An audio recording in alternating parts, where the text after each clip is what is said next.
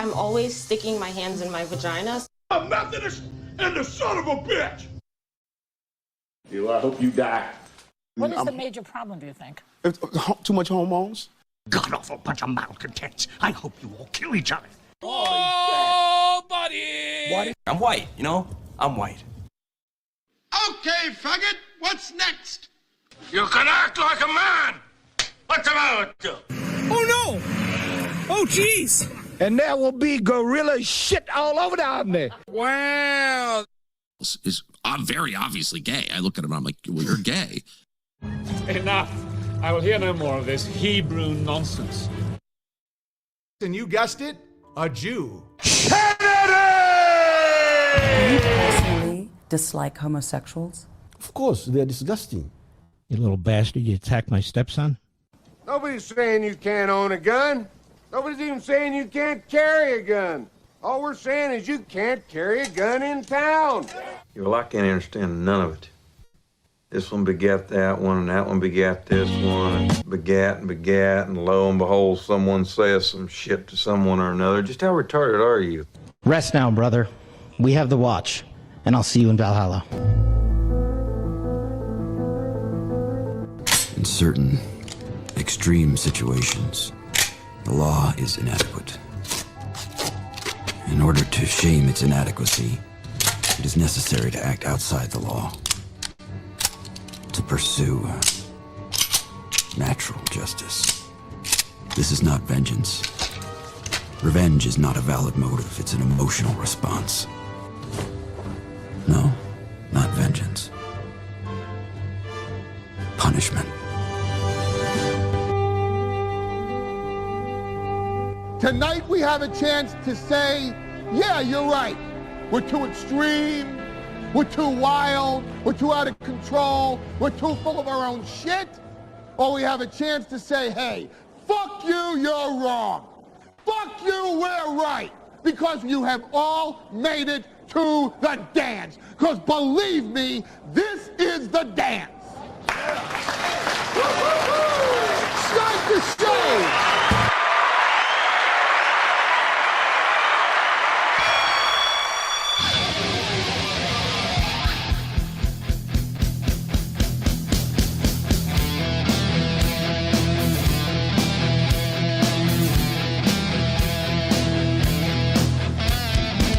Good morning, everybody. I sounded like a horse. Welcome to the program. All right, they're going to cook you a horse. We've got such a busy day today. I'm so excited. We've got, who was it in the chat who came in and said, Ivana Tinkle says the Turkey Tom stuff was too much yesterday. I'm just glad old Tom has been vindicated.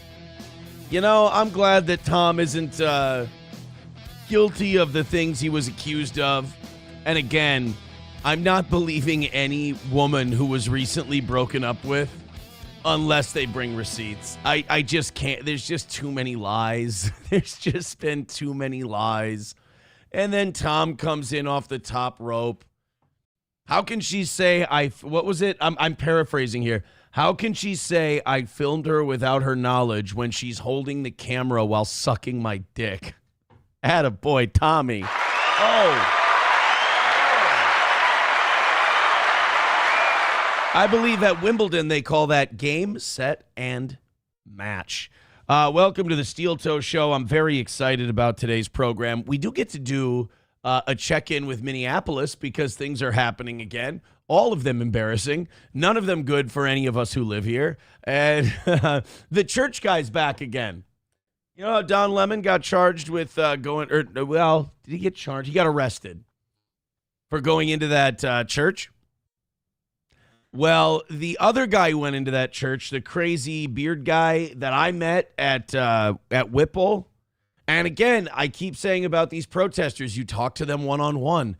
They're completely normal people. You get them in front of these protests, and they're just yelling and shouting the most vile stuff. Their eyes roll over white, and you hear that high-pitched kind of screaming. I'll never go to a protest again. And it's either a bunch of theater kids being performative, which is very possible. It's people being compensated for what they're doing. And, that's nice because at least you're getting your money's worth. They really, they do the whole song and dance for you.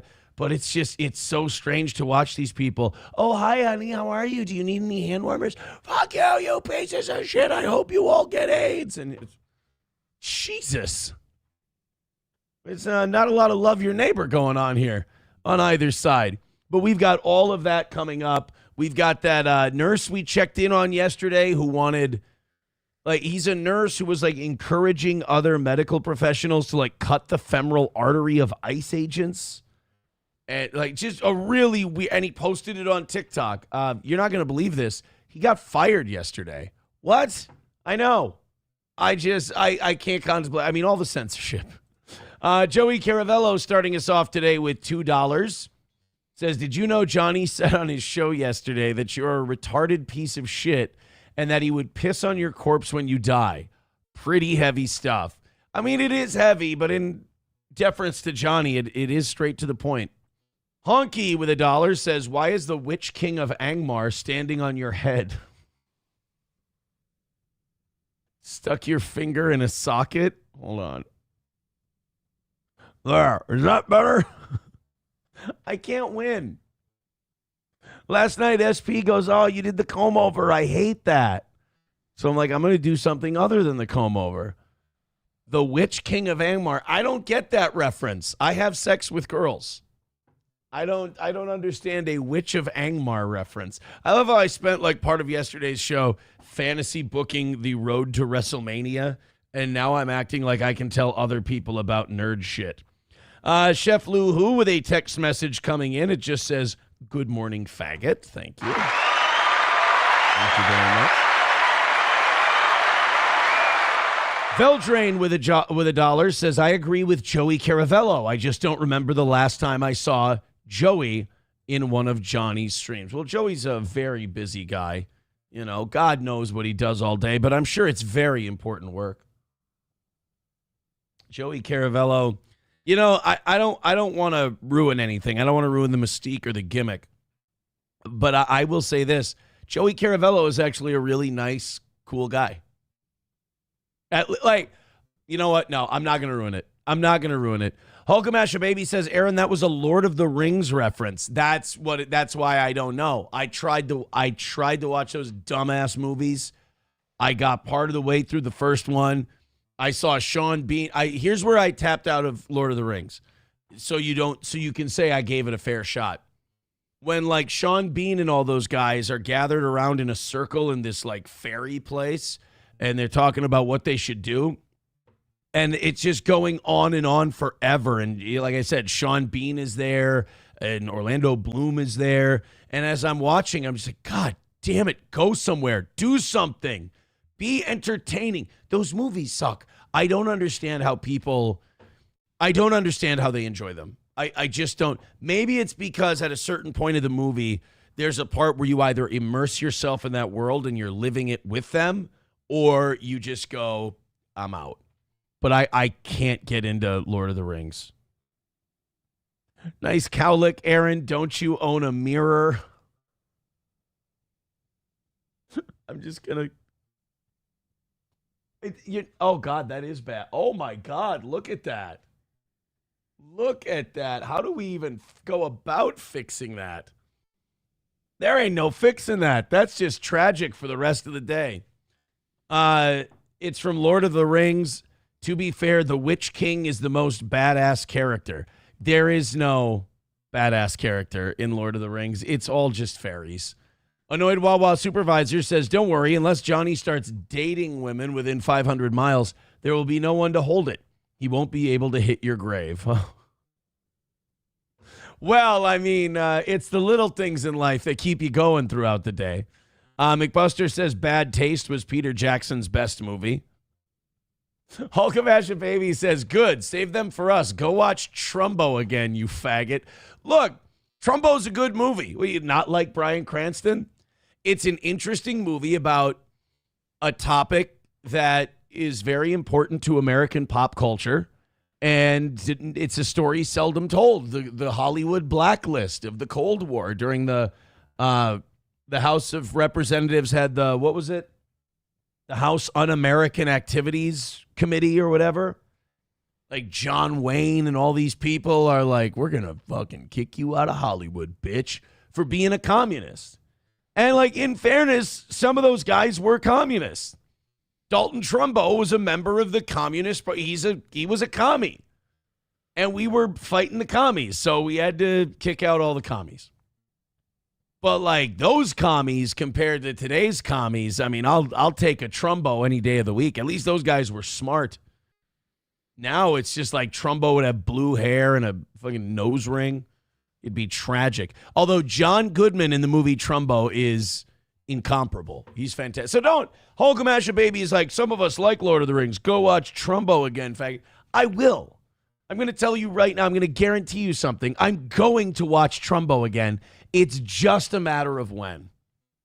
I mean, dude, Trumbo has one of the greatest scenes ever where Dan Bacadol comes in and tries to threaten John Goodman to not use blacklisted writers in his shitty B movies.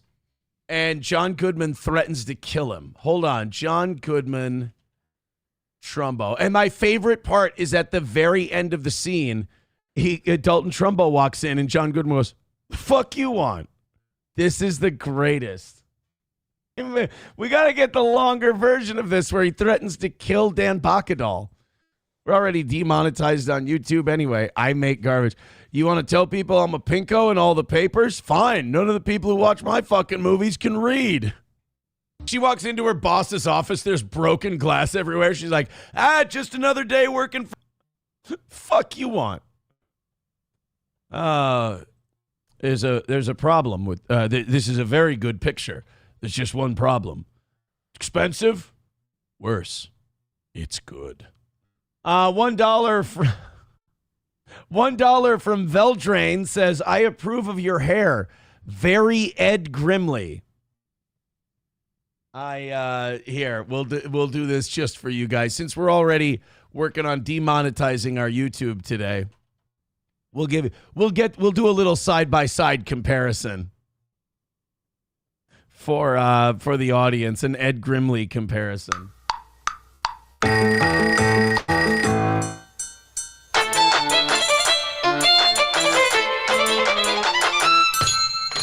I don't think I look like Ed Grimley.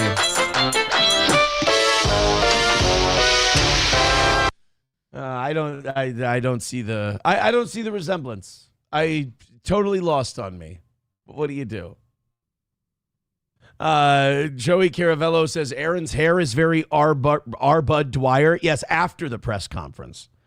Yeah, no, go check it out. Go check out what do you call it? Trumbo.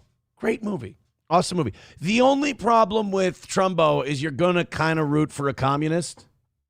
I'm sorry about that. Rational Redhead says Joe McCarthy was right. Here's an interesting thing about history that they don't tell you. You know how, like, when you watch The View every day like I do? I don't. By the way, View must be falling off. I never, like on Mediaite and shit, I never see clips. So, you'll see on all these shows, they'll make, there was McCarthyism, where they went and there was a witch hunt. And if you go back and you look at McCarthyism, it wasn't really a witch hunt. I mean, Joe McCarthy was very astute at digging up commies. And not only communists, but like communists who actively sympathized with the USSR and wanted to, either did or wanted to, poison the well here in the United States. I mean, people shit on McCarthyism now, but McCarthyism was, I mean, it had a lot of hits, probably more hits than misses, to be honest. I'm just looking at the hair things today. I don't like any of the comments I'm seeing from the hair. Your hair looks like how you wipe your ass. I mean, at least it's clever. Cheetos says, forget your hair, but your triple chins are pretty shiny today. Thanks. No, it's good. I didn't step on the scale today and was concerned about the number I saw. It's fine. I'm not having an insecure day body-wise at all. T. Jefferson in the YouTube chat says, nah, Ed, you don't look like Ed Grimley. Oh, thank you. Ed Grimley's more handsome. Look at it, everybody. Fukumaru says, wear a hat every day like the quartering. If I ever did anything like the quartering, I think I would drown myself in a shallow pool. And that's a fact. Did you know Mrs. Garrett from Facts of Life was a suspected pinko back in the day? Hulkamash says 227.5. No. Baba Shop says 235. Stop it. It was 226 this morning. And I went to the gym yesterday. I went to the gym. Sore as hell, too. Sore as hell. Not good. I should go back again today. But yeah, 226 this morning. Not thrilled about it. But that's a shit, you know? That's a shit, and you're back to 224. Veldrain with it. But see, like, I got to get under the 225 just to make a run at 215. Like, I got to get under my high water mark. 225 is my high. That's like my, oh, shit, dude, you got to get your shit together. And I'm over that, which means I don't have my shit together. MSO says 226 was your blood sugar. Now, I'm going to take that as an insult, but I'm so uneducated on blood sugar that I don't know if that's bad. Veldrain with $1 says, so much for keeping pinkos out of Hollywood. They run the place. I mean, look, I didn't say that McCarthy won long term. Root Rat says, I wish people would stop talking about your hair, forehead, and chins. Oh, thank you, Root Rat. Because once you see it, you can't unsee it. God damn it. I really thought at one point somebody was going to show me a little bit of mercy. Jenna Lynn says the chins are becoming concerned. They're not. Stop making me try to do the show like this. Everybody you watch on YouTube has way more chins than I do. Most of them don't even have a neck. Hurtful. Hurtful. Randy J says, I'm on the road. Someone drop a link for Eddie Munster pics, please. There's no reason to do that. There's absolutely no reason to do that.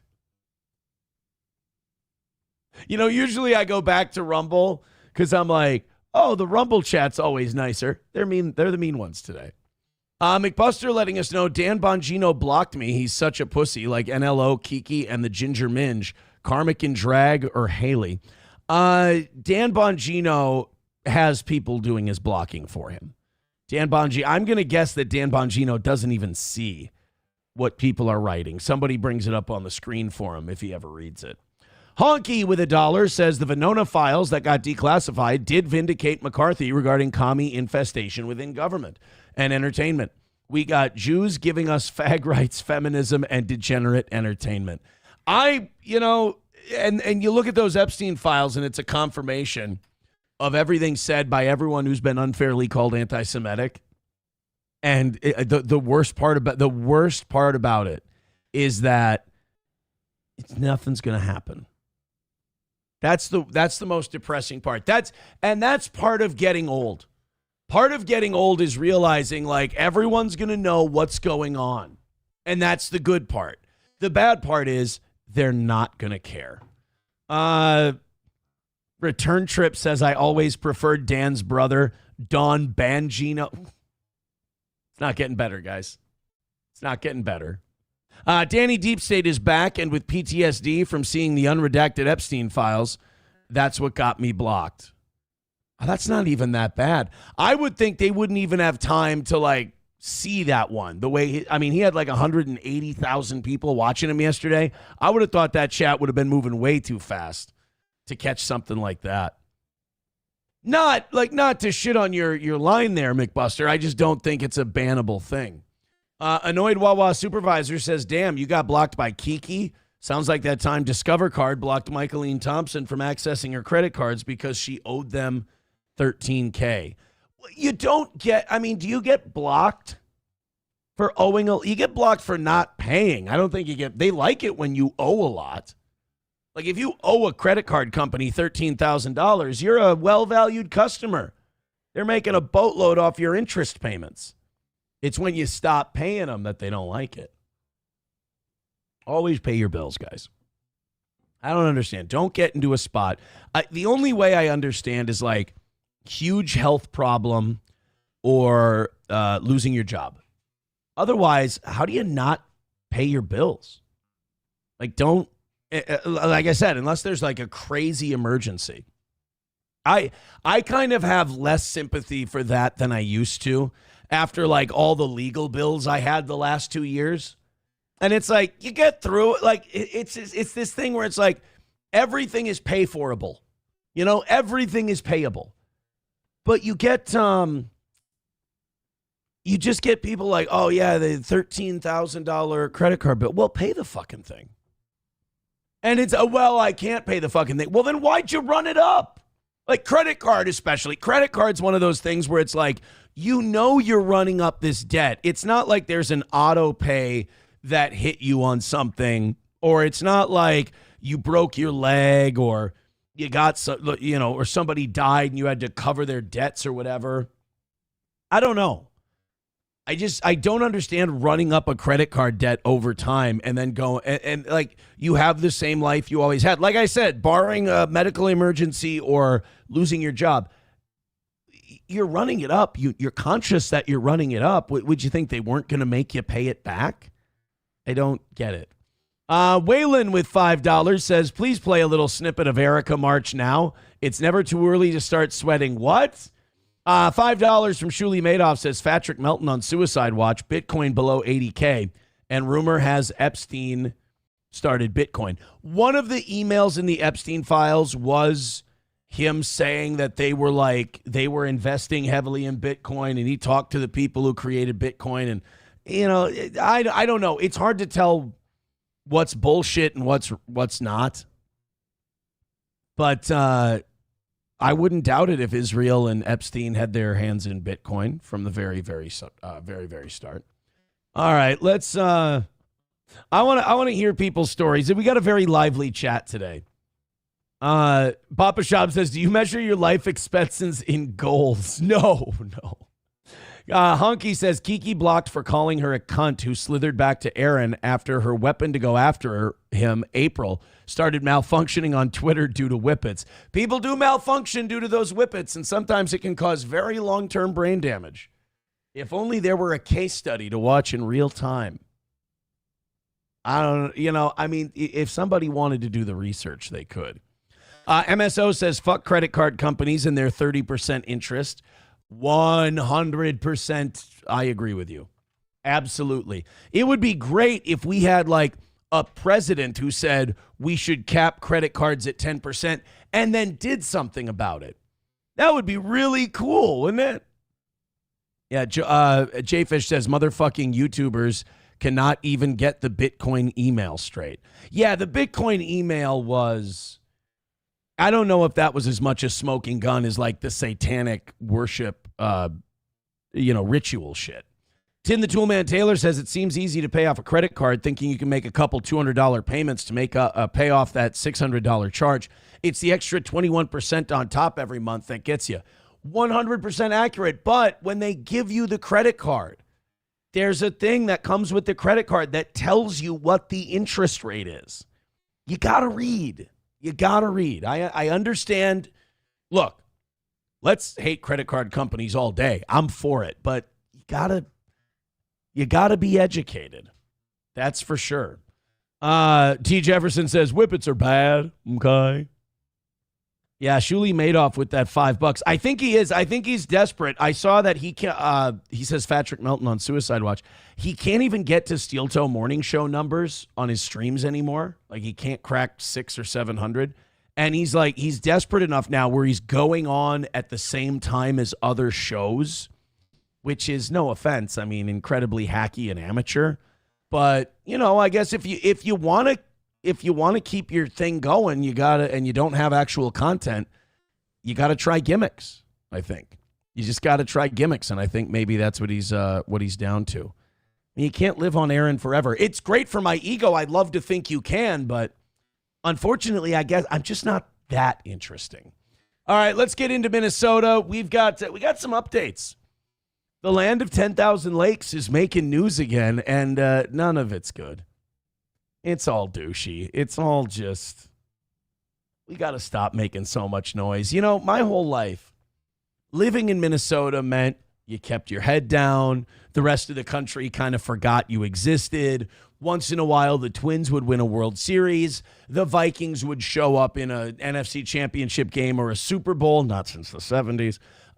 Prince would come out with a new album, and you'd be told he's from Minnesota. You know, just little things like that. Minnesota was so not in the national consciousness that anytime you heard Minnesota referenced in a song or a movie or the news or a TV show, you went, hey, I live there. Holy shit, that's crazy. Now Minnesota comes up and you just cover your eyes and you go, oh shit, can you just, would there be a terrorist attack or something somewhere else? Could there be an Iranian revolution? We really need to get off the front page. Some Minnesotans decided to take a video they were doing like a photo shoot thing, talking about, they wanted to basically show, hey, we're Minnesota and we're a tolerant state. We love our immigrants. We love our Somalis. We love our Muslims. Oh, they're so good. Oh, they're so sweet. So they decided to reenact the flag raising on Iwo Jima. And fuck, is this hard to watch. First of all, that 1,000% looks like the Somali flag. That was just Tim Wall's knife in our gut. That goddamn flag. This is a bunch of people reenacting my grandfather's generation, the World War II veterans, raising the flag on Mount Suribachi at Iwo Jima, which, by the way, people think that was, there are some people who think that the Mount Suribachi flag raising was like the end of the war, even the end of the Battle of Iwo Jima. That was done towards the beginning of the battle. I mean, the meat grinder that was the Japanese home islands, Iwo Jima, Okinawa, that it was just getting started when they did the Mount Suribachi thing. But we decided to reenact it, and oh God, oh God, oh God. These douchebags posed for it, and they took video. So they're standing there holding the flag at an angle while filming so they can get the perfect photo op. Hey, douchebag in the yellow, you're allowed to touch it. So that's what the protesters, the anti-ICE protesters in Minnesota, that's the message they have is, I don't even understand it either, because we were fighting the Japanese when that happened, and it was a war, and we were conquering their territory. I don't understand what this has to do with ICE and immigration and everything else. But the internet took that, and the internet did what the internet does, and they, let's just say they made some edits. They made some edits. Here's an edit they made with an AC-130 gunship being introduced into the mix.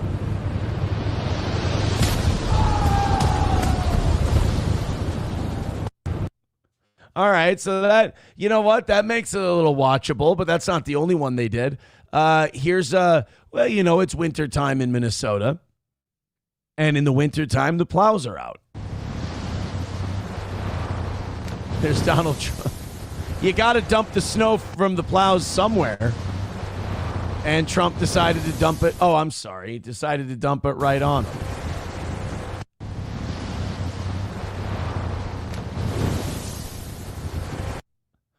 Oh, that technology. It's almost ready, guys. It's almost ready. Like I said, AI is going to be to millennials like the chain email was to the boomers.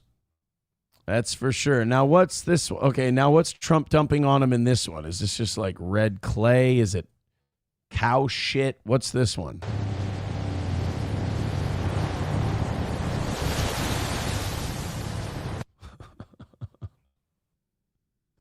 It's just like we just keep embarrassing ourselves.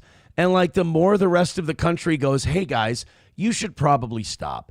You're embarrassing yourself. We just lean in and we go harder. Matthew Q says, that is not an AC-130 gunship. I'm just going by what it says in the thing. That's all. $1 from Veldrain. He says, Minnesota is more relevant than the Vikings. Not that the bar was pretty high to begin with. I mean, yeah, but we're not relevant for anything good, is what I'm saying. There was one, I did come across something yesterday. I would love to see this scenario play out in Minnesota. A young lady was walking around in the gym and she saw a young man. Now, a young man getting approached by a young lady in the gym is like a lot of guys like, oh shit, this is amazing. Like meeting a girl in the gym would be a really nice thing for a lot of guys. So a girl walks up to you and talks to you at the gym. That's your day. I mean, you can't ask for a better start than that. This poor guy had about 3 seconds of a great moment, and the rest was just demoralizing. Can I take a picture of your shirt? Yeah, of course. Wow. So his shirt says ICE is the KKK, and she wants to take a picture of it. Yeah, of course. Wow. I just want to show everyone what a fucking pussy you are. Have a great one. Oh, no. Girl walks, oh my God, can I see your shirt? And he pulls on it. Like he's so proud of it. He's just pulling, make sure you get the part where he's got the hood on because they're the Klan, right? Make sure you get. I just want to show everyone what a pussy looks like. Yeah, of course. Wow. I just want to show everyone what a fucking pussy you are. Have a great one. And then he's like, whoa, wait, what, me? No, wait, hold on. He like wants her to come back because he's laughing. He's like, yeah, you can take a picture. That's my shirt, baby. She goes, I just want everyone to see what a pussy looks like. Hey, wait a minute. So I'm not getting your number? Is that... By the way, she did this at a Planet Fitness, which is supposed to be a judgment-free zone. How dare she? How dare she make that twink feel uncomfortable at the gym? I can't believe it. That guy was a fucking pussy, though.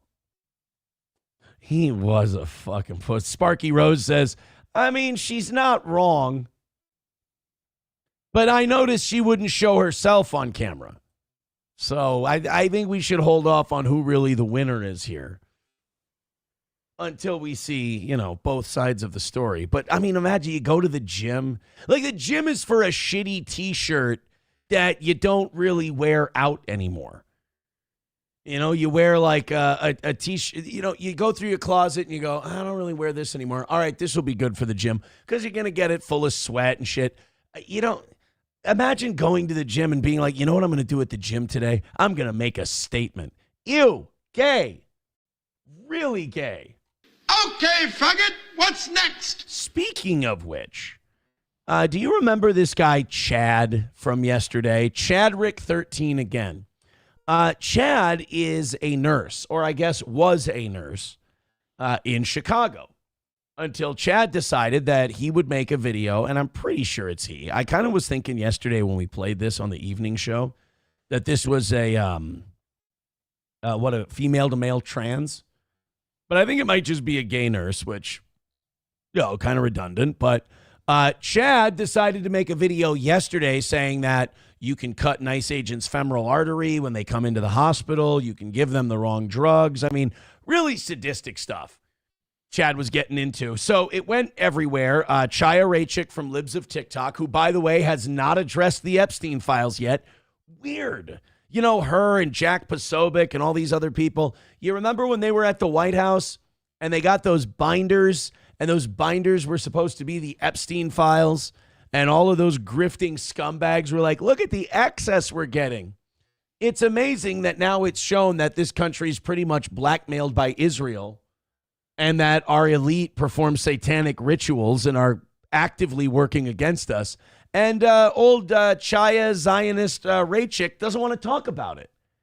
It's really interesting because I always thought Libs of TikTok was supposed to be this organization that speaks truth to power. And Libs of TikTok is there to make sure that we're not getting snowed by the leftist agenda, and, that the people's eyes are open and they can see the truth.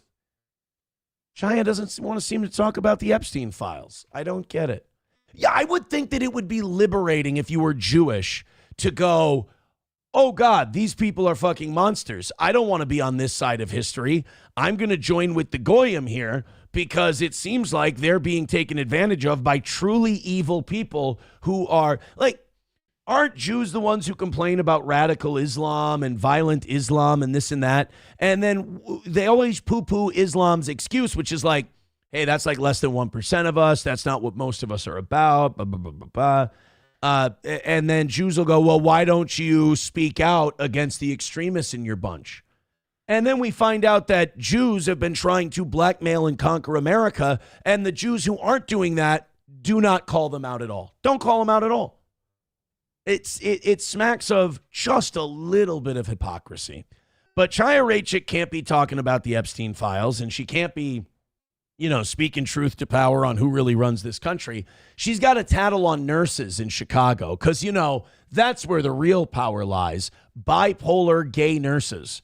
But let's get an update from Chad here, who is letting us know how things are going since he made that last video.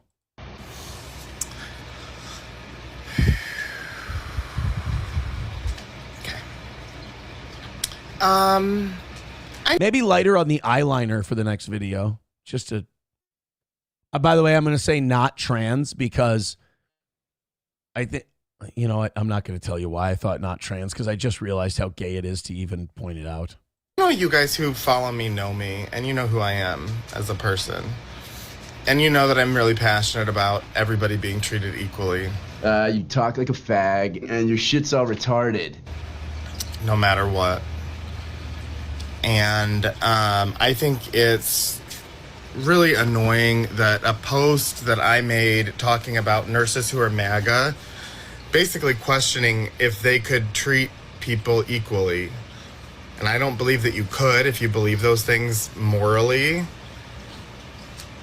And so I said that I didn't think that they should have jobs. Somehow that's been twisted so that I wouldn't treat a MAGA patient the same. And that's... Whoa. We watched the clip yesterday. That's not what you said that, but that's not all you said. You also said, those veins in the legs, they bleed like crazy. Those femoral arteries, they'll bleed. You can bleed to death if you cut that femoral artery. Wink, wink, wink. ICE agents, wink, wink, wink.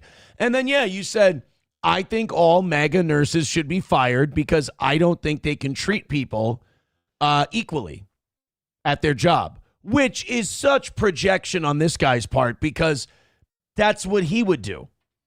If he found out someone's political identity, it would change the way he did his job. So this is pure projection.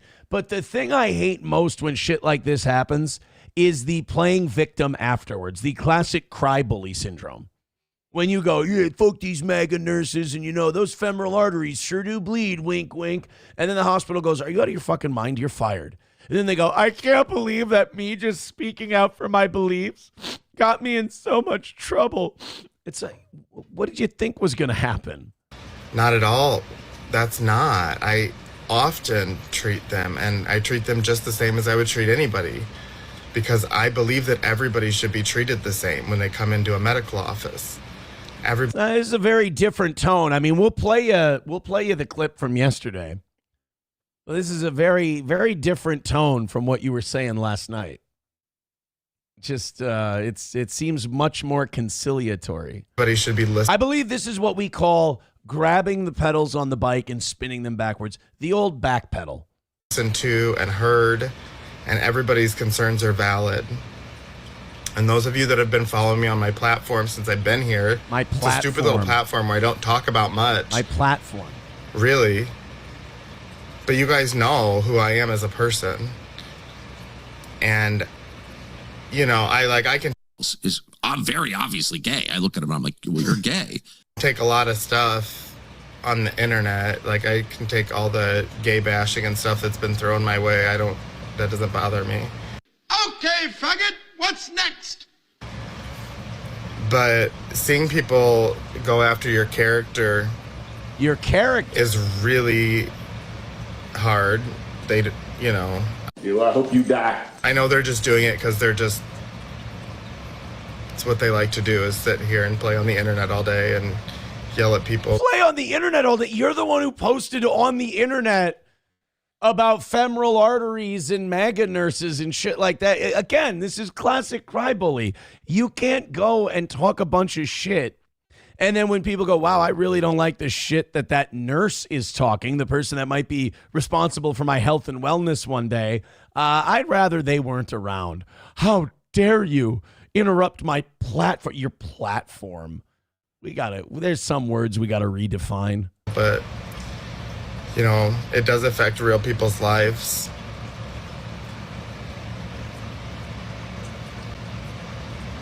And I'm a good person. Mal. And I work really hard, and I take care of all of my patients really hard. I took care of all my patients really hard. Yeah, I'm going to take care of you hard. I'm going to take care of you really hard. Can I get another nurse, please? I can see your erection through your scrubs, and I'm highly uncomfortable. God-awful bunch of malcontents. I hope you all kill each other. So let's see. Poor Chad. You know, we got to feel bad for this Chad because, you know, he was victimized. His platform was attacked. And again, all because he was just speaking his mind on his platform. Let's go back and watch the video in question, and let's see if that matches Chad's response. Remember how much power nurses have in this country? One of our own was just murdered in the street. So, obviously not as much power as we thought. They're not bulletproof. We might be able to stop this somehow. Yeah? Thoughts? Good morning. Did you know most ICE agents don't wear their plates properly? I've seen it. You know, as the type of ICU nurse I was cardiac ICU nurse. And I did a lot of time, lots of hours, holding on a groin that wouldn't stop bleeding. Let me tell you what. I do not doubt for a second that Chad spent a lot of time holding on to groins. I can see, and you know, you do what you love, you'll never work a day in your life. That's what they say. That femoral artery. Huh? Those veins in the legs. I can't remember. It's late in my shift, okay? You can't remember medical terms and you're a nurse. I know it. I'm tired. Anyway, the vasculature in the leg, it really bleeds. Bleeds well. Someone could bleed out very quickly from that. Probably like a couple of minutes, really. It's the dead eyes, too. Black eyes, lifeless eyes, like a doll's eyes. It's just the whole vibe that's being put out there is, you know, there's some people that say shit like that and you're like, oh, they're throwing a tantrum. And then there's people like this where you look at him and you go, you know what? I believe him. I believe this guy that he would do this. And then to make the other video, I just want to compare the two videos.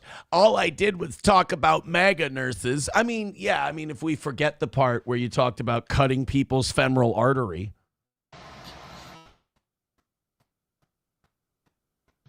I would really suggest to all the healthcare organizations out there that you put a shirt on, for God's sake. That if you have knowingly MAGA employees, that you terminate them. They're not safe people to take care of other people.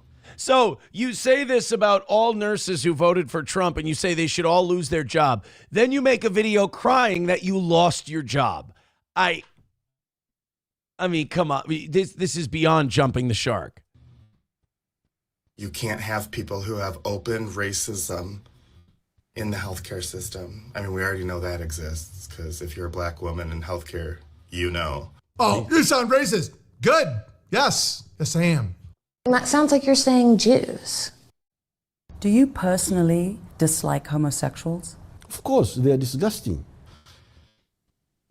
But if you're openly MAGA at this point and you're supporting the murdering of people. Is he shirtless in the hospital? Those look like outlets. Oh, no, that's there's a hairdryer or something plugged in there. Where the fuck is he? You don't deserve to be in healthcare. You should have your license removed. Wow. That's so disappointing. That's what his father says every time he comes home for Thanksgiving. Oh, that's he looks at him come through the door and he goes, that's so disappointing. Jesus. Los Federales says Kiefer Sutherland looks like shit. $1 from somebody says, had a girl this weekend tell me ICE are straight up Nazis. So I asked, where are ICE's ovens? She just looked at me all confused. Nobody ever shows you where the ovens are. These Nazis. They're shy Nazis. These ones. Baba Shab says, I just assume every appliance in his home has been shoved up his ass more than once. Look, it would be bad enough if every appliance in his home has been shoved up his ass. That line, that would have been fine on its own. But shoved up his ass more than once. That's a lot of shoving things up your ass. I mean, time consuming more than anything else. ORD says everything has turned gay and Jewish. Is there any escape? Idaho, probably. I would say Idaho is probably your best bet. Some of the chats here. I'm going to say mildly homophobic. You guys aren't going to believe it. Speaking of the Epstein files, one thing that I have been seeing a lot of lately on this Epstein file stuff is a lot of people bringing up the movie Eyes Wide Shut, more specifically, filmmaker Stanley Kubrick and his death. Now, Stanley Kubrick's an interesting case because there's a lot of intrigue around Stanley Kubrick, not just the really good movies he made, but also, and like how eccentric he was. Apparently, Shelley Duvall hated him. Like he tortured her on the set of The Shining. And just the way Kubrick did it was Kubrick would film a scene and the whole scene could be perfect, but there was a vase that wasn't turned properly to the camera the way that Kubrick wanted it because he felt it was important to the scene, and he'd have him shoot it again, shoot it again, shoot it again. Duvall, I don't know if she ever worked with Stanley Kubrick again, but she said it was one of the worst experiences she's ever had in filmmaking. So Stanley Kubrick has been tied to things like the moon landing. People who don't think the moon landing happened claim that Stanley Kubrick filmed it on a soundstage. But the Eyes Wide Shut story is very interesting. So Stanley Kubrick made the movie with Cruise and Kidman, right? And the movie apparently was edited down because Kubrick wanted the movie to be about Tom Cruise's child gets abducted by an elite satanic pedo ring. And they were going to stop this ring or end the ring or get their child back or whatever. And the studio said, no, you're not. We can't let you do that. That's not okay. And Kubrick pushed really hard for that to be the movie he shot. And I believe they even shot that movie. And he wanted to release that. He wanted that to be the theatrical cut. He wanted to include the child sacrifice in these rituals. Hollywood wouldn't let him do it. And before the movie Eyes Wide Shut was even released, Stanley Kubrick died. And I don't know that Stanley Kubrick was that old when he died. How old was Kubrick when he died? 70. So he wasn't ancient by any means. And so there's been a lot of intrigue and conspiracy around Stanley Kubrick. And now that the Epstein files have come out, a lot of people have been saying, looks like Kubrick might have been onto something with Eyes Wide Shut. And with all the decades he spent in Hollywood, was Kubrick basically making a documentary of things he's seen. Now, I don't want to play this clip because, again, we're going to get popped on YouTube for it. But there's plenty of scenes in the movie Eyes Wide Shut where they're doing these like really satanic rituals. I'll just play just a little quick deal there. And if you've seen the movie, you remember these scenes. If you haven't, it cuts pretty close to the bone as far as Hollywood's concerned. In the film Eyes Wide Shut, Kubrick depicted some of the sacrificial rituals performed by the elite, which coincide with what is revealed in the Epstein files. Kubrick died at his home a few days after filming the movie. I mean, if you believe in coincidences, it could be a great coincidence. If you don't believe there are any coincidences, then the way Kubrick died looks really, really fishy. One-Head Rex says, you actually hire Shelley Duvall to torture her. Oh, I wasn't aware. Nova says, how dare a director want the import shot right? Yeah, he was, look, I'm not saying, like, obviously he got good results. I didn't know that I would upset Nova with my Stanley Kubrick stories. Cheeseburger Pie with $1 says, Eyes Wide Shut was conveniently pulled from HBO Plus last weekend. Really? Again, do you believe in coincidences or not? Cool Rog gifting a membership over on Rumble. Thank you very much, buddy. I appreciate that. Keep those coming. Hit like, hit subscribe, and hit follow. That reminds me, how many are we away? 85 memberships away from 600. We'll get there. One person at a time. Everyone gift a membership. We'll get back there. Just under 600 checking out the toe at the moment. We're on our way. I think you keep hitting like, keep hitting subscribe, keep hitting follow. And we're gonna get everything our heart desires today. Honky says Stanley Kubrick is alive. He goes by the name Jake Hudson. Joey Caravello says this type of ritual is done as an insult to the true pagan gods. It is an insult as it is unbalanced to kill kids. Look, because of these Epstein files and because of Skull and Bones and Bohemian Grove and all that stuff, I know way more about satanic rituals and human sacrifice rituals than I've ever cared to know.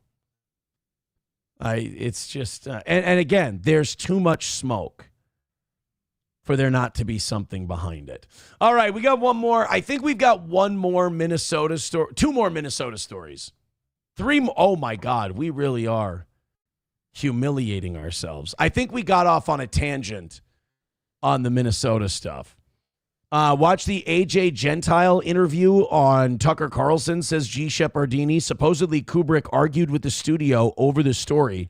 Kubrick's had a very different ending. Yeah, I did hear that, but I can't remember Kubrick original ending to Eyes Wide Shut. It's worth it.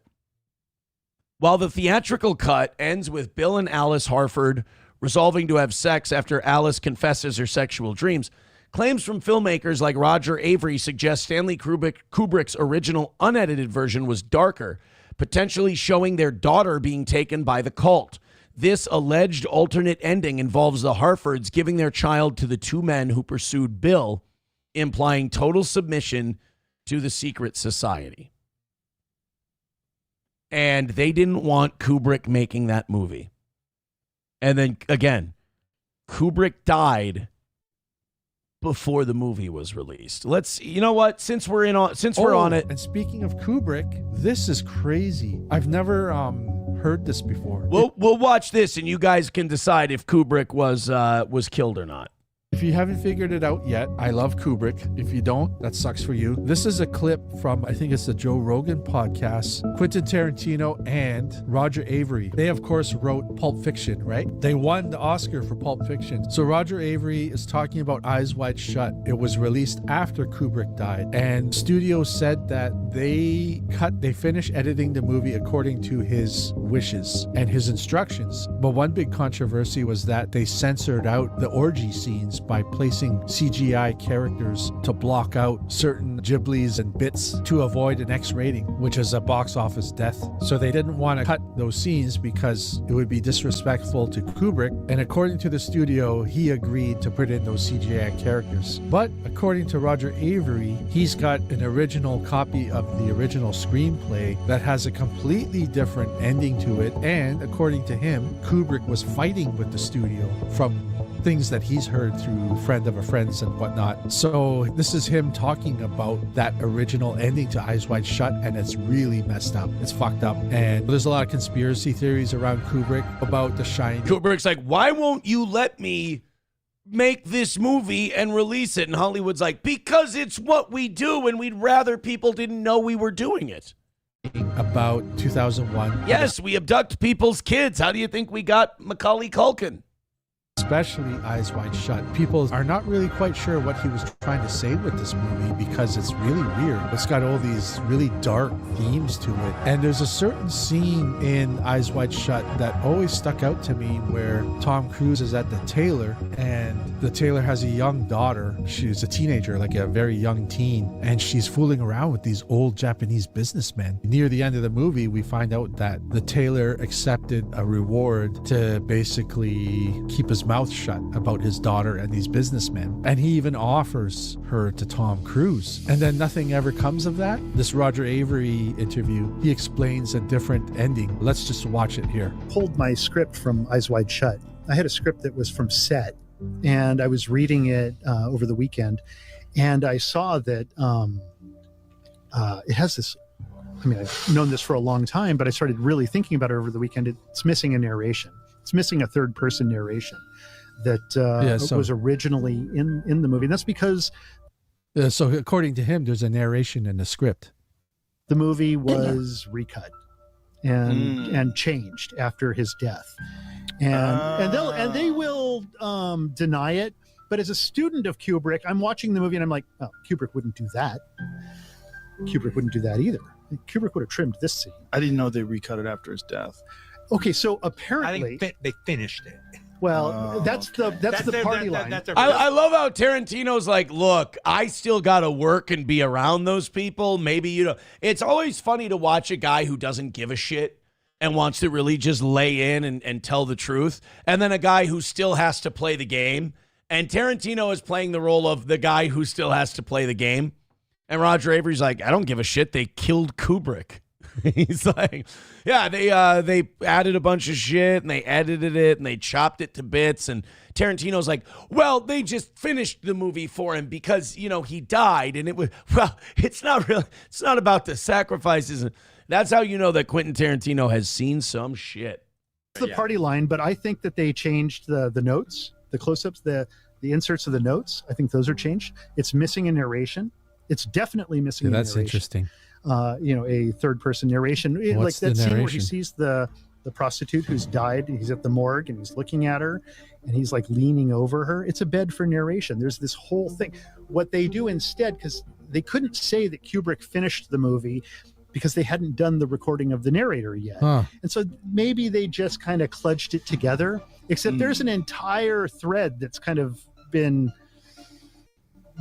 squashed in that film, and that's the two men that are throughout the movie that are constantly in the background of the film, who eventually in the final shots of the film I never you noticed see that. like Tom Cruise and Nicole Kidman in that final scene in the toy store when she's looking at the Rosemary's Baby bassinet, which is totally Kubrick saying something, and they never take their eyes off their daughter until the moment they take their eyes off and the final line of the movie is coming up. You see those two guys walking off with the daughter. They're taking her away. They've given their daughter to the pedo cult. That's what's happened at the end of the movie. Hollywood didn't want that movie getting made. They didn't want that message being out there because, again, Kubrick was incredibly cerebral. And when Kubrick did stuff, he was saying something. And there was a message in Eyes Wide Shut. So if you think Eyes Wide Shut is a good movie, just know that Kubrick wanted to say something wildly more extreme and wildly more different. And now that the Epstein files have come out, you're starting to understand why they didn't want Kubrick to make that movie, in my opinion. TDR Shit Show with $2 says, wonder why it's titled Eyes Wide Shut. Coincidence? Again, if you don't believe in coincidences, you think that you think some shit happened to old Stanley Kubrick.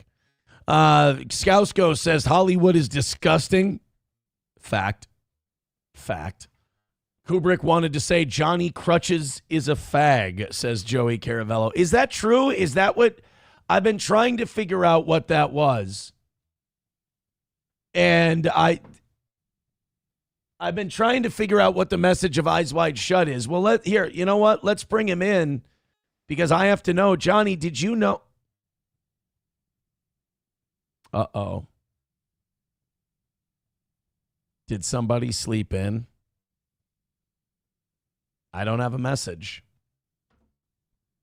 Uh-oh, SpaghettiOs. This ain't good. What happened? What happened with Johnny? Wait a minute. There's allegations coming in our chat that Kubrick was anti-Johnny and was trying to say things about Johnny. And now we go to Johnny to get him to address these accusations, and he's not here. Coincidence? Do you believe in coincidences? Randall Flagg says pedo cult got him. What? Can't be. One Head Rex says, deploy the weed signal. I don't mind if Johnny doesn't show up. Like, obviously, we can do a show just fine. I would just appreciate a heads up. Is all. I prep very different shows for Johnny and I. I prep very different shows for Oz and I prep very different shows for solo shows. That's very strange. Hey, everybody, hit like, hit subscribe, and hit follow. I appreciate that. About to break through the 600 number, which rules. That's very awesome. Let's do that. Let's keep blowing up through the 700s. Like, subscribe, and follow. Yeah, people in the YouTube chat saying that Kubrick was owned since paid to fake the moon landing. There's those people who believe that Kubrick helped fake the moon landing. Strippers Got Me Banned says, thought he's coming in at 7:30 again. No, I told him on Sunday very specifically, it was just Monday, that I wanted him coming in at 7:30 because I didn't want him to have to jump in the middle of some Epstein shit and then have to like double dutch that. I was just like, let me just get through all the Epstein stuff and then we'll bring it in. Plus, I don't think Johnny wants to talk about the Epstein stuff because he's in the files. Kidding. It's not in the files. Johnny is not in the Epstein files. Dub on YouTube says, OD on THC. Can you OD on THC? That would be miraculous. That would be unprecedented if he was able to OD. Yummers says, fuck, dude, just fire him and stop pretending you have a co-host. Here's the other thing. Anytime something like this happens, all of the opinions are going to come out, all of the emotions. This is a chance for the audience to emote as well. All right, hit like, hit subscribe, hit follow, gift a couple of memberships. Thank you guys very much for your future contributions here this morning. I am happy to report that yesterday we had a perfect Monday, and I am hoping that we have a perfect Tuesday as well. This is a little more Minnesota here. I thought we were done doing this. Apparently we're not. Agitators, anti-ICE protesters, they're still out. Their numbers are not as big as they used to be. We're going to do, I'm going to say it's probably our last protest coverage. We're going to cover Jake Lang on Friday. He's coming back to Minneapolis for a protest.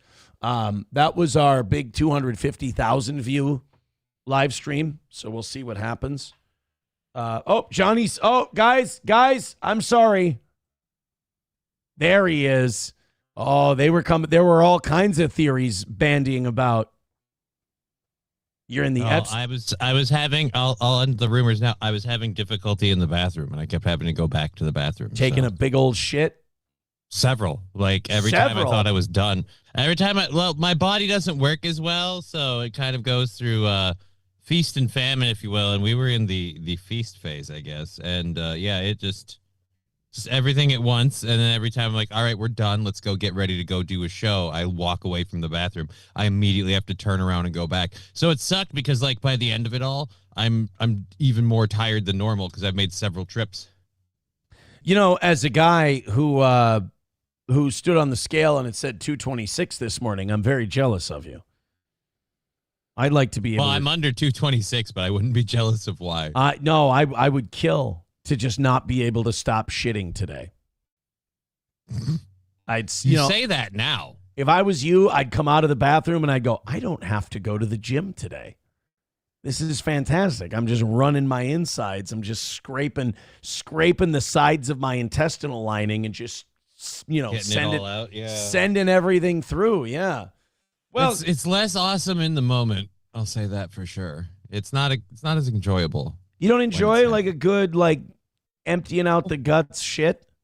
Well, it's not that. It's it's like you get that, you have that like, all right, we're good feeling. You take care of yourself, you get yourself back together, and you leave the bathroom, and then your body goes, oh wait, there's more. And at a certain point, I'm like, can we just get it all done and stop with the starting and stop it? Like, let's just one. I'm a fan of one solid continuous. We're doing this and we're done event. I don't like leaving the bathroom and then feeling like less than a minute later I have to go shit my brains out. I like the feeling of feeling thinner when I'm done. I like if you're not straining, if it's all coming out nice and easy, I like the feeling of feeling like less of a person. So I don't mind a second hit.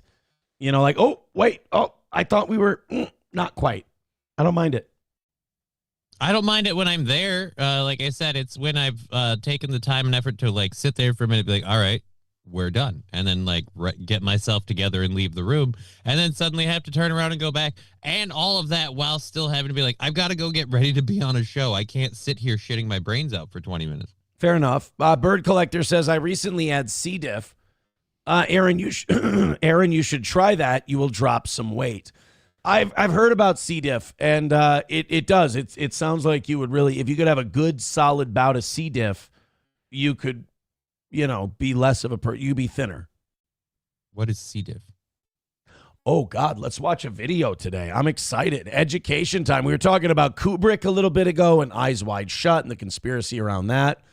Now we can go with what is C. diff. It's a shitting disease. I'll tell you that.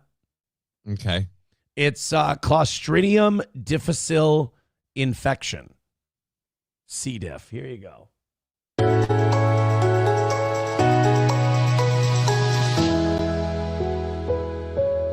Non-medical advice. That's good to know. Hi, this is Tom from ZeroToFinals.com. Hi, Tom. In this video, I'm going to be going through Clostridium difficile. And you can find written notes on this topic at ZeroToFinals.com/cdiff or in the infectious diseases section of the second edition of the Zero to Finals medicine book. By the way, if you see that anybody in your life has been Googling C. diff, just check in with them and be like, you shitting all right? Like, you pooping a lot? Are you pooping okay? Like, I just want to know, is there anything I can do to make your, life more comfortable? And you can find flashcards and questions to train your knowledge and help you remember the information longer at members.zerotofinals.com. So let's jump straight in. It's a terrible way to put it, but okay. Let's jump straight into the shitting disease. Clostridium difficile, often called C. diff, is That's the hairiest turd I've ever seen. gram-positive, rod-shaped, anaerobic bacteria. Infection is associated with the repeated use of antibiotics, as well as proton pump inhibitors, such as omeprazole, and healthcare settings. Do you take omeprazole? No, I do not. Which one's that? Omeprazole? I don't know. Isn't that like a steroid or something? It sounds like it could be, but I don't, like I said, I've never taken it. So anyway, you get a bacteria from taking them, and it just makes you shit all over the place. Dear Lord. C. difficile produces spores which are released in the feces, and these spores can survive on contaminated surfaces and hands, helping to spread the bacteria to others. Dude, I'm guessing if you got spores in your shit, I'm guessing your poop just reeks to high heaven. So washing hands doesn't kill the bacterium? Don't people, like, when you're done going to bath, that's what part of the reason you wash your hands after. That's what are you doing? Shitting on your hands and just walking out of the bathroom, not washing them? Fuck it, let's go make some burgers. Like, no, dude, you're supposed to wash your hands. Who's shitting all over themselves and not washing their hands? This is another reason why I think we got to cancel H-1B visas. I was about to say, I've got a couple of people I suspect from certain areas that are in this neighborhood. But. Ironically, our FBI director probably. It can colonize the intestines without causing any symptoms or any issues. And then when antibiotics interrupt the normal intestinal microbiome, C. difficile can proliferate and get out of control. Oh, so you're killing the good bacteria and the bad bacteria. The bad one sticks around. So you got to take what are they, probiotics? You got to take probiotics if you're on antibiotics, and then hopefully that way you won't get stinky shits all over your hands. It produces toxins. Don't ever tell me that we don't teach you shit on this show. Today, so far, educational. In the first hour, we've learned that Kubrick was probably murdered for exposing Hollywood pedophilia, and we're learning about your poop. Toxin A, which is enterotoxin, and toxin B, which is cytotoxin, and these toxins cause symptoms and complications. This is how immature I am. This is just, to me, I'm just imagining you got little bugs in you. You know, like that. I can't grasp like the big medical jargon. So I go, all right, lay it out like I'm retarded because close enough. So basically you got these little demon bugs. I just imagine everything like it's Schoolhouse Rock and there's little animations. So you got little demon bugs. Like, you remember the video game Dr. Mario?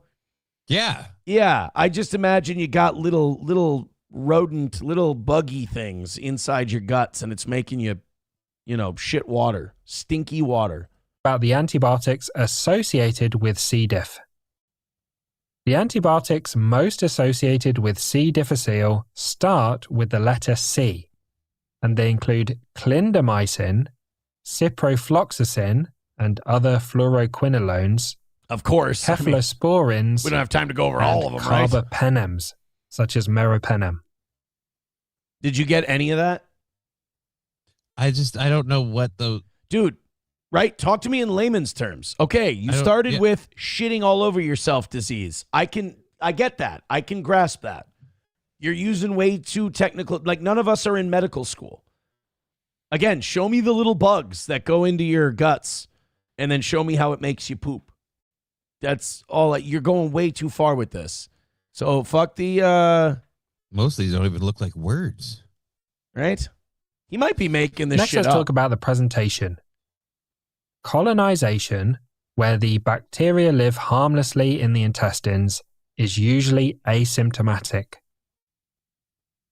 Oh, that sucks. So if you have C. diff, you have no idea until you're just shitting your brains out. Right, until you take some antibiotics to help with some totally other unrelated issue, and now you're just blowing your colon out. And then it reeks because you've got spores in your poop. Ew. Infection presents with diarrhea, nausea, and abdominal pain. Severe infection with colitis can present with dehydration and systemic symptoms such as fever, tachycardia, and hypotension. That's the thing. Like, if you have colitis and then you get C. diff, because isn't colitis already a shitting disease? Yeah, and I think that one's also in your biome already. So if you got colitis and then you also have C. diff, like, you're basically like you're shitting all the water out of your system, and you're turning into a raisin on the bowl. But again, and like you can listen to medical YouTube channels, or you can have me break it down for you. And I think I'm a lot more understandable. You're shitting your brains out, and you're drying out on the bowl. Next, let's talk about the diagnosis.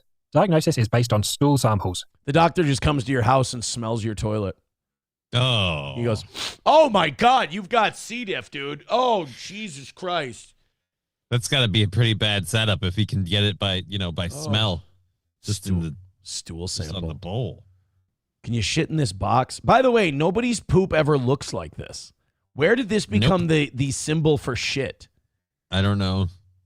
A German U-boat looks more like a turd than whatever the fuck this is. Even dogs don't pull that off. Right. A stool sample can be tested for the C. difficile antigen, specifically glutamate dehydrogenase, and the A and B toxins by PCR or enzyme immunoassay.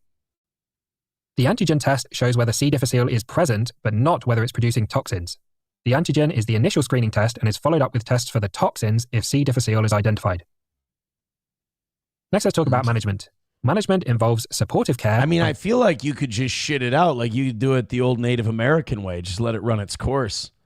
Because here's, again, this is not medical advice, but like, if you shit enough, whatever's in you is going to get out. Dude, I would kill so many people. Right? Because in the case of the bacteria, they don't really ever leave. Like, I'm so very you gotta rebuild that biome. Yeah, but I'm very much like a leeches and bleeding people kind of a guy, where it's just like, you're shitting, right? You're like I'm a doctor. Just keep shitting. It'll pop out of there eventually. Like, hey, my knee's fucked up. Just keep walking on it. It'll pop back in eventually. Eventually, it's just going to work. Yeah. Antibiotics. The options for oral antibiotics are oral vancomycin, which is first line. Well, yeah, you don't want them to be non-oral antibiotics. I mean, your asshole's already busy enough. You don't go shoving medicine up there. It'll drop right out. I've never had this condition. Wouldn't anal antibiotics be a quicker way? Like, just shove them sons of bitches right up your ass? No, because you're going to shit them right back out right away. Oh. They're not going to have time to right. take hold because you're just shitting all over the place all the time. You're living on the bowl. Or oral fidaxomicin, which is second line. Patients need to be isolated until 48 hours after the last episode of diarrhea. It's worth mentioning there's a high recurrence rate, so after treatment... Imagine you're sitting there, you're looking at the clock, you're like, it's been 18 hours since my last, like, tragic shit. And then you're like, I think I'm going to make it. I just got 30 hours to go. 40 minutes later, you're on the bowl, just crouched over, going, oh, God, kill me. I think it'd be worse if you were at like 45 hours. You're like, I got 3 more and we're done. Oh, son of a bitch. But see, here's where my medical advice comes in. I think if you're at 45 hours, close enough. If you have one more violent shit, that's just your body getting rid of the last of it. It's just the last go. Yeah, you're getting that last little buggy guy out of your intestines, for sure. Infection can reoccur. Fecal microbiota transplantation, or fecal transplant, is an option for recurrent cases of C. diff. The stool microbiome, meaning the bacteria in the stool of a healthy donor, is transferred to the patient via capsules, colonoscopy, or an enema. They do. Yeah, you've never heard of that? They do shit transplants? Yeah. And they have fun ways that they can go about it. You can put it in your pooper, or you could have a friend, take a dump, and then you put those in capsules, and you just eat the shit capsules. Can you, like, dock buttholes and just human centipede it? I don't think so, but I can't say that nobody's ever tried. You can't poop in someone's butthole? I don't know. That might take more work. Oh, God. You just get... See, I'd be picky if they're like, Mr. Imholt, we have to do this. You have to do the shit transplant. I'd be like, could you get it from someone in a part of the country where they still have Boston markets? Because I would like someone who's had a nice Boston market shit. See, like, this has been one of the things that's been suggested for helping treat my MS and stuff. Is like, you need to reset your biome and whatever. Like, have you considered, fecal transplants? You should. There's nothing proved that it's really going to solve my issues. You're sucking down ivermectin. I was. We finished it. Okay. It's all gone now. You did the ivermectin. That didn't work as well as maybe we were hoping. Try the shit. It did work pretty well, but yeah. Oh, did it? I don't know. Try the shit. Get some poop in you. Well, the problem is first it starts with finding like a healthy turd donor, and I just don't know how to politely ask someone, hey, can I have your shit? You know how many people would be honored to be like, wow, my shit is so good, people want to put it in their body. He came to me for my poo. Yeah. So, like, we know from what you told us this morning that your shit ain't working right. Get somebody else's shit. Well, that's more of a just like my muscles don't all work at the same time, so it gets hard. Like I get constipated a lot, but that's what you say. But how do you know until you have someone else's poop in you? I hate that I don't have a counter argument. Right. I think I'm not kidding. You ought to get the poop in the transplant. You take someone's diarrhea. Well, not diarrhea. That would be unhealthy. Yeah, dude. That's going to be hard on all fronts. But package up their shit, and like you can even take it in a capsule. Would you take it orally? That'd be gross. No, I would not take it orally. I would not take it orally. You'd literally be a dirty shit eater. You could move. I'll do it suppository style, man. I'll shove it up my butt before I'm like, you know what? I'm going to swallow a bunch of poo pills and pray to God I don't burp. In India, they do it by just drinking the river water. Yeah, but that's also how they get dysentery. So That's it's a like good 2 point. of one, a dozen of the other. Yeah. Finally, let's talk about They complications. call that hair of the dog in Mumbai. Pseudomembranous colitis is characterized by inflammation in the large intestine. See, now that looks painful. That looks like I got to shit that out.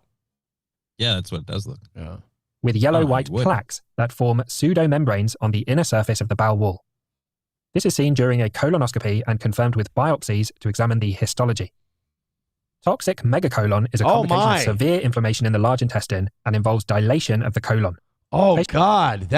C. diff sounds awful. With all that swelling and inflammation, all that stuff that's in there, yeah, you know that shit smells horrible. And you definitely ain't going to be able to poop. You're going to feel like you have to constantly. Dude, it would feel so good. Your guts are swollen. But it would feel so good to shit that out. Yeah, but you're not. That's the thing. It's all swollen, so it's mostly just inflamed tissue. So 99% of it ain't coming out, and at the end of the day, you're going, why the hell do I feel like I have to take a dump? I got to say, I think a C. diff shit would be incredibly satisfying. Having never had one, I don't believe so. But, I'm always open to being wrong. Look, here's what we ought to do. I think more than anything else, I think what we ought to do with you is we got to get you one of those shit transplants. That's just fact. By the way, I'm glad we do a morning show because people can have breakfast, they can sit down, they can enjoy our program, and then we can talk about shit for 15 minutes. Right? Everybody enjoys a good shit transplant story. But we did like a public service for everyone today. Now people I didn't know I had C. diff until I saw the morning show. Right. Well, dude, we can get you new shit and you can probably be okay. It might help keeping my immune system in check, but since I haven't had too many flare-ups, I don't know that my immune system is really as big a problem as they said it was. It seems like the ongoing relapse damage is more the issue. I haven't had any flare-ups in a while. My immune system seems pretty tame. Keep making excuses about your shit, and I'm nothing's just not ever going to looking to get shove better. someone's shit up my ass. Beggars can't be choosers. Fuck you, dude, with $1 says, take some magnesium citrate, Aaron. You will clean yourself out. Kind of jealous of Johnny today. $1 from Trucker 18 Wheeler says, to take care of this disease, you take trichozaccan. I don't know medical stuff. Wally World with $5 says, Aaron, what's the number for you to take a shit transplant? $2,000. $2,000. That's probably, sometimes I throw the number out without thinking and I go, that was low. That was a low number. Well, I guess my question is, what way are you taking it? You doing the pills or you doing the... Don't judge me because I feel like this should be a judgment-free zone. Okay. But I think I'd take the pills. So you're gonna get a bunch of gel caps and you're gonna put people's poo into them? Because nobody does that for you. Oh, you've got to make the pills. What? It's a fecal transplant. You have to put the person's fecal matter into your system. So I don't know specifically what you do to it before you put it in the pill, or whatever. But some of that, you're taking pills of literal poo. Yeah, but otherwise, what are they going to do? They're going to hook a hose up to your butthole? The way that when I looked into this before, the person that I literally watched a person who video documented it. They literally, they would take their significant other's poo. They would blend it with water and stuff. And then they would just, write up the old keister. And then I would say, later, you can do it with a friend or someone you know. I would take SP's shit. Yeah. And then just literally, like I said, the way that ironically enough seems least gross to me is to just kind of give yourself a poo-filled enema and then call it a day. All of these things, I'm just going to tell you right now, all of these things are things to think about. It's all things to consider. This show is educational, and you're welcome. And, I want to point something else out. For the people who say, we don't want to hear about Jews and this and that all day, or drama or this and that.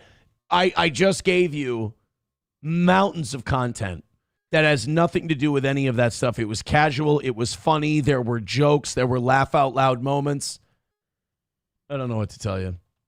If we're not raking in the bucks, I guess I'm just so out of touch. I don't know what people want. I don't know what people want at this point. We got to get back to our Minnesota stuff because we got a few more. We got 2 or 3 more of these. I'm just trying, I'm avoiding all of the Minnesota stuff. So apparently yesterday, protesters in South Minneapolis took it upon themselves to set up intersection barricades.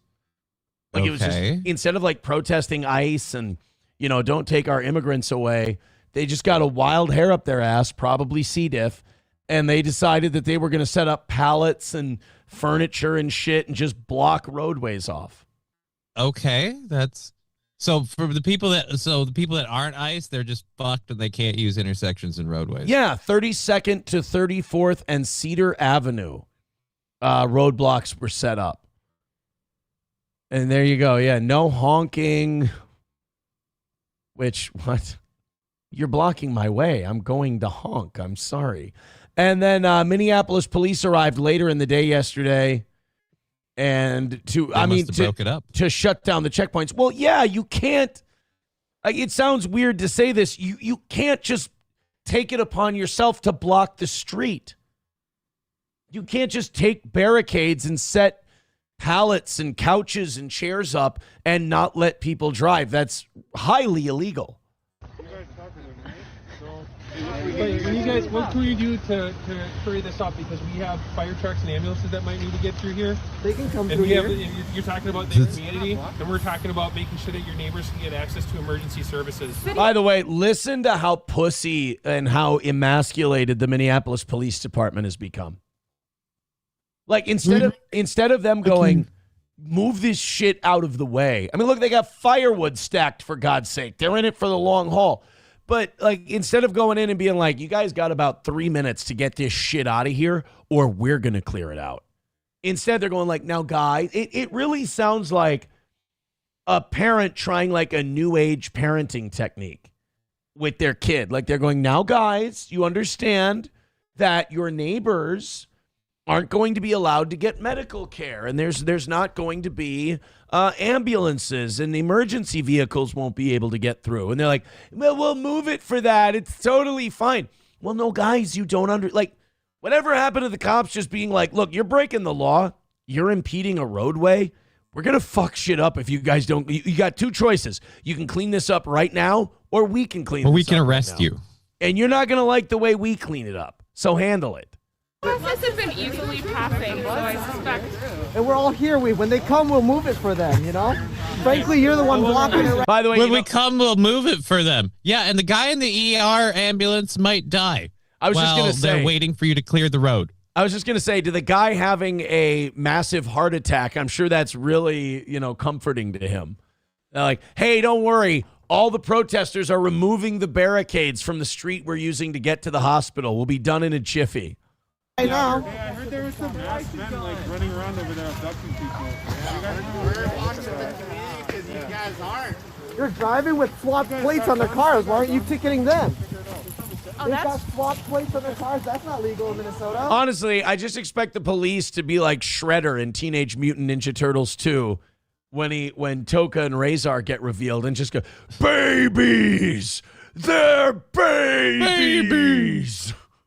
They're driving with swap plates on your car. Why aren't you arresting them? I don't know, because the government breaks the laws that it made whenever it wants to. That's kind of the way that's always been. Cops don't have to follow the rules. God, we knelt on the wrong neck, Yeah.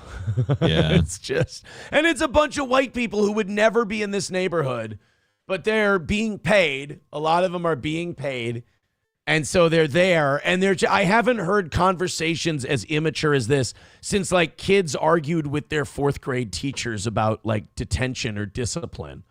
But what if we were really good and we could do it this way? It's like, no, you're not understanding. This isn't about what the best idea is. This is about, I said cut the shit, so you guys have to cut the shit. But what if we promise to move all of it when an emergency vehicle comes by? Oh my God, you guys walked away? Dude, Minneapolis is so fucked.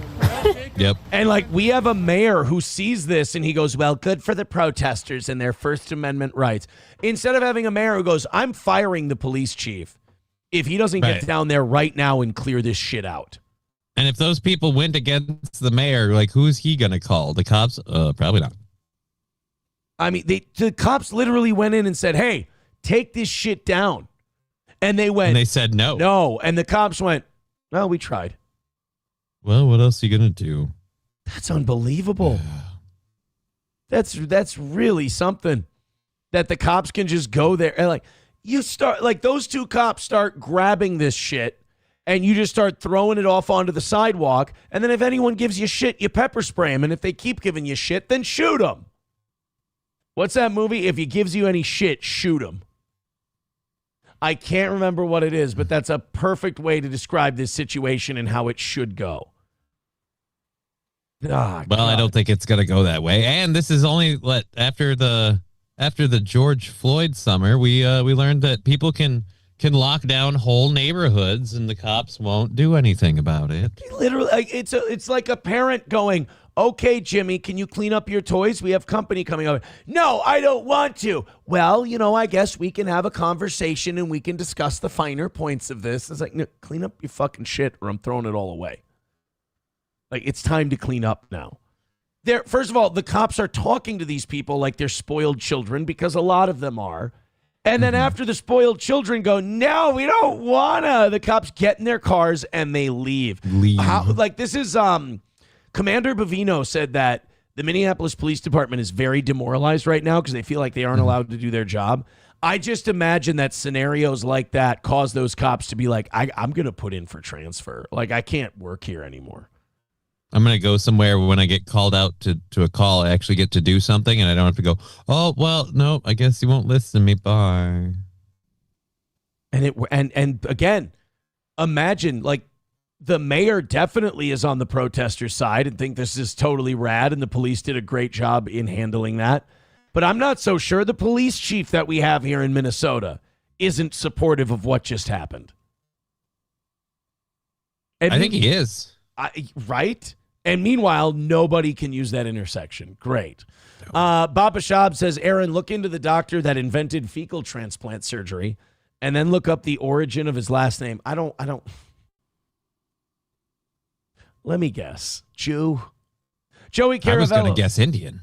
Joey Caravello with $2 says, Johnny, would you let Aaron shit in your ass? That actually, usually I chastise Joey for that, because what does it have to do with the show? That's actually on topic today. Yeah. I mean, not directly, but if he had a healthy fecal sample biome and I needed a transplant, I would say I wouldn't scoff at that. No, not at all. I love how I don't even get a say in like the consent of the matter. Well, you're going to have to, I'm literally going to have to ask you for permission to take your shit. Fecal microbia transplantation was first documented by Chinese medical scientist Ji Hong in the 4th century. Dude, the Chinese were shoving each other's poop in their butts back in 340 BC. Talk about eyes wide AD. shut. Yeah, AD, 340 AD. I apologize. Oh, God. Who used, quote, yellow soup? It's not supposed to be yellow. Oh, don't eat it. A fecal suspension to treat severe diarrhea and food poisoning. Well, no, I don't need more of it in there. I need less. Modern Western medicine revived the practice in 1958, led by surgeon Ben Eisenman. Well, there you go, Papa Shab. You win. You win. They brought it back. Labglass says O'Hara is a muscled pussy. Yeah. Rick O'Shea calling today's episode the Scat Toe Morning Show. It's not wrong. He's not wrong. But here's what I think. Here's what I think about the whole thing. I get tired sometimes of hearing people complain, even when the show's really good, about talking about this or talking about that. So I'm like, you know what? Let's switch it up a little today. Let's have some fun. And then we don't make any money. And then I'm like, well, what do you want from me? What do you want from me? So Streamlabs, PayPal, Venmo, Super Chats, Rumble Rants, etc. Let's go ahead and we had a perfect day yesterday. Let's go ahead and have a perfect day today. $10 from Walter says, here's some money for your shit content. Thank you. You get it? Do you understand the joke, everybody? Thank you. Randall Flagg with $1. Says, speaking of poop, I found out Somalia has an open defecation rate of over 20%. Can I say something that might be taken as incredibly offensive? What's that? I think, and I don't know if someone else thought that when I said that, but that number seems low. Seems low? Yeah. 20%, I'm actually impressed. Somalia is in better shape than I thought it was. I'd imagine the Somali poop pills are rather potent and should be selling it to make up for the loss of home daycare income. Yeah, home daycares are shutting down. It's, what was it? The Quality Leering Center had U-Haul trucks outside, and they might be packing up and moving. Star Autism Center in St. Cloud closed down amid fraud investigations. Amazing. Well, I'm sure they won't just move to another city, start up again, or even just flee the country with their money. Yeah. Kenya, a lot of Somalis in Minnesota are buying real estate in Kenya. So I think that's the exit strategy. Oh, Lord. Yeah. Kenya's got to be like, can you stop sending these people over here? Well, now they're building big-ass houses because the exchange rate is so good. So they just build big-ass houses in Kenya, and then eventually they're going to fuck off. Again, no allegiance to this country, people who do that. Just coming here, scamming it, milking it, and then fucking off when they're all done. Yay. So great. Have you ever heard of Will Stansel? I don't think so. Will Stansel is like a liberal. Well, here, you know what? Explains why. Instead of me explaining to you who Will Stansel is, let me show you a picture of Will Stansel. That explains. Oh, dear Lord. Will said that's who Will Stansel is. He's that guy. But he's been in Minneapolis and he's been covering the protests. And, you know, he lets everyone know he's an ally. And, you know, Will Stansel's on your side and he's a good lefty. Let's see what happens. Let's see how much goodwill that good lefty thing does when they decide to get pissed at you. Hey, really, so You're out here filming people. You're okay. Oh, shut up, man. I've done a lot more than you have. Shut up. Oh boy. Will, don't rile them up. Will, don't poke the zoo animals. The only thing they hate worse than ICE is when someone out virtue signals them. Yeah. It's really a problem. I have done way more progressive things for the immigrants than you have. No, I've yelled a lot louder and I've made way more signs than you have. Oh yeah, well I put a cargo pallet up in the middle of my intersection. What have you done to fight the power? I let them R-word my family. Whoa, dude. Bro, don't have to do it. We're still against that. So I've done a lot more than you have. Shut up. Uh-oh. Jackass. I thought everybody was still up there. Thanks a lot, guys. He's filming people's faces. What the fuck? How's that? Oh, no. Oh, my God. There's what a great metaphor that is. Johnny, what's that? It looks like a fire. But what's the fire in? It's a little fuzzy. Is that a dumpster? That is a dumpster. There is a literal dumpster fire in the background, which is too perfect for what's going on right now. So Will Stansel goes down there and he tries to talk sense into the savages. I mean, this really is like going to North Sentinel Island, trying to go down there and like engage these people in their progressivism. Will Stansel tweeted out, "It's head spinning. Somehow after 22 days of spending 5+ hours a day patrolling for ICE, the Antifa types have decided that not only should I not be allowed to do that, but I am a danger to everyone around me and should be universally excluded from left spaces. Insanity." Now, see, that's why when I go down there, my strategy from the beginning was be an observer, document what's going on. Because if you try to ingratiate yourself to either side, it's not going to help. A, they're going to abandon you when you need them. And B, they'll turn on you at a moment's notice if you're not absolutely 100% their bitch. Right. So this Will Stansel, I mean, I could have told him that this was going to happen to him because he's like, I'm patrolling for ICE and I'm being a progressive in progressive spaces. One day, these Antifa people are going to get a wild hair up their ass. They'll not have had anything to complain about for a while. And then they'll set a dumpster on fire and go, "You're filming us. That's rude and incorrect. You shouldn't be allowed to do that." And then all of a sudden you find out, but wait a minute, I've been a good liberal. Doesn't matter. Doesn't matter. And you know, I'm seeing a lot of this on the MAGA side now too.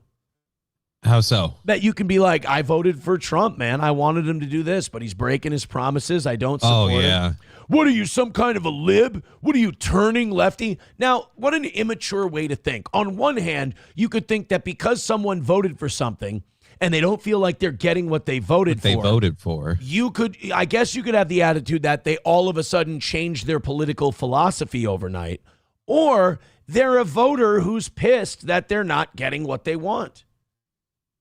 But I guess it's easier to just dismiss it. Seems stark raving reasonable when you say it like that.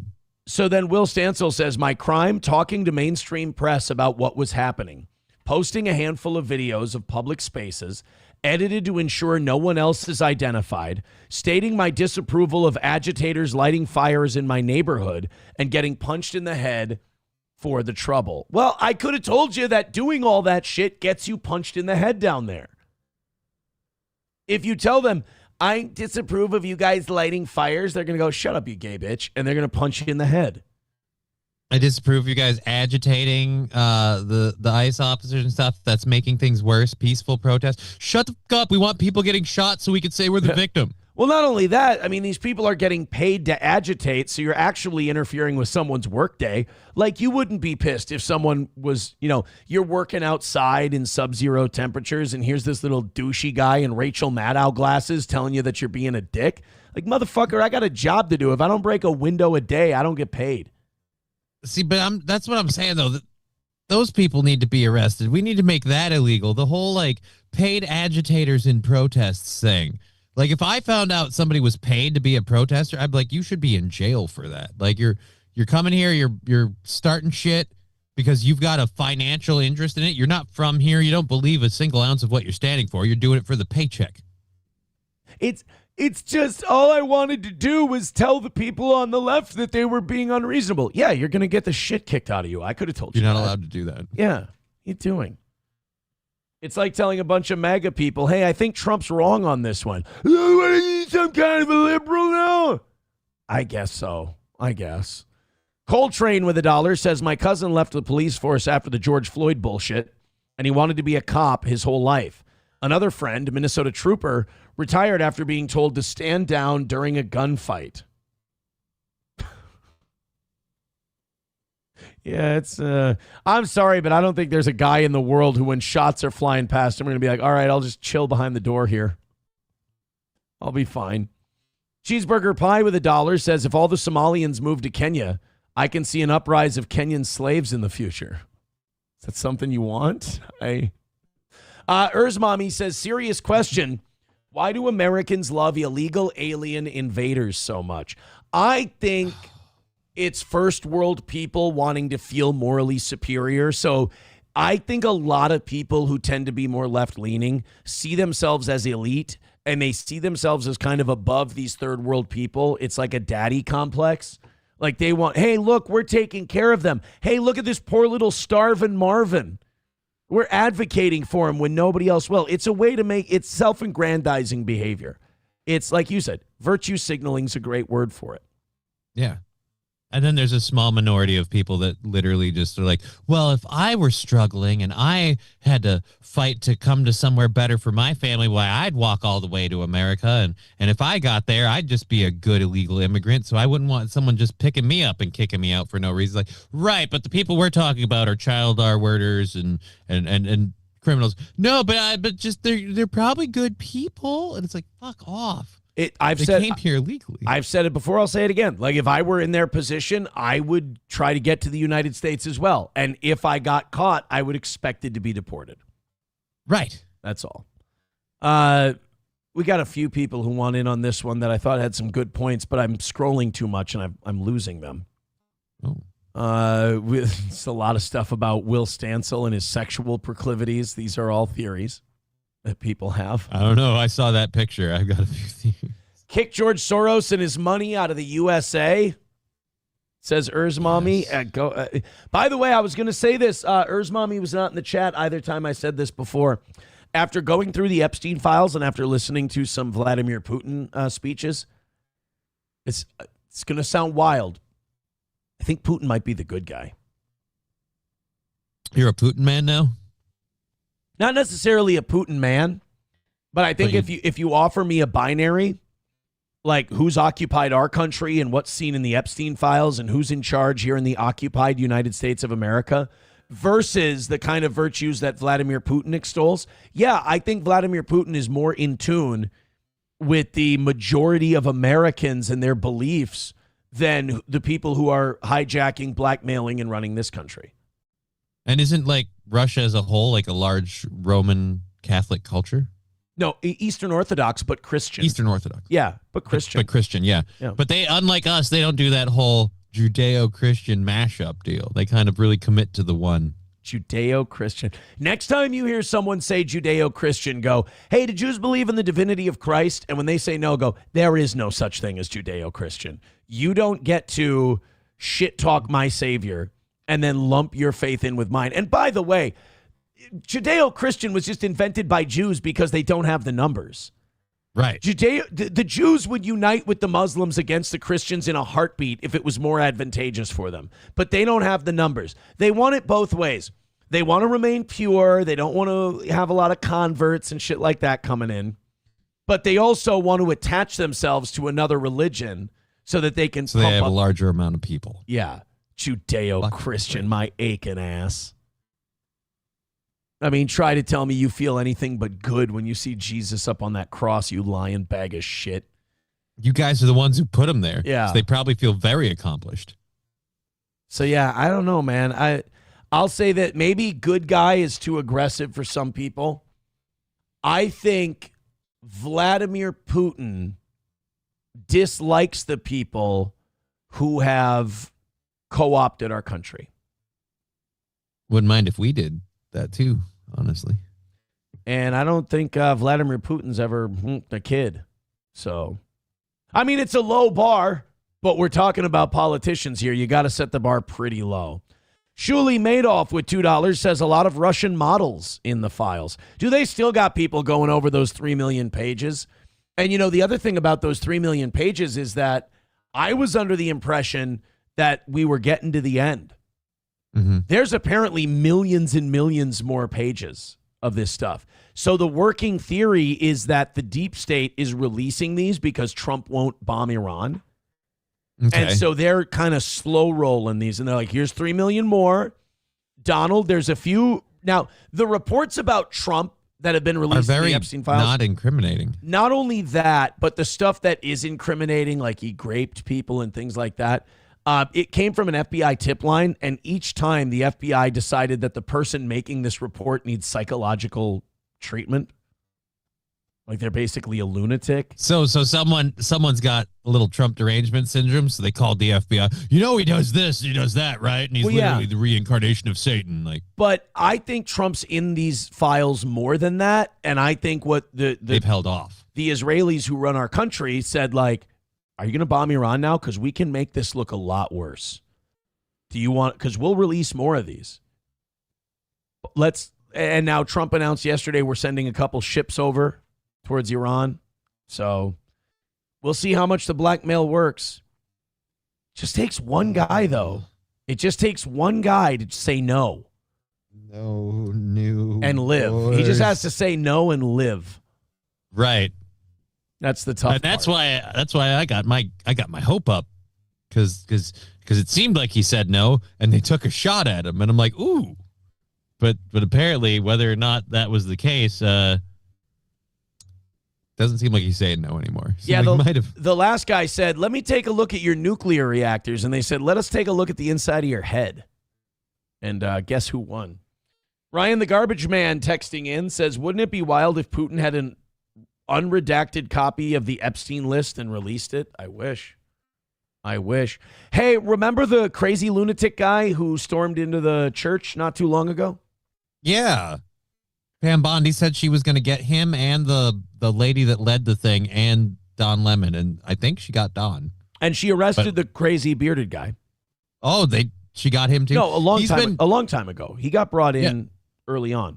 He's one of the first ones. Yeah, he's also one of the ones that goes to like Pete Hegseth's church or whatever regularly and accosts them. He's a bit of a weirdo. And you know what's funny is that the church guy, I met him, as I said before. I was at Whipple. And he was there, and he had, like, people gathering around him. And they were like, that guy's a legend. So this guy, like, in protester circles, this guy's known, and he's all over the place. And like, oh, my God, this guy's a legend. And, like, when he wasn't yelling at ICE and when he wasn't screaming, it's like everybody else. He was a normal guy. He was talking normal. I think if you go on one of my Whipple streams, I interview him for a little bit, not really knowing who he was. I got great news for Minnesota. This guy has been loving this protester life so much that it sounds like he's going to move here, which is amazing to me because I thought he already lived here. It's enough. Dude, every time these people are from out of state, and then Paul Allen gets suspended for a week from his radio show because he for making a joke, insinuating the protesters are paid. It's like, are you telling me that these people come from out of state for weeks at a time and nobody's compensating them for lost revenues? Like, how do they afford to live? Come on. Shuli Madoff with $2 says, look at you two jabronis running cover for Trump. Not running cover for Trump at all. As a matter of fact, I just said I think he's in these files a lot more than what they've shown, and they're using it as blackmail. I don't think you've seen the worst of Trump in the Epstein files yet. Not at all. I'm just saying the stuff that's out there now didn't come from like the emails. Like, I'm giving a lot of weight to the stuff that's straight from Epstein's mouth. The stuff with, working for Israel, all the emails with Ehud Barak, organizing meetings with Netanyahu for people. I mean, that's the stuff that I take very seriously. Well, I just assume he, again, you said he's in the files. I wouldn't even say I've been covering for him. I'm one of the people that keeps going like, oh, yeah, if you told me he was in the files and Trump went to Epstein Island, I could see it. And people are like, oh, he's not into that, blah, blah, blah, blah, blah. Let's be clear. The guy ran the beauty pageants for the little. All I'm saying is I'm not saying I think he is that way. I'm saying if you told me he was and you had proof, right, I wouldn't be that surprised. Oh yeah, I wouldn't be surprised if a global elite was partaking in this kind of stuff. It wouldn't surprise me at all. To me, there's nobody off limits. There's nobody I wouldn't believe. Like I have no problem believing that Kubrick was killed because of what he wanted to do. I don't know if it's true or not. I need to believe that Bill Gates roofied his wife with antibiotics. That's the funniest thing that's come out of these Epstein files is that Bill Gates, that fucking dork, banged some underage hooker, got a disease, and then wanted to, like you said, roofie his wife with antibiotics. What a bag of shit. And that's the thing, she got, their divorce, with as much money as Bill Gates has, their divorce should have dragged on for years. And it was settled in days. And the reason it was settled in days, and what people believe to be the case, is that Melinda Gates found out exactly what the relationship with Epstein was in its totality. And she said, you cut me loose and you fucking pay me, or I'm telling everybody what I know. And she had her silence bought. Because there is no way a guy like Bill Gates just grants the divorce over in a couple of days, papers signed, and it's all done. Guys like Bill Gates would fight. What did she walk away with? $4 billion? Something like that? Perhaps more than that, Jim. A lot more, I think. I love that Mackenzie Bezos is one of the wealthiest women in the world. And it's really uncomfortable when you ask people oh, how'd she make that fortune? And they're like, Amazon. Try again. Divorcing the Amazon guy. Bingo. There you go. So we've got the church stormer guy. All right. Anytime you see a lefty protester with a fuck Trump hat on and his video caption says, this ain't about me, I've got news for you. He's lying. It's about to be about him. Let's go ahead and see if this guy's calmed down a little bit. I'm over here moving to a more permanent residence, but my wife just showed me a Reddit post talking shit about me. Oh. Okay, I have to say. This ain't about me, but you're responding to a post? I have to say, this is the most internet start to a video I've ever seen. I was about to do something in my normal life, but then I saw a Reddit post that was saying mean shit about me. It's like, hey, guess what, buddy? The first half of the thing you said is perfect. The second half is probably the problem. Saying I came to Minnesota for fucking clout, for profit, and that I'm taking away from the local fucking organizations. Are you fucking kidding me? Do you not realize how many fucking local organizations we support every— Bro. Hey. You're paid to be there. Bro, it was a Reddit post. It's fine. They're allowed to say that about you. It's totally fine that they say that about you. You don't have to address it. It's not necessary. It's literally, I could not think of anything more not real than a Reddit post that says you're a bag of shit. I mean, honestly, you should go reprimand your wife for telling you. Reddit is invented so that people can tell people they're bags of shit. That's what the thing's there for. Every single fucking day. Do you not realize how much I fucking sacrificed? I have been protesting every single fucking day since October. Yeah, how you afford that, by the way? It's not months, man. I mean, that's kind of the problem, isn't it? I've been protesting every fucking day since October. Well, to quote George Carlin, yeah, didn't help.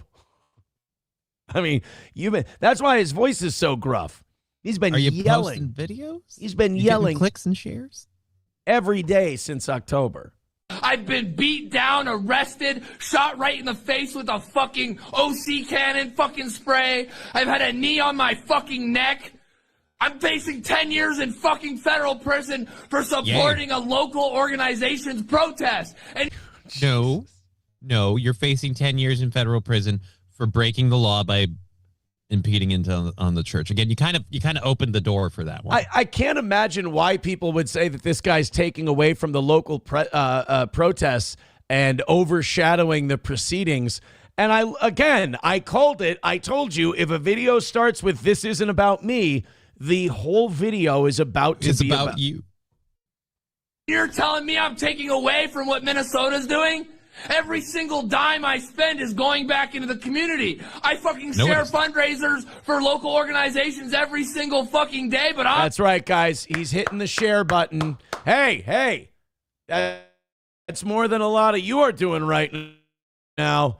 Hit like, hit share, hit follow, hit subscribe, and throw a membership or two our way. This guy, he's committed. Well, I'm sorry, I read that wrong. This guy should be committed. I'm taking away from the fucking community? I'm a Minnesotan now, motherfuckers. I love this place. I love this how you resist. I love your community. That's why I stayed here, to show what's happening here, to show the rest of the world, to use my influence, to show people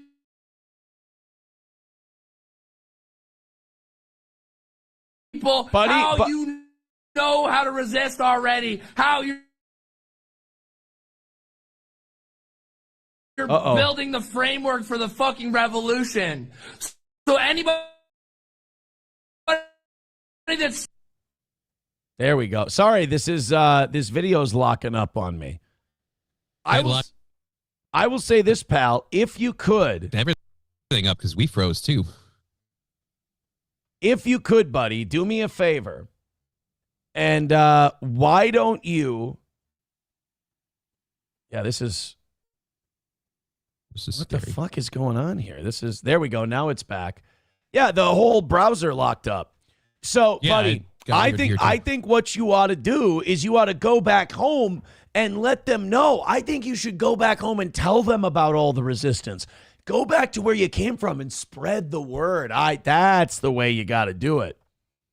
You've done all you can here in Minnesota. You should go and tell everyone how great it is here and not move. Hating on me for raising over $100,000 while I was in fucking jail because I need a fucking defender. I need a lawyer. You know how fucking expensive a federal fucking attorney is? So fuck you. Fuck you for saying that. I love the people. You know how I criticize people for being too terminally online and letting Reddit run their life and how the internet isn't real? Yeah. I'm pretty sure I would be decapitated by this gentleman trying to convince him of my point. He seems to really, I mean, it is amazing that we have such mental illness online that you could go to someone in person to their face, say something horrifically offensive, and they wouldn't bat an eye or they would, just walk on through it. But for some reason, when you type it into a Reddit post, they go apoplectic. I'll never understand it. It just... I feel like doctors who diagnose mental illness are overrated because so many of us can diagnose it from just watching a Twitter clip. I do this every single day for the people because I was a history major. I know what fucking happens next and I'm fucking scared. So if you want to say I'm doing it for fucking influence and fucking profit, for one, I ain't profiting shit, and for two, fuck you. Guys, I think he's doing this for profit. Jumpin' Jeff Farmer. Hell of a match you had with church protester guy. Yep. Probably the most scared I've ever been in my life. I don't like it when things aren't going my way. Church guy, you turn the tables on me.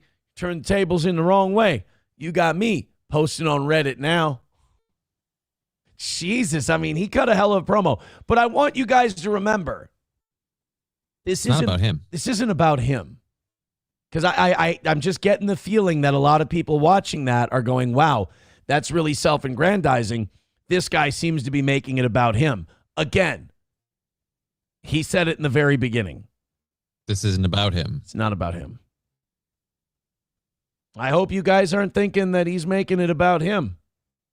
I kind of got that sense with all the I and me statements for not about him. A lot of like I this me that blah blah blah. Like, look, man, a lot of you being brought up here. You're just misunderstanding. He's very passionate about the cause, and he's letting people know how devoted to the movement in general he is. It is funny that like the locals go, "Hey, you're kind of fucking with our shit."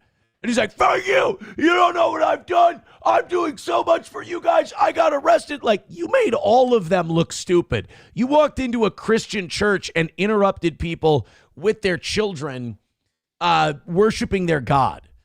Like, I know Reddit's gay and all that shit, but like, they're not wrong on this one. How are you, buddy? They're not wrong. Now he says that he's looking at apartments and he's going to move to Minnesota. I mean, really, just not necessary. So him and his wife are going to uproot their lives. How can he afford to move to Minnesota? Where is this money coming from? Because if he's been spending the last 3 months protesting and he hasn't been paid one fucking dime, like, what the heck? So if your wife is supporting you while you're protesting, she's going to uproot her career and your source of income to move here? I'm still trying to wrap my head around the fact that he's married. I don't know. I'll say this. I've never been in favor of like mask wearing, but with how much spit comes off of that man's face, I'm like, he should be wearing a mask at all times. I was thinking about that too. How did none of it hit the camera? I'm betting that phone got coated though. Yeah, there's definitely a lot of spit all over that. You might want to wipe that thing down before you take it back. Cheeseburger Pie with $1 says, Aaron, did you get a chance to watch the 8-front video from Harrison Smith yet? No, I did not. I'm very sorry. I got to close the, this happens a lot. I got to close the YouTube chat. You know when you pop out the YouTube chat and it just gets bogged the fuck down? That's what's happening right now. That's why we had that issue. Okay. I just got to, I'm sorry, YouTube chat. It's just a shitty thing to pop out. Someone says he's so going to jail. People saying he's giving Cyrax energy. Yeah, quite a bit. Rexstart parody account with $1 says, I thought Sam Kinison was dead. He just lost a lot of weight. It's at least good to know that he's still hanging in there. Right. Hey guys, I love doing the show and we're doing a great show right now. So let's not stop to ask for to anything. Why don't you look, if you're enjoying yourself, throw a couple of bucks our way. Streamlabs, PayPal, Venmo, Super Chats, and Rumble Rants. We are not a big enough show to get by on just viewership. We do solicit donations from our audience. So if you like what we're doing, please consider throwing in a couple of bucks. Not only is it very kind of you, it's very necessary. So Streamlabs, PayPal, Venmo, Super Chats, and Rumble Rants, I would appreciate it. Hit like, hit subscribe, hit follow. 641 of you checking out today's show. Oh no, I lost my F-bomb jars read. I should have done that a while ago. That was our big money read today. And it got, I fucked it up. It disappeared for some reason. Johnny, I'm really sorry. I may have to cut you loose. My shit is just, all right. The CPU is fine. Everything's fine. But I click on tabs and shit and they're just not lagging out. All right. Yeah. Text me if you want me to jump back in, I guess. Whatever. Yeah, I can't. Like, I don't know what it is. I'm going to close this. And if it works, if closing it works, then I'm going to go ahead and just keep you off for today. Okay. If it does, well, it looks okay. It looks like it's getting better now.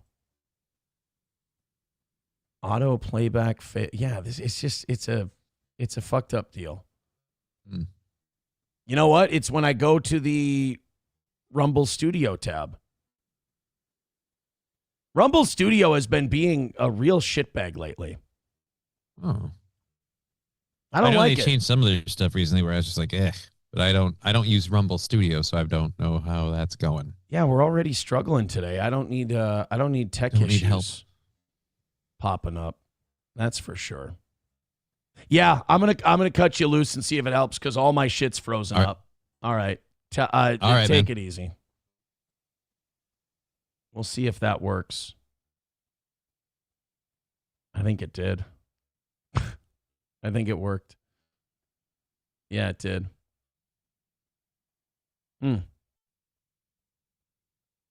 Yeah, everything's working totally fine now. Sorry, guys, I got to go with people who are paying me at the moment. Let's go ahead and get on a rally if you could. I would totally appreciate that. I love doing the show. I hate the money part. But go ahead and throw a membership, throw a super chat, Rumble rant, whatever at us. Yeah, you know what? Rumble Studio is just running like shit. I went to do a 1775 coffee read just now, and everything's frozen on the Rumble Studio tab. Google Chrome is completely locked up. That was a big mistake. Rumble, it's definitely a Rumble Studio issue. And now I don't know what to do because you can't sit here because the 1775 coffee read is going to pop up and it's not going to go away unless I stay on this tab. There we go. Still haven't tried 1775 coffee. Now's your shot. The 1775 starter kit just dropped.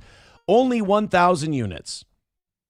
You're getting the bold dark roast that hits hard, the smooth vitality mushroom blend for clean energy and laser focus, no crash. All single origin, small batch, toxin-free, and mold-free.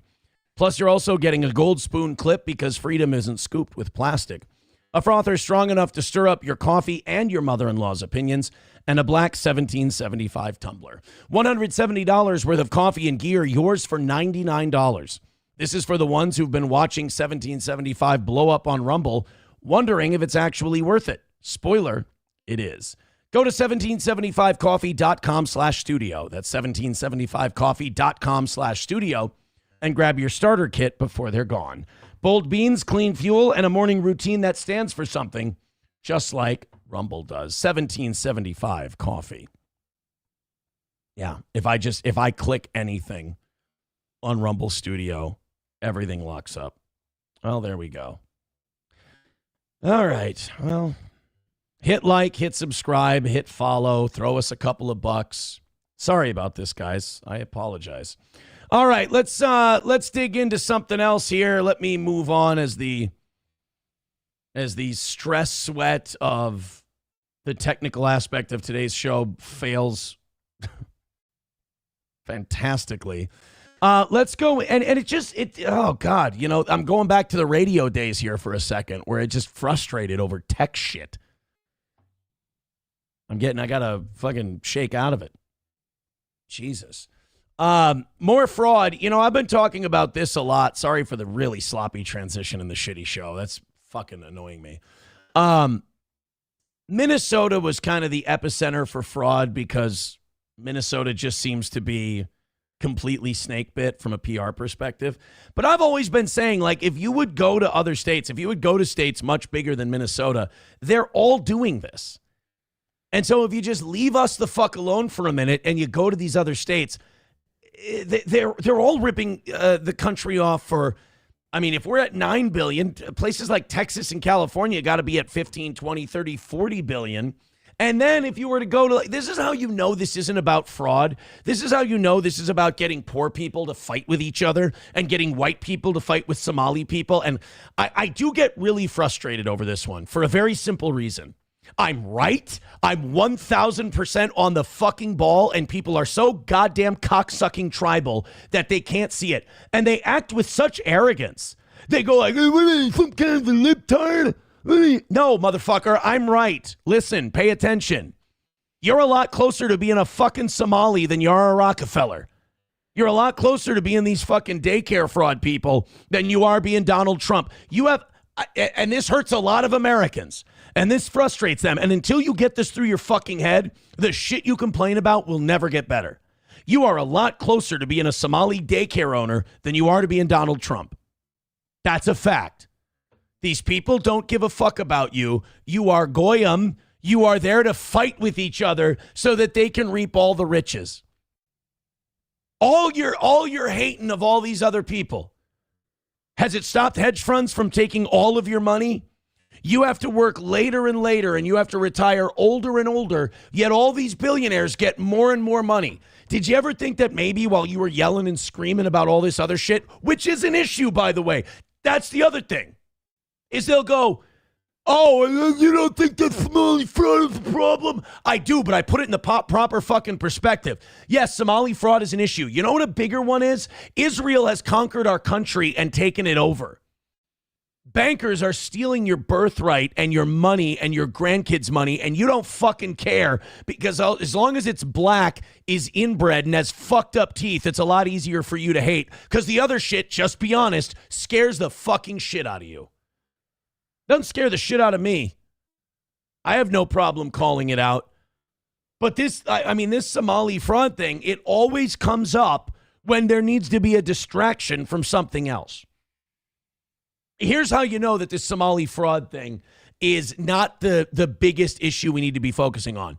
We spend $1 trillion at the Pentagon. Do you know how much fucking fraud there probably is there? But we can't go after that because it's a bunch of white people and it's the military-industrial complex. So you can't get retarded middle and lower class people to hate them.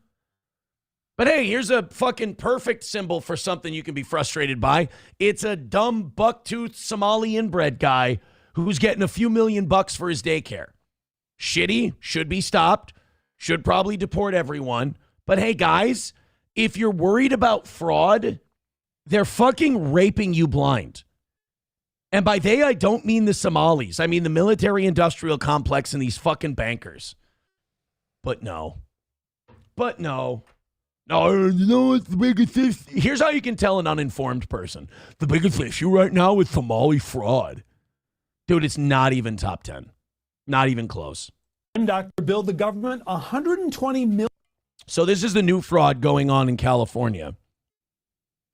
And it's hospice care fraud. Now, this is especially evil because these are people who are fucking dying. I mean, hospice care is the Roach Motel. You check in, you don't check out. It's the last bed you're going to sleep in. And they're ripping these people off too. Anything for $1. Doctor billed the government $120 million in a single year, claiming to oversee 1,900 patients. With almost 2,000 hospice agencies, LA County has more than 36 states combined and 30 times more than either Florida or New York. Now think about that. Now, LA County is big, but it's not, it's not 5, 6, 7 times bigger than New York. And yet they have thousands more hospice cares than New York does. I mean, that's the first sign of fraud, is there's just this huge influx of the service. And it's alarming to me how much these federal agencies just don't even look at any of the applications. They just go number, how much money, cut the check, move on. It's no wonder we're in the shape we're in. 18% of the whole country's home health care billing is coming out of Los Angeles County. How is that possible? Because shitheads like you for decades have not done a fucking thing about it. And that's what kind of frustrates me about the Trump administration. Because they're bought and sold by Israel, and because Israel wants the Goyim all fighting with each other and weakening our country, they're just going to bring it up to you, get you mad, get you fighting with each other. And by the time it's time for these people to do anything about it, their Israeli owners go, don't worry about it. We got bigger fish to fry. Don't worry about it. Just tell them the fraud's going on and tell them that it's an other doing it. I don't think I'm in the mood to fight with dipshits about this today either. Just trust me that I'm right, and let's try to fix all the real problems. Take a look at this map, a cluster of 280. The problem is the people bringing up this problem to you aren't going to do a fucking thing to fix it. They just want you to be mad at people who don't look like you, so that they can continue raping your retirement, fucking over your grandchildren, and having creepy satanic sex parties. You're the only one mad about Somali fraud. I'm the only one mad about Somali fraud. They don't care. 7 hospice providers in a 2-mile radius, some in strip malls, unmarked buildings, even a wrecking yard and vacant lot. I mean, do you see a pattern? It's how it works every single time. But the problem is the Trump administration won't fix this. And even if they did miraculously take steps to fix it, the next administration would just allow it in again. You need an entirely new system. You can't vote this away. You have to remove the rot. You have to, you don't change the color of your tumors if you have cancer. You rip the fucking tumor out. It is just paperwork. I could fill that out in Kazakhstan if I want. Very nice. And get a hospice license waiting for me. See, that's how easy it is to get a hospice license in California. It really, I mean, it's something else. It's something else. $20 from Cheeseburger Pie says, play 5 minutes of that video I sent. I need some Netanyahu, bro. We're getting our ass kicked way more than just $20 to hijack the entire show. I appreciate the 20. Thank you very much. But that's what we need to keep this bad boy going. Yeah, we've. Do you want me to give you the number? $50 so far today. We're 2.5 hours into the show almost. $50. But that's my thing. I don't want to talk about that today.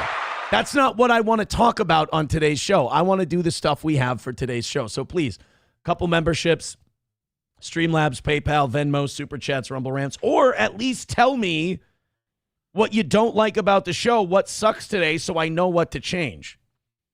That wouldn't be too bad either. Approachable says, fraud isn't in the top 10. Now I'm curious what your 10 biggest issues in the country are right now. Oh, my God. Okay. I would say a bigger issue would be, obviously, Israeli influence. I would say speculation on the futures markets. I would say stock market manipulation by the largest hedge funds in the country and the world. I would say foreign interests buying up American houses. The national debt, obviously, healthcare, and why it's so expensive, and actually looking into that. I would say income inequality, tax inequality. The military-industrial complex and our foreign policy. And then after that, I would probably say, I definitely could probably go with 15 more before I'd even get to Somali fucking fraud. Are you kidding? I mean, do you really think Somali fraud is in the top 10? You don't think that. Approachable, you're not a dumb guy. You do not think that Somali fraud is one of the top issues in America right now. It's Pentagon waste. Let's go with that. There, I came up with 10, and it's probably I could come up with 20 more. Papa Shab says nothing will be done about the fraud en masse. Aaron has a point there, but these people do not belong in our country, and I don't see them as our equal. And we're not going to do a fucking thing about it because they really don't care. They don't give a shit. It's just a way to keep the Goyim fighting with each other. All right, let's open up these 7 o'clock stories, and while we do, throw a membership in, throw a couple of bucks in, what have you. Let's talk about All Care Towing, 320-253-5203 for our friends at All Care Towing of St. Cloud.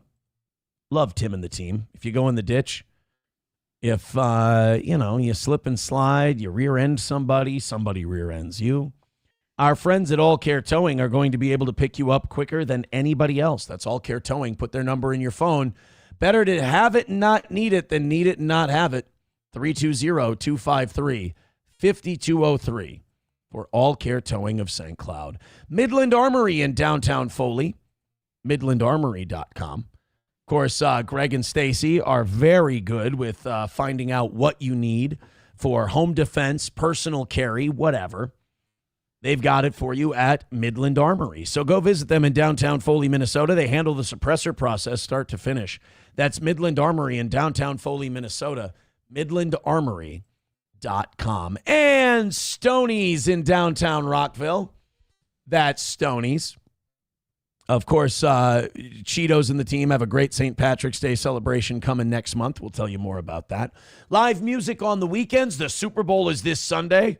So go in there, get started with one of those ultimate Bloody Marys, and let's have a great time watching the Super Bowl at Stoney's in downtown Rockville, right there on Broadway. Thursday is 250 cans at Stoney's in downtown Rockville.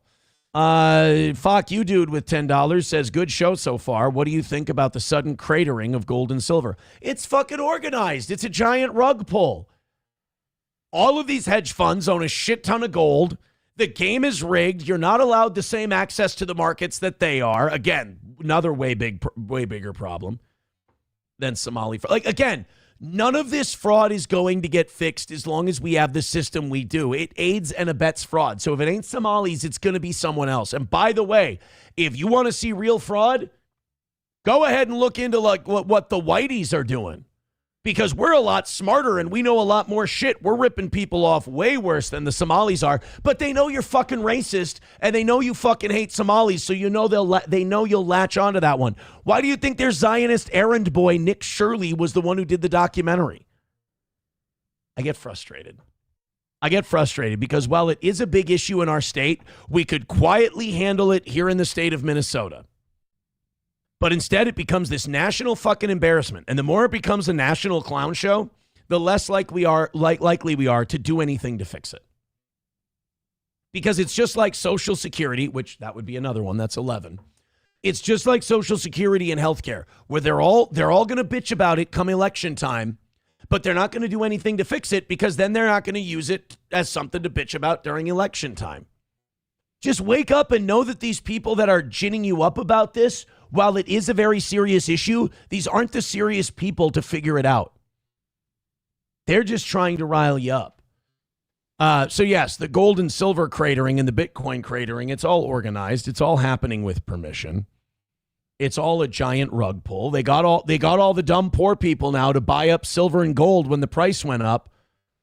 So they got all the dumb people to throw their money in, and then they rug pulled the shit out of it and profit took it. And guess what?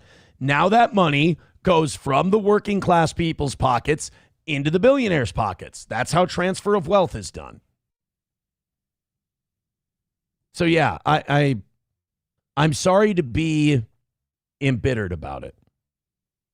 I really am. But it's like I'm tired of, and this is part of getting older, unfortunately, is that you look at people who go like, we're going to do something about this. And you go, how fucking stupid are you? How fucking stupid are you? Absolutely not. We're not going to do anything about it. Thank you, fuck you, dude. And thank you, Cheeseburger Pie, for throwing in a couple of bucks. I appreciate it. Hit like, hit subscribe, hit follow. And again, throw us a couple of bucks. I do appreciate you guys contributing to our program. Landers says, kind of like Bongino going into the FBI and doing nothing, then coming out and complaining about how corrupt it is. Yes, that's exactly it. All right, I need to back away from the news for a minute. I got to tone it down. I'm getting all worked up. I think I get mad and I get angry because it sucks to lose your hope. Like, I don't want to. I've always prided myself on being the guy who's like, you know what? I think this thing can turn around. And it sucks getting to the point where you're like, no, because I don't want to bum people out in the morning. That's probably why we're not making any fucking money today, is because I'm bumming people out and I don't want to. But I'm insanely frustrated because, you know, I'm not Benny Johnson. I'm not these fucking cunts who don't give a shit about any of this stuff and rant about it every day just to work you up. I actually give a shit. And that sounds so douchey to say, but it's just like, some days you're like, God. I mean, I'm glad I have a show that I can talk about it instead of, I can't imagine people who have their eyes open to this stuff and just have to live every day and go, I'm going crazy.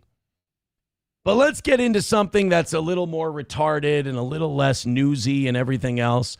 I have a group of people that I'd like to send to camps. People who do elaborate gender reveals. Now, I have no problem if people want to send text messages, we're having a baby boy, and you want to have a slideshow or something and you send it to people. The idea of gathering people, usually on their day off, so they can all gather around outside and look at you, you know, send out a puff of blue or pink smoke like the fucking Pope is in your body. It is disgusting. There is nothing that says modern culture quite like the gender reveal party. And there are some gender reveal parties where people legitimately get put in harm's way just so you can be an asshole and tell the world whether or not the kid inside you has a cock or a vagina. There was one lady who she wanted to have a gender reveal party, so they did something where they like either shot a gun or they lit something to reveal what the gender was going to be, and they started a wildfire in California. No, fireworks. They set off fireworks, and they started a wildfire in California. I mean, those people should still be in prison. But some people put others in harm's way without even thinking twice about it because, oh my God, we have to find a cute way to tell people what our baby's going to be. First of all, nobody at your gender reveal party wants to be there. They're doing it to be nice, so that's rude of you. But then also, like, to have this elaborate thing where you spend a shitload of money to throw this party, motherfucker, that's your baby's money. These people in Atlanta decided that they were going to have a gender reveal party where a helicopter dropped blue or pink, like smoke or powder or whatever, out of the helicopter. Well, the day of the gender reveal, this snowstorm happens in Atlanta, and this is very rare. So they're doing it at this hotel thing. And this helicopter starts hovering around the hotel, and people are terrified thinking, oh my God, this helicopter is caught in this snowstorm. What are we going to do? Hey, don't worry, everyone. It's just our gender reveal party. Take a look at this. I mean, think of how self-important you have to be that you gather people. Look at that.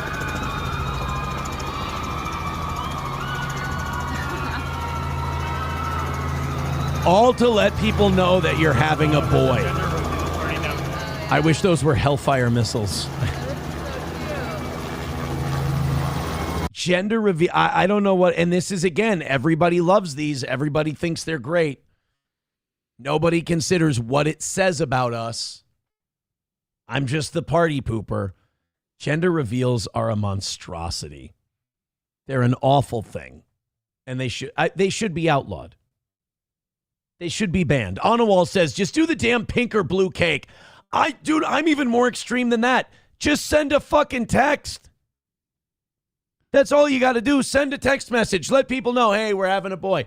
Oh, really? Congratulations. Good for you. We're happy for you. And that's all. And then people will be genuinely happy for you. Versus people who show up at this event and go, I'm missing the fucking game. God damn it, I'm annoyed. Ban the gender reveal party. If Trump really wants to make America great again, ban the gender reveal party. That's not cute. It's gay, says Abel Graham. Did that? Yeah, Kraken slapping. Did that chick say that's so cute? Yes. Bitches love this shit. They love the gender. Oh my God, that's so cute. It's just, and then if you call out what a gender reveal is, then you look like this fuddy-duddy asshole guy, even though you're right. You know, the women will be like, oh my God, but it's so much fun. Why do you? Never mind. It's just not worth it. I don't like your overall demeanor you're throwing at me now. So I'm just, you know what? Fuck it. I will never go to one. I'll find an excuse not to go because I don't want to ruin everyone's day. I don't want to. Sandman with 199. I forgot that I get the Sandman so pissed off. He's mad that I don't like the gender reveal. He 199. He goes, I can see a part-time dad not liking a reveal. Whatever I did to you, Sandman, I apologize. I'm sorry that my being a father somehow sets you off. I'm glad we have people like Sandman. It makes me realize I'm not as angry as I think I am. But you know what? I'm not going to lie. We fucking need the influx of funds today because we are eating shit. Big time eating shit on today's show. And hey, believe me, I know that that's a phrase that's getting said more and more on this program lately. And, we got a reprieve from it yesterday with a perfect day, and it was really good. But back to the new theme, Go ahead, hit like, hit subscribe, hit follow. I'll say it again. I don't think anything's going to happen, but Streamlabs, PayPal, Venmo, Super Chats, Rumble Rants. Let's go back to pretending I have a real show. God, I wish I would have picked stuff that put me in a better mood. I really do. I'm just looking at the stuff I have the rest of the way here. And I'm realizing that, like, the stuff I have plus, like, not making shit for money today, it's just going to make me angrier for no reason. All right, let's see. And you know what? I didn't do as much, like, I don't do any YouTube drama. I don't do any fucking Jew shit. Okay, I won't. All right, cool. I'll just watch then. By the way, numbers yesterday, way better than the numbers today. All right, let's do this one. I'm sorry. And I'm shouting now because I'm all worked up. I apologize for the quality of show today. I'm going to pick it up. I had to look and see if this was AI because I swear to God, I'm like, this is not real. I had to go on the comment section of this one and be like, this has to be fake. But people were grokking this. They were fact checking it. They were saying, is this real? It's real. Apparently, this is a snowplow that's been attached with flamethrowers. And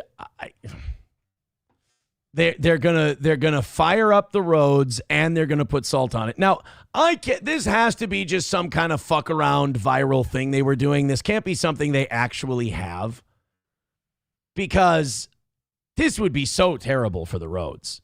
This is not something you can actually be doing.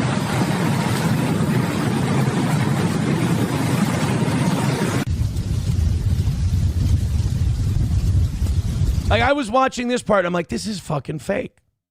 Sure as shit. It's not. Yeah, you can't actually have that. You can't. First of all, expensive as all shit. Good luck getting the taxpayers to pay for it. Second of all, you can't just throw fire onto asphalt over and over. And there's also the thing, like, we've seen people do this on their driveways. And it's like, okay, now you just have nothing but an abundance of water on the pavement. I mean, once it gets cold enough out, that's going to freeze, and that's going to create a whole new set of problems. Look, we've been shoveling, we've been snow plowing, we've been snow blowing. It's working. All right? I don't think we need drastic changes in snow removal. I think we've got it. I think snow removal is one of those things that we've got a pretty good beat on at this point. But one thing's for sure, and I agree, it is fun to look at fire. Like, anytime you're shooting flames at shit, it's cool. It's hard to say no to because it does look cool. But I don't think we need it. I think the way we do snow removal now, unless there's some, like, alien technology that comes about where you can, like let's say salt that melts the ice even in sub-zero temperature. You just drop it on there and all of a sudden everything turns to water. Okay, obviously that's a time and energy saver. Cool. I don't think fire's the answer. I don't. $1 from Oops, should have listened to the OGs, says clip that rant. The gender reveal rant? Maybe. Thanks for the $1. I appreciate it. Streamlabs, PayPal, Venmo, Super Chats, and Rumble Rants. 664 of you checking out the show right now. Hit like, hit subscribe, find us some more people. And let's see if we can pick this show up a little bit today. Please and thanks. I don't, this was news yesterday. I didn't really think it was, but Alex Pretti shooting ruled a homicide. I mean, what? Were you actually thinking that the Alex Pretti death was going to be ruled anything other than a homicide? I mean, what do you think they were going to say? Cardiac incident?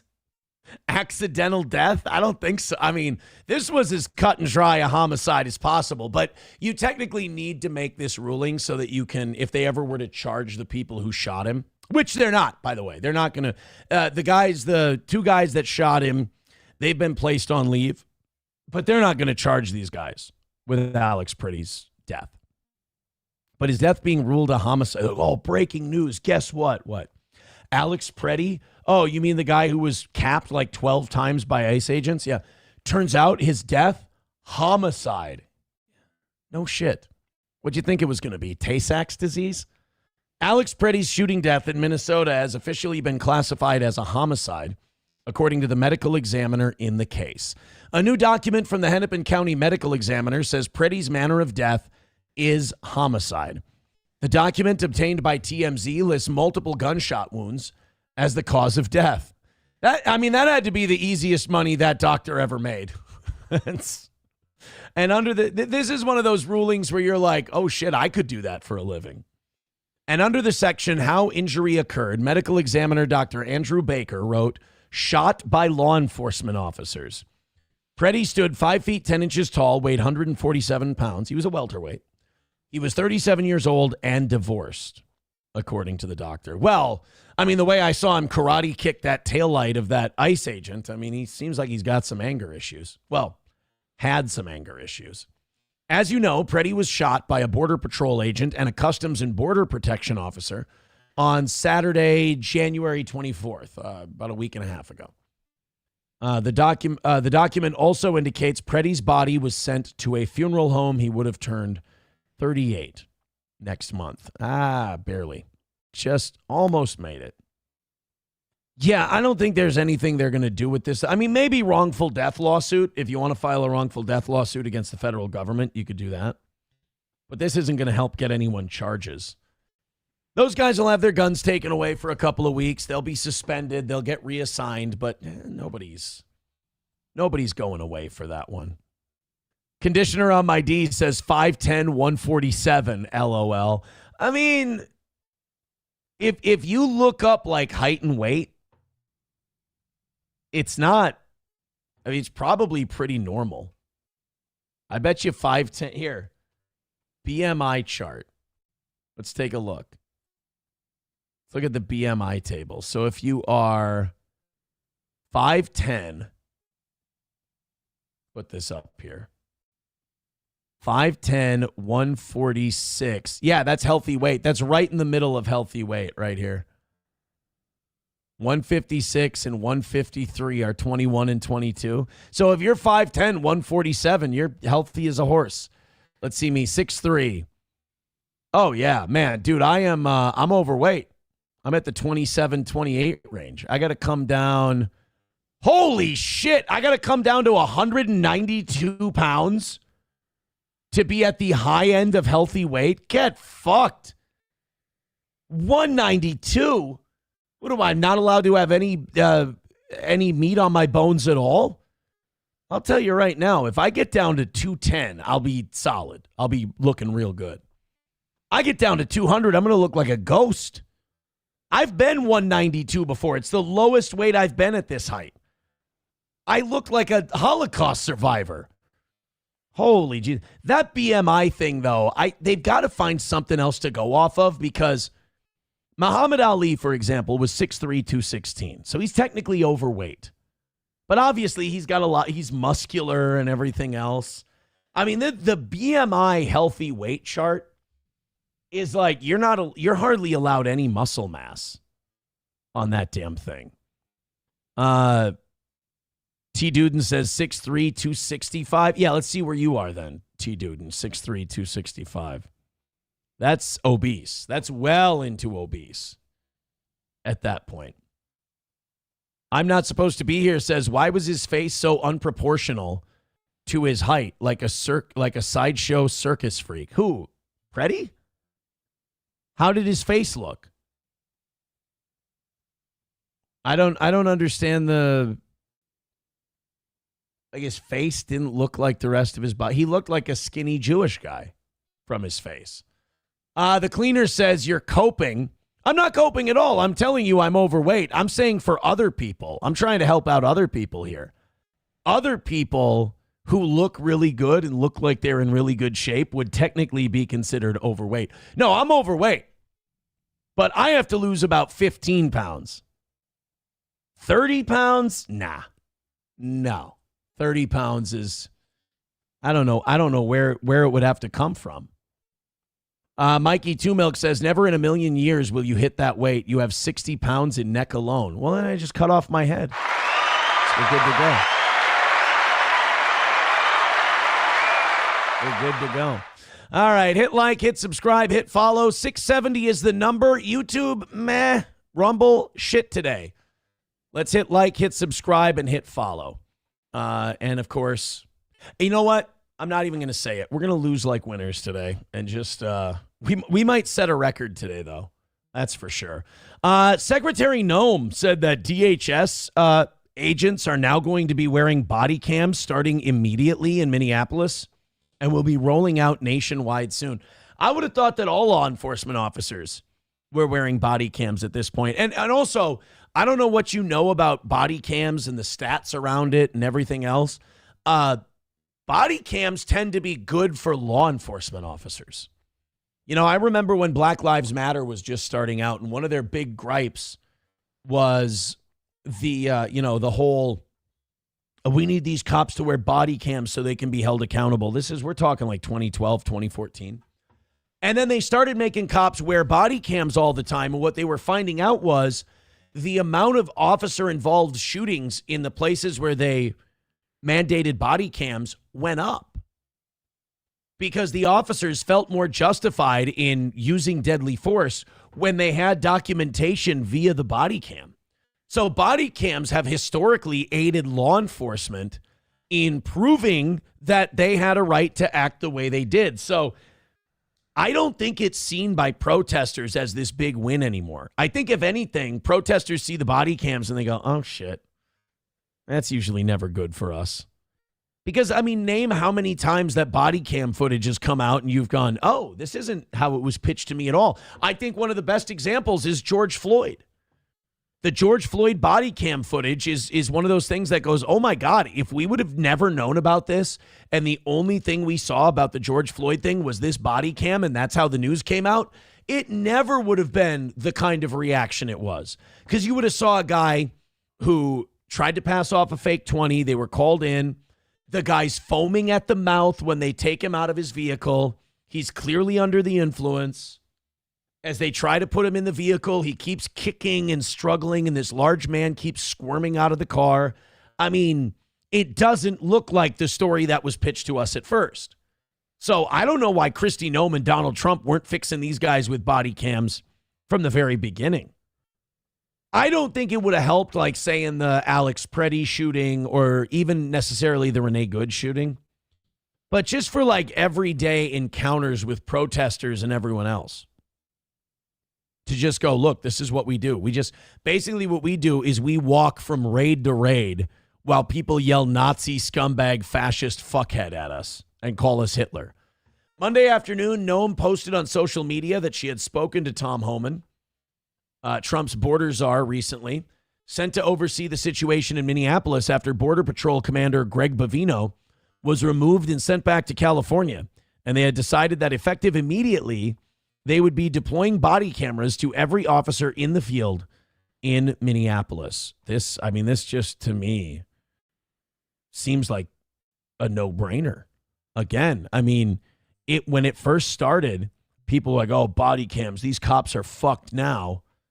Only to find out that once the body cam footage gets released, you go, oh, this wasn't the crazy shit show that I was told it was. CNN's chief congressional correspondent Manu Raju is live on Manu Capitol Raju, Hill. hey. Manu, we have this news coming in from Kristi Noem. Manu Raju gets paid 30% less than the average white reporter. As, of course, this body camera question mark has become a big part of the debate, the policy debate on the Hill. What are you hearing about this change and about the future of the government funding package? Yeah, this has been a big push among Democrats. Among the changes that they have demanded among ICE is to require body cameras for all ICE officers. Those are one of the handful. And again, like, protesters see this and they go, look what we made them do. Look what all our protesting did. No, this is probably Kristi Noem going, hey, our officers are getting accused of a lot of bullshit. Our agents are being, people are saying that they're doing all of this evil, nasty shit. We're going to make them wear body cams, and then that way we can show all these people this is a pretty normal law enforcement kind of an operation. It's always funny when people on a certain side of an issue go, yeah, look what we made them do, only to find that what they're really doing, retards, is penning you in.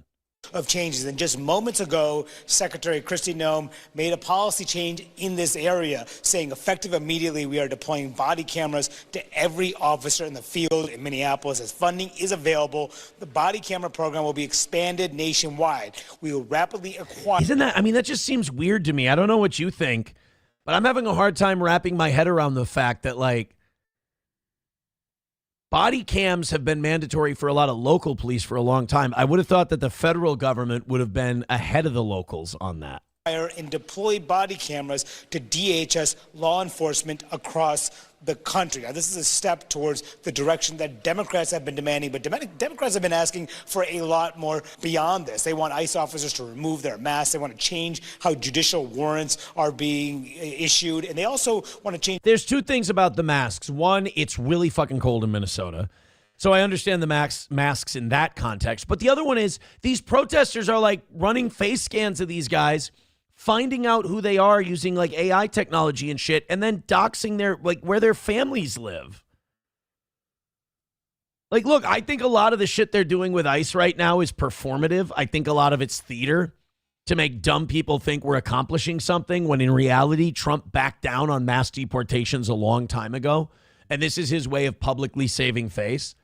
But these ICE agents, they're just guys doing a job. They don't deserve to be doxxed and their homes revealed and their families threatened. That's horseshit. So I think they should be allowed to wear the masks. Use of force policies among our ICE officers and end roving patrols, really going much further than many Republicans are willing. I actually think ending roving patrols is a good thing because what they should be doing is dressed in plain clothes, wearing a vest underneath, dressed in plain clothes like detectives, going to places where they know the illegal criminals are and going and taking them without a lot of hoopla and fanfare. That would be a lot more effective. We'd get a lot more people deported, but you know what you wouldn't get? You wouldn't get the fight. You wouldn't get the argument. You wouldn't get all the news reports. You wouldn't get all the controversy. You wouldn't get all the division. Act like it's not on purpose, guys. To give, but that is the next fight. That is the next negotiation. The current negotiation is about how to fund most of the federal government. Remember the bill that passed the Senate last week? Oh, yeah, we have another shutdown right now. It's a partial shutdown. But they want to get that bill signed that they passed in the Senate. You know, the one that removes all the Doge cuts and fully funds refugee resettlement and gives more money to Israel? Yeah, they want to get that. Trump wants to get that to his desk. We're going to fund most of the federal government through September. The Homeland Security Department. Homeland Security ass bill. We got to change it to that. The Homeland Security ass department. That's if Marshawn Lynch runs it. Funded for 2 weeks to give time for those negotiations over ICE. But the House Democrats. Boy, this guy's full of Freudian slips, isn't he? No gay. All right, I'm down. And the Homeland Security Department ass. Man, Kristi Noem with her Homeland Security looking ass. Say that they are not going to go along. Wait, Kristi Noem or Nancy Mace? Who's hotter and why is it Nancy Mace? Go.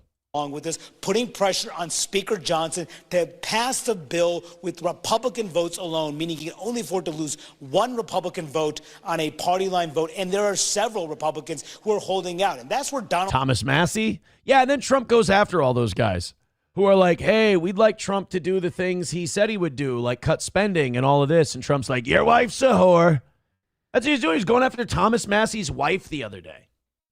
Because Thomas Massie, by the way, Thomas Massie, if you don't know, he's one of the guys who warned against the COVID stimulus checks. Because Thomas Massie said, this is going to increase inflation like crazy. This is going to be really bad for us. He voted against all of them. But nope.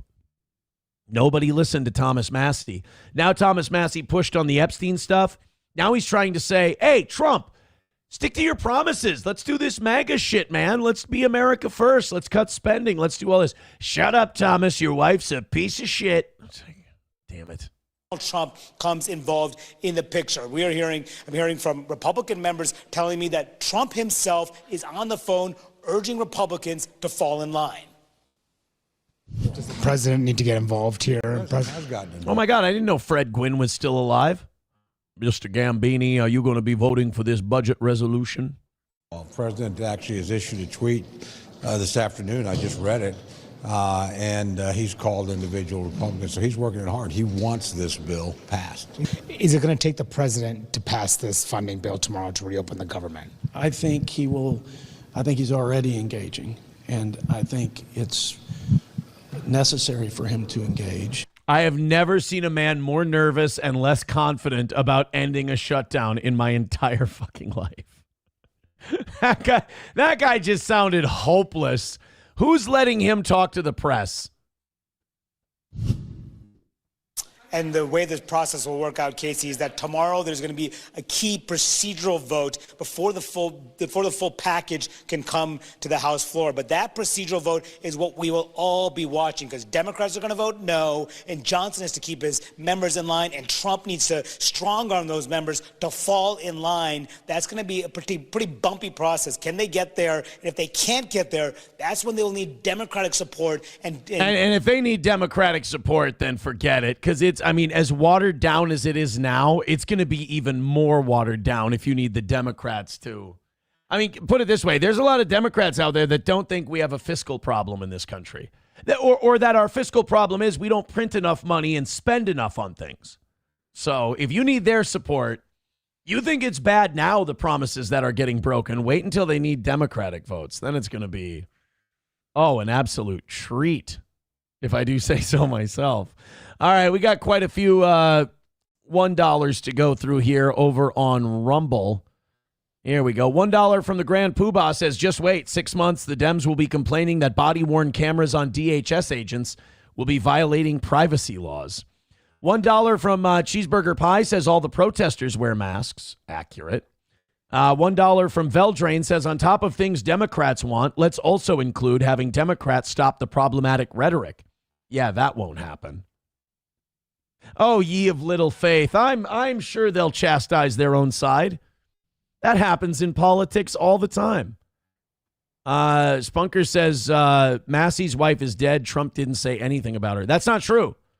Massey was coming out yesterday saying, I can't believe this guy would talk about my wife like that. Oh, his wife's dead? Well, that's even shittier then.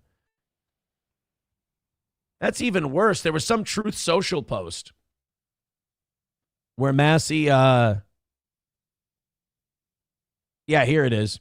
People are saying that Thomas Massey became, he was talking about his new wife. See, I was right. Guys, don't, stop it. They're talking about his new wife. Don't gaslight me. People are saying that Thomas Massey became a liberal because his new wife, blessed be their marriage, don't say that if you don't mean it, is supposedly a radical left flamethrower. This new union all went so fast that maybe he didn't know he was getting into, but nonetheless, he is an absolute terrible and unreliable Republican, perhaps a rhino, or maybe even worse. Ed Gallerine, a farmer and war hero, is running against Massey. He is a high-quality individual. Let's see who's funding him. And there is no candidate for Congress that could be better. He is running because he realizes Thomas Massey has been total disloyal to the President of the United States and the Republican Party. He never votes for us. He always goes with the Democrats. That's not true. Thomas Massey is a complete and total disaster. We must make sure he loses big. All Thomas Massey has done has called out who fucking owns your ass. Who's blackmailing you. And that's what frustrates me about Trump is we were hoping, it's like Obi-Wan yelling at Anakin, if I could nerd out for a minute. He was supposed to bring balance to this shit, not lead it into darkness. You were supposed to be the one that was going to call these people out. Remember Drain the Swamp? Remember the deep state? And then you bowed to it. Thomas Massey is still out there fighting the good fight. He told us COVID checks are going to ruin the economy. They did. Release those Epstein files. There's all kinds of blackmail and shit and underage girls in there. There are so far. We haven't even released all of it. And now you're attacking this guy. Mr. President, Thomas Massey is the guy. That's the kind of guy you cheerleaded. That's the kind of guy you said you were going to be before you started shutting down the country and telling people to take their vaccines. Thomas Massey is you if you are being honest. And by the way, his wife is not a radical left flamethrower. His wife voted for Donald Trump 3 times. And to go after wives because the guy's more based than you are? Bullshit. Cheeseburger Pie with $1 says Massey won't take AIPAC money, so they always attack him. Exactly. Here, let's take a look. Does Thomas Massey take AIPAC money? Let's see. Lisa Murkowski, campaign finance. He gets an F from AIPAC. AIPAC grades Thomas Massey an F. I wonder why that is. Hey, are you guys in the YouTube chat picking on Sandman? Because Sandman's not happy. Sandman sent in $10, and I think you guys are picking on him. Are you guys calling him a Melton ball washer in the chat? Guys, Sandman throws money our way. Be nice to him, and you're hurting his feelings. He says, I'm genuinely an everyday listener. Oh, I know. I know you can't get enough steel toe. But being labeled a Melton ball washer every time we hit you with a jab is getting old. I know it's getting old because you don't like being called out. I can't help it. I'm smarter than that. I've said before, listen back to your shows and why numbers are dropped. Numbers aren't dropped. Are you out of your fucking mind?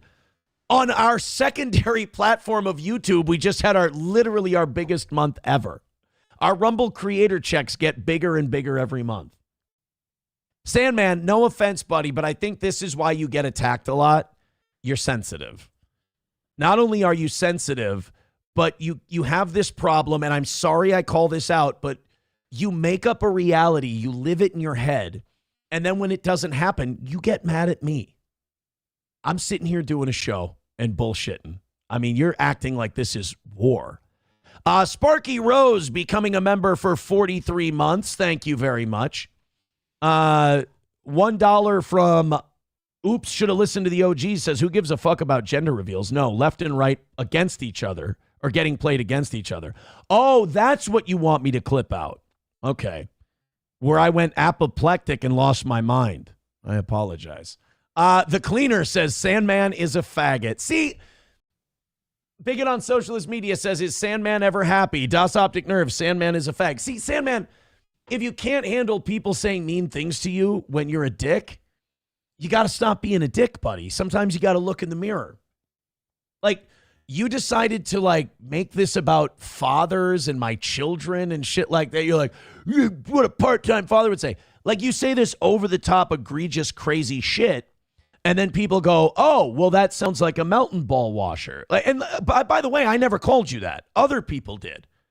You're getting mad at me for something they said. I'm sorry, buddy, but if it walks like a duck and it quacks like a duck, it ain't a rooster, homeboy. So I'm sorry that's happening to you, Sandman, but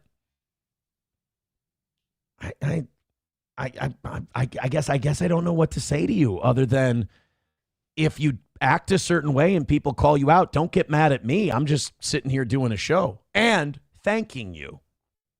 And now you got Jack Peters. Jack Peters is going crazy now. He's coping in the chat. Now we cut him loose and he'll be mad. He'll make another name. How much you want to bet Jack Peters will be back under another name before the end of the show today? I mean, look. I don't want people like Jack Peters and Sandman to be sensitive.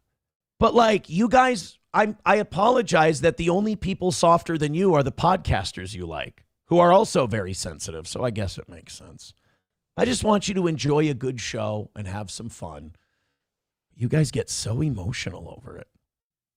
But thank you for the $10. I'll tell you this, guys.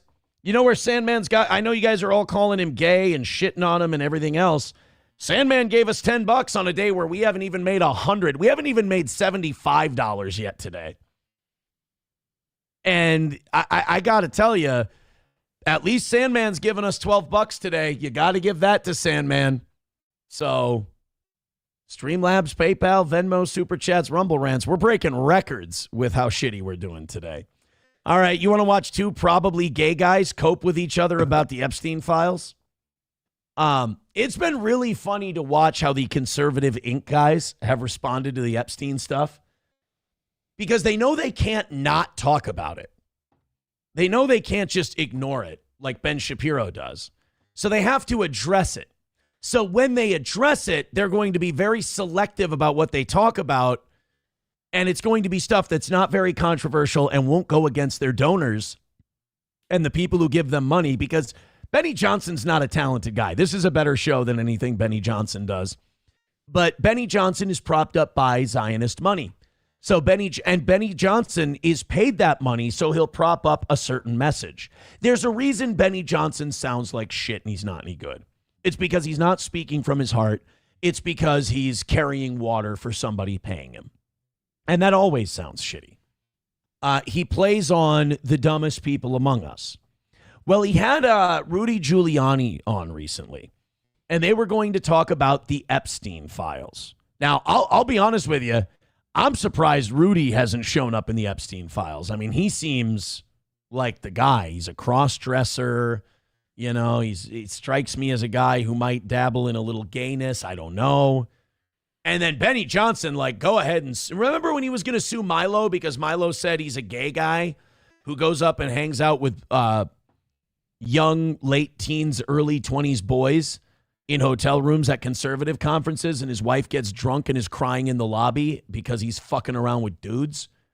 I remember when Benny Johnson said he was going to sue Milo for that. No lawsuit so far. No lawsuit.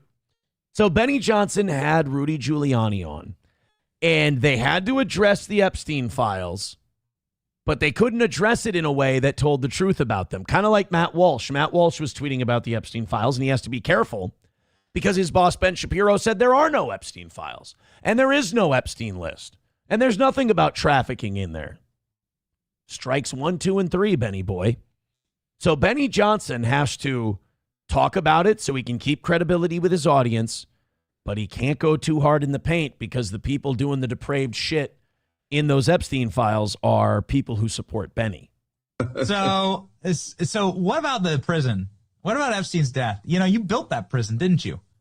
You built the prison that Epstein died. I have to disagree with my good friends here, you know, who came to the conclusion. I find it highly unlikely that you could commit suicide in that prison. I know that prison. Wow, hot conservative take. Epstein didn't kill himself. Wow. By the way, do you want the really hot conspiratorial take that's taking place right now? Based on some eyewitness accounts from people who worked in and were inmates in that prison, they swear that somebody took Epstein out of that prison and that he's living in Israel right now. That's what I'm not saying I believe that. I'm not saying that's what happened, but that's their like Hitler escaped the bunker theory on Epstein. Because I don't know if it was a cellmate or somebody else is in the Epstein files on record as saying like, oh yeah, some guy took Epstein out of there the day he died. They took him out of the cell. Insinuating that, you know, the guy that they found in that cell or reported was in that cell was not Jeffrey Epstein. So if you're going to go, oh, Epstein didn't kill himself, that's not the edgy boy take to have anymore. The edgy boy take is Epstein's still alive and he's living in Israel. That's the fascinating one.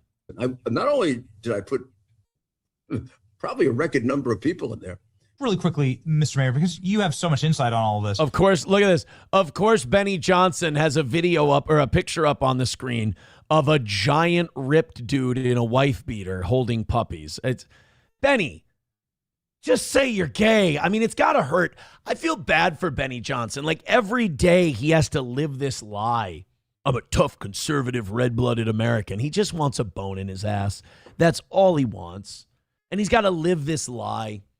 Dude, Republicans are pretty much gay now anyway, bro. I mean, you can go ahead. You can just say it. They'll be fine with it. I mean, Charlie Kirk would bring cross-dressers on stage with him. By the way, why is anybody notice why does Rudy Giuliani have Minneapolis, Minnesota as his backdrop? What's resurfacing in my timeline due to the release of these files is that the feds aggressively went after a guard in the prison who created a whistleblower account of what actually happened that night. He says right here, dated, that there was a medical wheelchair that took Jeffrey Epstein out of his cell. Yep, he was cuffed. That's the guy. There was no triage nurse, and there was a transfer van that showed up with a military guard under it. And that Epstein didn't return, and he thinks that they actually swapped out the body. Now, this seems insane. They did like the Mickey Rourke and Iron Man 2 bit. Insane, and was like obviously something that would have been written off out of hand. But now we can swipe through and see that there are actual federal documentation that they went after this guard. The feds went after this guard. They identified him, went after him, went after his bank accounts, and attempted to prosecute him for this account. That seems a little odd. Again, but this is what annoys me about Benny Johnson and all these right-wing guys, is they're going to bring up this kind of stuff. They're not going to go any deeper into the rituals or anything like that. And then they're going to say, what? We talked about the Epstein files. You conspiracy theorists are just crazy and you're never going to be satisfied. Do you think that's like, we didn't need the Epstein files to go, wow, hot take, Epstein didn't kill himself. Plausible that they could have taken Jeffrey Epstein out of the prison and effectively this whole thing was just staged? Well, I mean, of course it's not plausible, but there is evidence that it may have happened. So you had to do a much more thorough investigation to discount it. Barr recused himself originally when he was seeking to be attorney general. Then he made the decision on the case and made the definitive statement that it wasn't a suit. So Bob Barr said, or Bill Barr or whatever, said it's not. I'm recusing myself. I can't be involved. Then when the investigation got going, he's like, just say he didn't kill himself, or just say he killed himself. Interesting. Wasn't a suicide. And then we find out that Barr's father hired him as an unqualified young man. Bill Barr's father was a headmaster at the school that Jeffrey Epstein went to. That could be perfectly innocent. It might not be perfectly innocent. Was ever Hey, Benny Johnson, would you go ahead and check your text to see if you can respond to that or not? really investigated? It doesn't seem like that. There are too many, having investigated cases where you come to the conclusion to prosecute, you come to the conclusion of innocence, or you come to the conclusion you have enough. Right now, Benny Johnson's thinking of cock. That's why his face looks like that. Evidence, but not enough to win. You could come to all three, right? You run down everything. And this is the problem. They seem to have run down very little. This is the problem with the Epstein files in general. People are like, well, there's not enough there to prosecute. It's like, well, these guys run the prosecutor offices. These guys run the legal system. There's never going to be enough money or enough evidence to prosecute. They'll never let it out. So at some point, if you want to clean this shit up, you're going to need something extrajudicial to take the power out of these people's hands, because no charge will ever stick to them. Ever. Gurmy says, Gurmy says, Rudy Giuliani kind of sounds like Lou Holtz. He does. And by the way, speaking of Lou Holtz, in hospice care, which really sucks. Lou Holtz, the legendary college football coach, not doing so hot. I'm not even going to do the thing. Support the show. Hit like, hit subscribe. Hey, 701, we got to the 700s today. Thank you very much. I appreciate that. I think if we hit like and hit subscribe a few more times, we could probably get that closer to 750 today, which would be really, really awesome.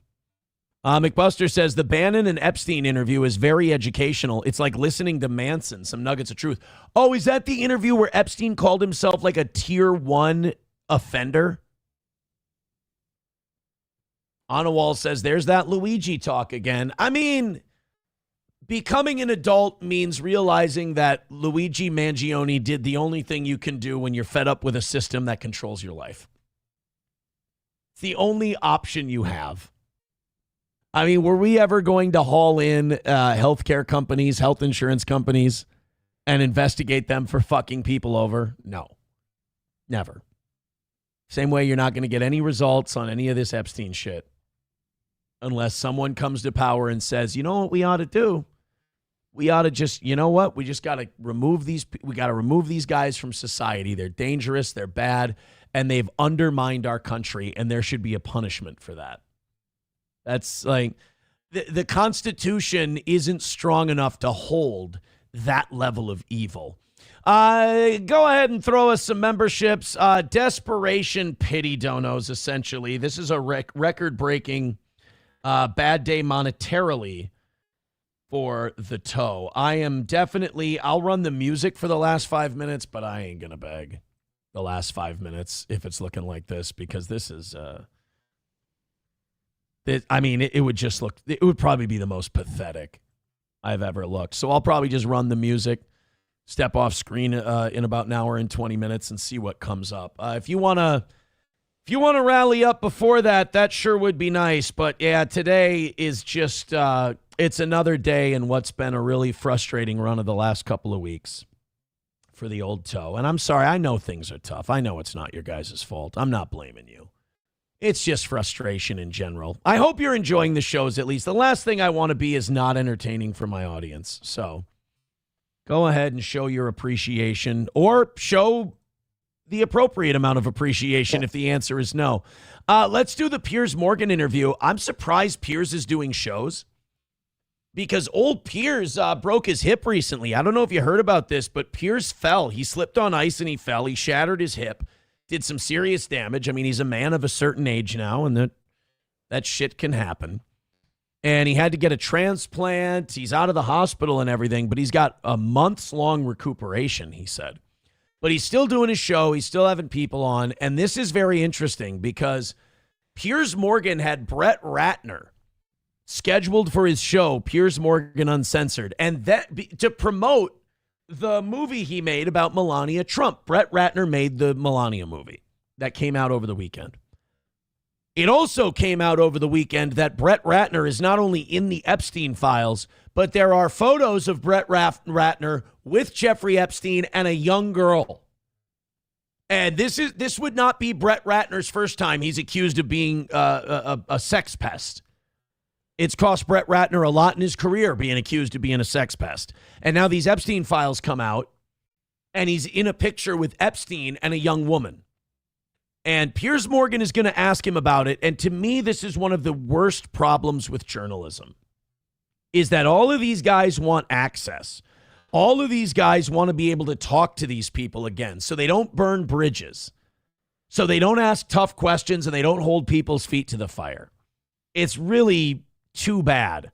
Let's watch Piers Morgan grill Brett Ratner about, again, in the Epstein files with a photo with him, Epstein, and a young girl.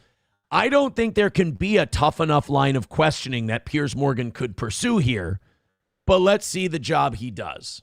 Brett, I want to just switch gears quickly to the very serious and big stories in the news, the Epstein files. As you know, the picture came out of He goes right to scratching the beat. You gotta look at those nonverbal cues. I want to talk about the Epstein files. Oh yeah, really? Why? Jeffrey Epstein with two apparently young women in it. By the way, he's got rape eyes, Brett Ratner. Those are teenagers. You can just look at them. You don't even need to see the faces. Those are teenage girls. Brett Ratner's a fucking sex pest. What is your response to that picture? And what is your response to the wider scandal of the Epstein files? Oh, by the way, this guy just doesn't want to be in the shot right now. He's like, hey, I'd appreciate it if you guys would get another camera and just shoot this guy and switch to that camera for now. I don't need to be on the screen while we're talking about Epstein files and my perverted director is on the screen with teenagers. Well, that picture in particular happened around 20 years ago. It doesn't matter if it happened around 20 years ago. 20 years ago, that girl was too young and was being trafficked by this fucking evil pervert. 20 to 21 years ago, because that is a photograph of my fiance who invited me to this event. And that's where the picture was taken. I was never been in contact with Jeffrey Epstein before that photo, and I was never in contact with him after. He's saying that's his fiance? That's your fiance? Guys, are you really? Okay, that's creepy then too, because that girl does not look old enough to be your fiance. I mean, I'm sorry. If it is your fiance, then I apologize saying it's an underage girl. But Jesus, dude. So that's a picture. You're sitting down with Jeffrey Epstein and a couple of girls. So to say like, oh, this picture's completely harmless, forgive the rest of us for not buying it. And I guarantee you this guy is going to give this explanation for this picture, and Piers is going to go, okay, well, that sounds good. I just had to ask, you know. Do you remember the grilling Piers Morgan gave Nick Fuentes? Piers was a piece of shit to Nick Fuentes, which is totally fine, by the way. It's okay to do that. You should as an aggressive interviewer. But if he gives Brett Ratner I asked him about the Epstein files and him appearing in them, and he answered, so that's fine. If you give Brett Ratner a lighter touch than you gave Nick Fuentes, you are a shill piece of shit. Me and my fiance at some event. Wow. So who was the fiance, if you don't mind me asking? She doesn't want me sharing. Oh, that's convenient. Okay, now I'm back on the that's totally not his fiance's train. Oh, well, I'll give out who it is enough to where it gives me plausible deniability that that's not a teenage girl. Oh, all right. Well, then it should be easy to prove this. Who is she? Well, I'm going to protect her privacy. The worm. In the case, but that's my fiance, 100%. Was my fiance. But you're not still. I'm not. Yeah, I'm going to say you're not still with that. No. He's not engaged. Yeah. It's the world's longest engagement, 20 years. By the way, this guy here, he doesn't want to be there right now. Years ago, I was engaged to her when that photo was taken. Right. Yes. And your position is you never met Epstein before or after that picture, that night.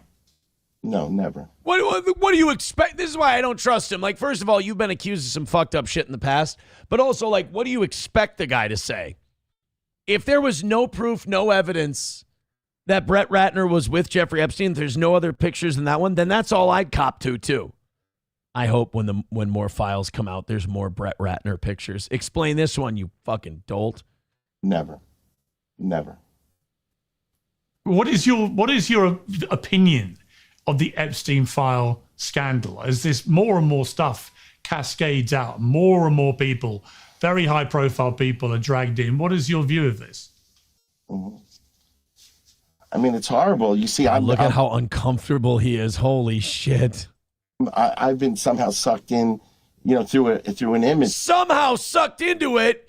You were hanging out with the guy and your girls were all over each other. Come on. You were sucked in. Guys, Brett Ratner's a victim. Brett Ratner was just sucked into this whole thing. You take one picture with one pedophile. So, there's so many stories about so many different people. It's hard to really follow and track what's truth and what's not truth. You can see where one photograph kind of puts me, there with him, and then all the stories start to spin out. So I don't really know because I didn't know him. It wasn't really my world. It's not really my world. Piers, I could tell you, and I'm not sitting here as his defense attorney. I can tell you that this guy has been in the trenches, making the film, promoting the film, and what's been top. And that, ladies and gentlemen, we call that a pivot. Just a quick pivot from the producer. Guys, he's been working really hard on this film. Well, yeah, Epstein's dead. No one's accusing you of doing it now. God damn. And fuck Piers Morgan, because Brett Ratner is not getting near the grilling Nick Fuentes did because his dad talked shit about Olive Garden. Remember that part of the Fuentes interview? Your dad said that Olive Garden was black fair. And he wouldn't let that go for a half hour. And Brett Ratner, you in any of the other Epstein files? No. All right, good enough for me. Of mind for him. I knew that they had to remove his hip and give him a new one, but do they have to take his balls too? Been building this #1 highest opening for Melania. And I think that... Imagine that, a guy who's in the Epstein files got to make the movie about Melania Trump, who, by the way, in the Epstein files, it's alluded to that Trump met Melania through Jeffrey Epstein. It's just weird how it all fits together. I know you want to call me a conspiracy theorist, but all I'm doing is taking the information that's out there. I mean, shit, they connect the dots for me. So it's amazing that a sex pest director who's in the Epstein files and knew Jeffrey Epstein gets to direct the movie about the first lady that the president met through Jeffrey Epstein. It's almost like this is all some gross, disgusting, incestuous shithole that we're in. As far as that topic goes, I could understand why he might not have a bigger point of view. You know what? I put the question to you about the picture. You've given a pretty emphatic answer. We'll leave it there. I told you he was going to do that. I was like trying to be funny when I said that Piers is going to go, well, I asked you, you answered. Well, that's it. He literally did that. He literally went, well, I asked you about the picture, you answered. Oh, man. I wish Nick Fuentes would have got that treatment. And not only has Nick Fuentes never had sex with an underage girl, he's never had sex with anyone, period. And Nick Fuentes got grilled even harder. In fact, wasn't that one of Piers' criticisms? Oh, so you've never even gotten laid, have you? Really nice that we've got somebody like Piers Morgan to really get at the truth, to really go for it, to really hold these guys' feet to the fire. Holy shit! Oops, should have listened to the OGs with $100. Holy fuck, says clip my shit, you fucking homo. Oh my God. Thank you for rescuing today's show a little bit. Now, we could still take an L. That's how bad we were doing, but that is a big shot in the arm. Thank you. And I just want to say thank you for making it happen. Thank you. All right. Should have listened to the OGs. It's the rant right after the, what do you call it? The gender reveal stuff. The left-right divide thing. If you want to timestamp it for me, I can do that. Otherwise, I can search around for it today and do my best because I'm not sure exactly what you want me to clip, so I'm gonna do my best. Thank you for the $100, though. Holy shit. Thank you. That means so much to me on a day like today where we were really struggling big time. Strike while the iron's hot, guys. Follow that up, and maybe we do have a shot at a winner today. Thank you, Das Optic Nerd, for the $1. He says, you got this, Haas. Thank you, pal. $1 from Trucker 18 Wheeler says, are you saying we don't actually pick our presidents? Weird how convenient the presidents come in just at the right time. Well, yeah, by the way, Das Optic Nerve says, wow, that hundo got my chat read over. Yeah, no, we still got to you, though. Thank you, Oops, should have listened to OGs. That's so, just really kind of you. Thank you for the hundo. Oh, man, keep that vibe going. I do appreciate it. Now we have a fighting chance today. I think you test out PayPal and Venmo a couple of times. We can call this thing a win for the toe. Thank you so much. See how it just puts me in a better mood. I'm a whore. Enough money flies at me, and I just get happy. I've told you before. I'll say it again. Say it 1,000 times. I fucking love doing this show. I love getting up in the morning and doing this show. And it's only, that goddamn begging for money, being a small town radio show that relied on its audience to keep it going and has for almost 6 years now. The only sticking point is the money. And like I said, literally in my entire life, like even when I leave the air and I go and just live my life and do stuff and go out and tinker around and stuff, if that money's right, I'm a lucky, blessed man. I got no problems. Great friends, amazing girlfriend, incredible kids. Oh, man. I'm a blessed man. So thank you. Should have listened to the OGs. Keep it up. Wildcard gifting a membership. Thank you very much, Wildcard, over on YouTube. Love those YouTube gifted memberships. You guys might be on to something today. Keep it up. You're ruining a lot of people's day, though. I'll have you know. 677 of you checking out the show. Hit like, hit subscribe, hit follow. I think a lot of people are about to become big Nicki Minaj fans because Nicki Minaj, she may be, I know she showed up on a stage with Erica Kirk, and, Erica Kirk is the demon that she is, and Turning Point USA is a demonic organization and all that.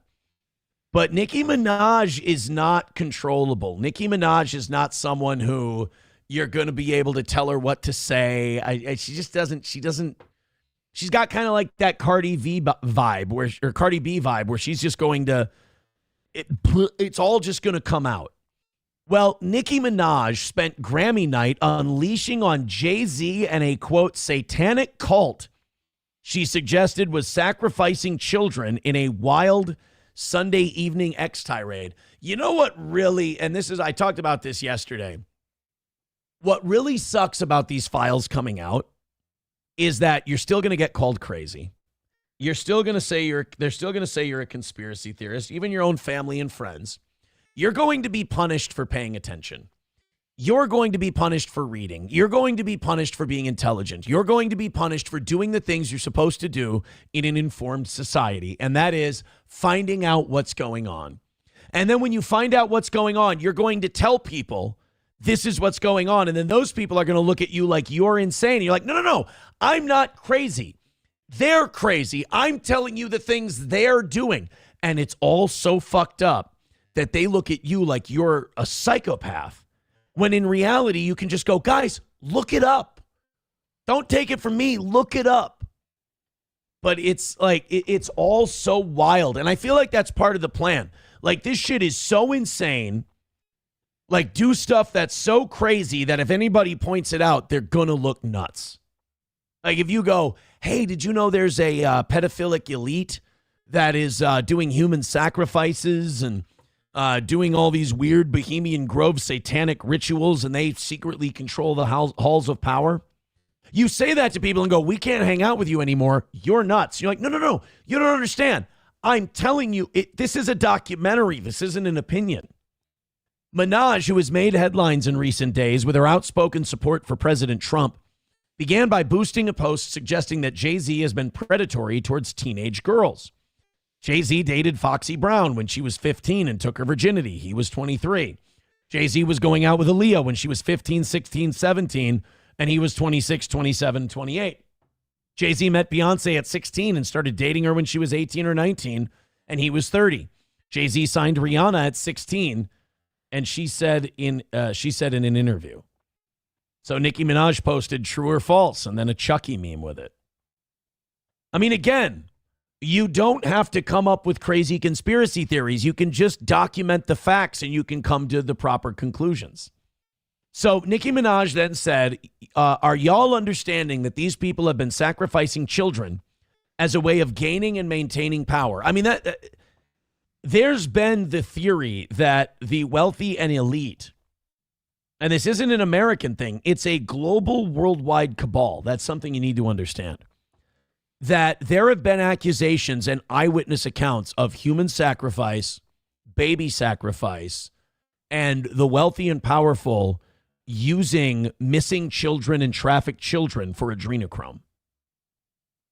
This is something that's been out there. If you ever vote Democrat again, you're just as soulless as they are and will perish. It's Republicans too. We need to get rid of all of these people. Maybe it's time for me to do some story time since I was trying to not say what I know, yet they continue to attempt bullying. Yeah, by the way, Nicki Minaj's career is over.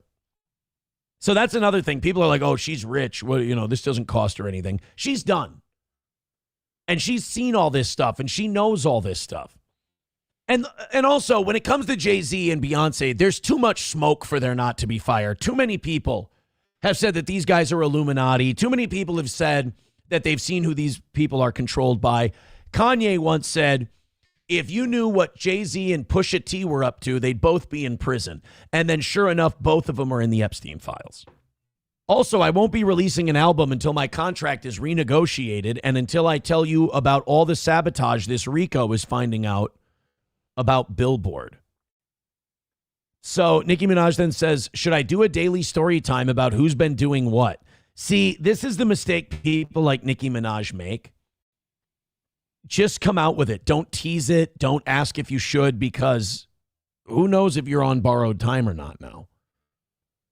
So don't do the thing where you go, where you go, oh, should I come out with all the secrets and the stuff I know about Hollywood and entertainment and all that? Because I think that's when they put you on the clock. By the way, Jeremy, we know Jeremy, the one who says to watch my mouth and everything, and I would make more money if I had a cleaner mouth. Jeremy just gave me a middle finger emoji on Facebook. Have I been a potty mouth boy today? Maybe I've been a potty mouth boy. Holy shit! Oops, should have listened to the OGs with $200. Oh my God. And I just want to say thank you for making it happen. Thank you. Guys, it's over and we won. He says, today is mine. Not only that, should have listened to the OGs. Send me email aaronimholtradio@gmail.com. I'm going to put it in the link, put it in the chat right now. aaronimholtradio@gmail.com.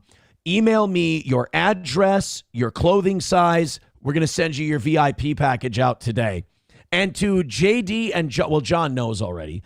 To JD and John, yours keep getting spit back out at me. So I think what I'm going to do is I'm going to just order your stuff and have it sent to me. And then I'm going to mail it out to you personally. Because for some reason, Streamlabs doesn't want to recognize your address. And also, Wally World and Main Vein, you guys still have not gotten me your info. Please send it to me so I can send you all. I love sending out VIP stuff. I do. And if you're a VIP and you haven't gotten your free piece of merch in the last 1 year, send me an email. I'll send it off to you. A lot of people like the beanies for wintertime, the winter caps. So grab yourself one of those if you'd like. Holy shit. I appreciate the $300 from Oops, shoulda listened to the OGs. God damn. And now you guys have 25 in the bank. Oh, by the way, those evening show guys needed your bank money last night. Can you believe that? Can you believe that shit? Root Rat says you should have listened to the OGs. Well, if Oops should have listened to the OGs gave me $300 today, then clearly I'm listening to the OGs or he wouldn't have given it to me. I mean, holy shit, thank you. Today went from looking like it was going to be a record getting your shit pushed in day on the toe, and now it's one of the biggest wins we've had in a while. We're not even going to have the last 5 minutes today.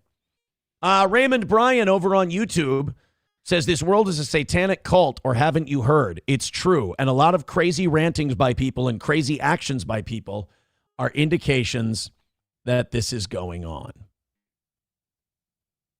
Yeah, I mean, it's and the more you protest, the crazier you sound, unfortunately. Oh, and not only that, people are asking in the YouTube chat who I'm rooting for in the Super Bowl this year. I never thought I'd say this before Sam Darnold became their quarterback. I'm a Seahawks guy. I'm rooting for the Seahawks all the way. I want Darnold to win a Super Bowl. And, the funny part is it probably cost our GM his job. The whole Sam Darnold going to the Super Bowl. It wasn't the only reason we fired Kwesi Adolfo-Mensah, but it's one of the many straws that broke the camel's back was Sam Darnold going to the Super Bowl after we let him walk out of the building. If you didn't hear about how the Vikings fired their GM, it was dirty, man. It was ruthlessly dirty. It was on Friday, so I don't think we've had a chance to talk about it. But Kwesi Adolfo-Mensah got fired as the GM of the Vikings, and we're going to have Rob Brzezinski, who I think should be our new GM. He's been with the organization for like 26 years. He's a salary cap genius. I like Rob Brzezinski, but Kwesi Adolfo-Mensah, we sent him off to the Senior Bowl to do scouting, to scout college players for the draft. And while he was at the Senior Bowl, here's what I think happened. Kevin O'Connell and Brian Flores went and sat down with the Wilf family and said, hey, now that he's out of the building, you got to get rid of this fucking guy. He's a clown. He's fucking terrible, and he's dicking up this franchise. Because right now, the Vikings have, believe it or not, they're probably a couple pieces away from having a Super Bowl roster. I mean, the talent we have on defense is ridiculous. We need a corner and a safety. The talent we have on offense is a spoil of riches. It's nuts.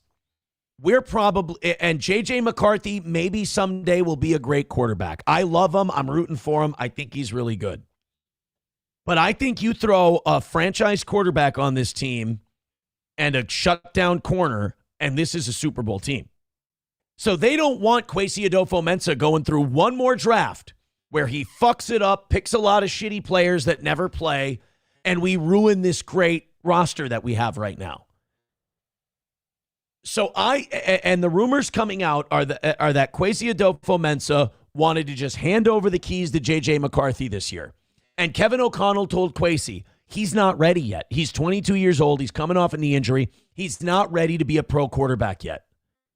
We need to get a veteran. Apparently, KOC wanted Aaron Rodgers, Sam Darnold, or Daniel Jones. KOC said, nope, let's go with JJ. Let's hand it over to him. And we see how that worked out. The rumor is the Vikings are that if Joe Burrow becomes available through a trade, that the Vikings are going to move heaven and earth to acquire Joe Burrow. And the person standing in the way of that was Kwesi Adolfo-Mensah. He didn't want to give up the picks. But I will tell you that, and I love J.J. McCarthy. I think he's going to be a really good quarterback someday. If the Vikings can trade 2 first-round picks, J.J. McCarthy and like a Jonathan Grenard, to bring in Joe Burrow, I will pull the trigger on that deal all day long. I will lose 2 first-round picks. I will lose a first-round pick each year for the next 2 years if it means we bring Joe Burrow in. Because Joe Burrow is the piece that Matt Stafford was for the Rams a few years ago. And I'm willing to make that sacrifice. And again, that would mean that J.J. McCarthy never plays another down for the Vikings. We miss out on him. We lose him.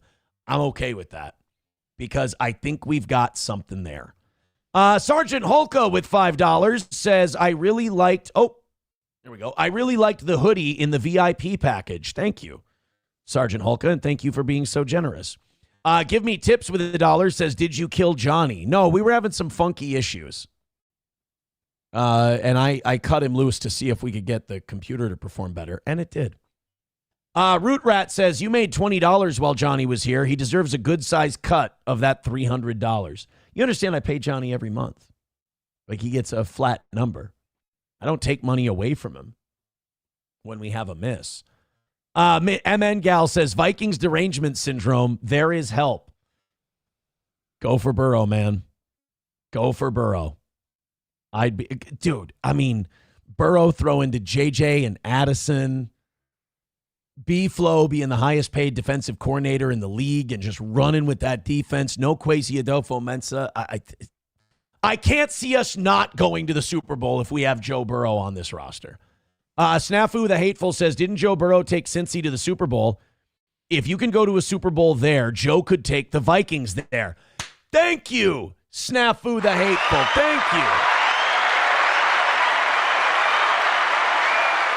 Sam Show says, what the fuck? Johnny was here? Hey, and he was cut loose? Based. Miss Tay says, cut the dead weight. There's been this weird resurgence of Johnny hate lately, and I keep asking people to explain it to me. And they don't. They just complain about Johnny.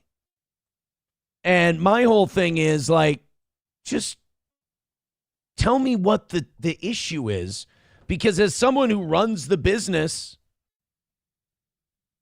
like, as someone who, like, is in charge of the whole thing, and you guys are the paying customers, you're the ones who shell out your hard-earned money for the show. I need to hear from you on this. And not just the complaints, but the specifics so I can address it with him. I would appreciate that. Oh, by the way, it was Jeremy. Thank you, buddy, for the $300. He says, I'll save my VIP for after you're back on air when I can play the show at work. Right now, you're an embarrassment. Clip my shit. Thank you, Jeremy. I'll try to watch my mouth. I got to watch my mouth, man. You can't throw $300 at a show and not have me try to watch my language. McBuster says, Johnny is stoned, very stoned. Papa Shab says, he sucks, bro. Papa Shab says, weird resurgence or completely justified grievance. What I mean by weird resurgence is, to me, it came out of no. It's weird to me. I'm not saying you're weird for having it. I'm saying it's weird to me because that's what I'm saying. Maybe I missed something. It seems out of the blue to me. Cheeseburger Pie says, we need an O-line. We could have Brady and still lose with the O-line we have. I have to respectfully disagree with you there. When our O-line is healthy, it's very good. We're going to cut Ryan Kelly loose this year. We're going to put Blake Brandel at center. Donovan Jackson is a stud. Darisaw is awesome.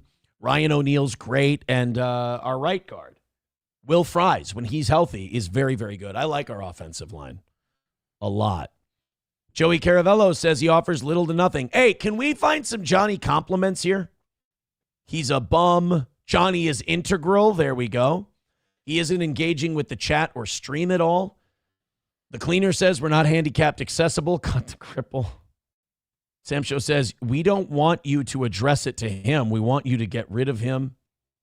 MN Gal says, I think the brand of his depression is just exhausting. Guys, if you're a Johnny fan, please make yourself known in the chat so we can, I can have something to compare it to. Johnny doesn't have the makings of a varsity athlete. It's the legs. Johnny shows zero interest in the show. Now, that's from a guy called Sack Johnny Crutches. Jeremy is gay. I'm trying to watch my mouth for Jeremy. Red Fox Mad says, Johnny lets his mods banhammer paying customers. Johnny is bitchy, low energy, and crabby. Kevin Soundboard says he brings down the vibe and energy like he doesn't want to be here, unlike Oz, who brings the fun. Look, I love Oz, and I'm sorry if bringing back Oz has made people think different things about Johnny. I love them both. But again, this is a paying customer kind of a thing. And you know what really sucks for Johnny is that he sees this stuff and people say this stuff about him, and that becomes a self-fulfilling prophecy because that bums him out more. Different people react to different stimuli. Like when people tell me I suck or I'm shit, I go, fuck, I got to figure this out. Okay, I can, you know what? We're going to tweak things here. We're going to tweak things there. I can be motivated by kicks in the ass more than pats on the back. Johnny's the opposite. You got to be sensitive with him. You got to pat him on the back, and I do. Oz, on the other hand, Oz is just a jovial fucking weirdo, or effing weirdo. Sorry, Jeremy. Love him. But when people have complaints about people, I do want to talk about it. I do want to address it. Again, you guys pay the bills. You got to listen to your customers. Kevin Soundboard, he says he brings down the vibe and energy like he doesn't want to be here, unlike Oz, who brings the fun. Okay, well, here, let's do this. What do you think about shows like today versus when he's here? Like solo show. I feel like solo shows have always bored people more. I feel like people don't like solo shows as much. Silverwolf with $1 says he sits there with barely any reaction. He isn't funny, has zero energy, and rarely contributes while sucking the energy out of the show. Thermodyne Diesel says, I like Johnny. There we go. Zenman with $1 says, F Jeremy and his woman-filled office. That is all. Until Valhalla, brothers.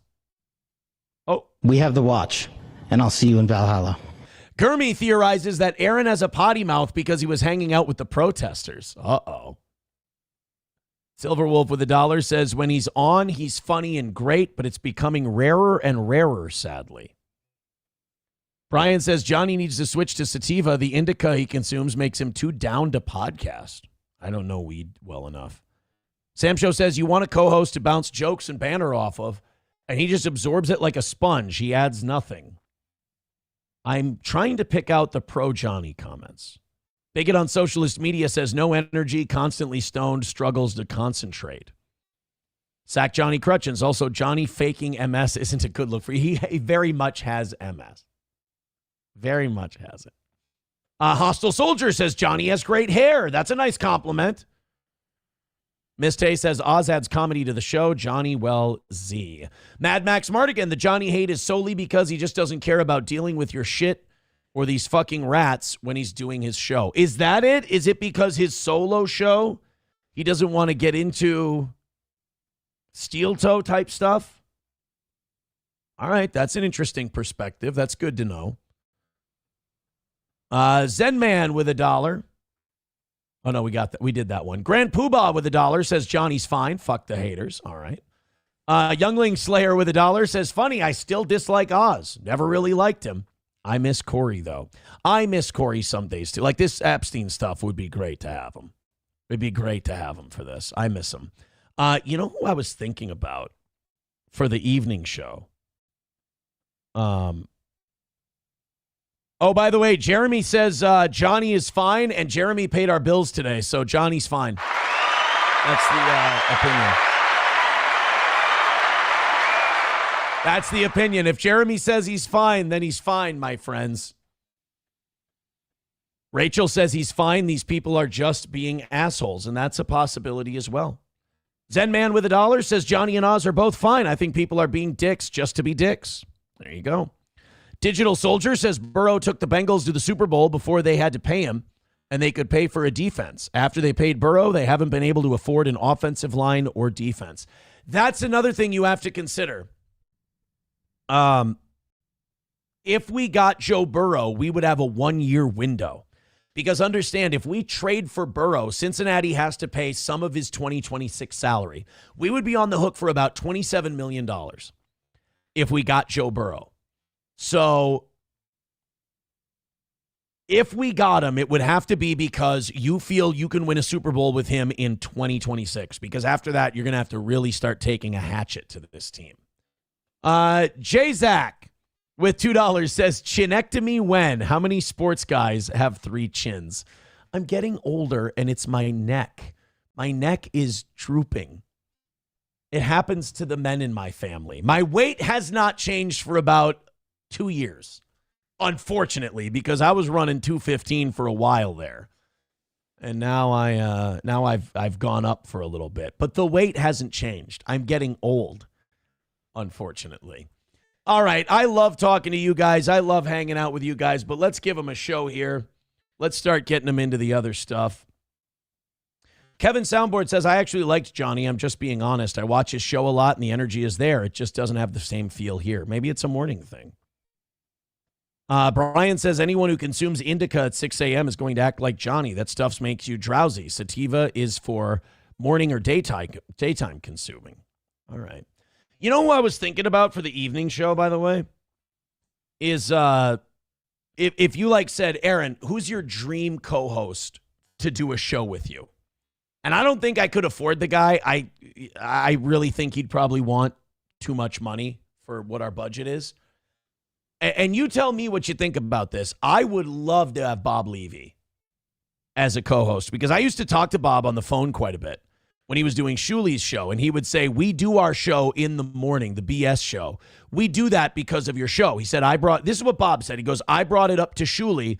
And I said, we should be doing a morning show like Steel Toe does. He does like an old school morning radio show, where he's a radio guy and shit like that. And I always appreciated that. But Bob likes the kind of vibe we do. Bob likes the kind of approach we take to doing a show. I don't think Bob likes the constant drama all the time. So I would love to have Bob Levy as a co-host. I just don't think he'd do it. It's one thing to be like, hey, you know who I want as a co-host? This guy. But that guy he has to want you as a co-host as well.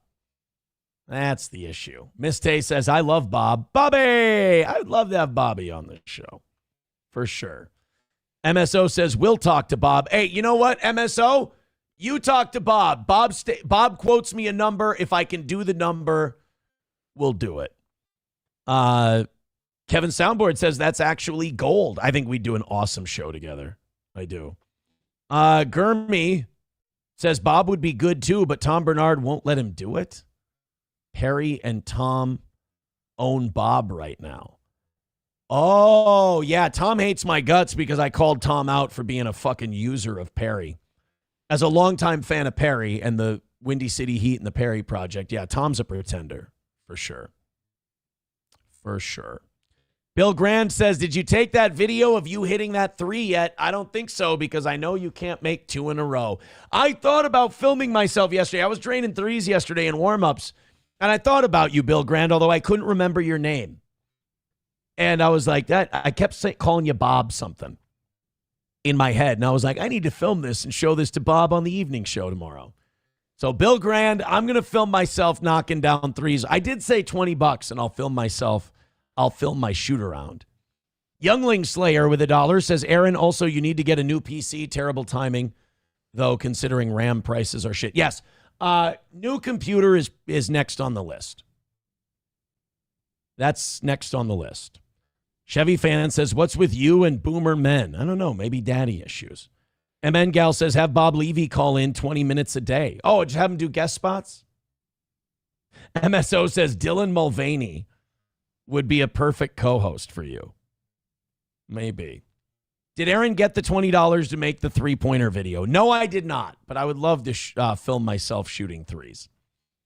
All right, let's get into some nonsense. We've got a lot of nonsense left to go today. We had a kind of a chat segment on today's program. I don't hate a chat segment every now and again. 680 of you listening to the show right now, and I appreciate that. Solid numbers today. And the money came in too. Oh my God, you guys have a bank going now. Thank you so much for another win for the toe.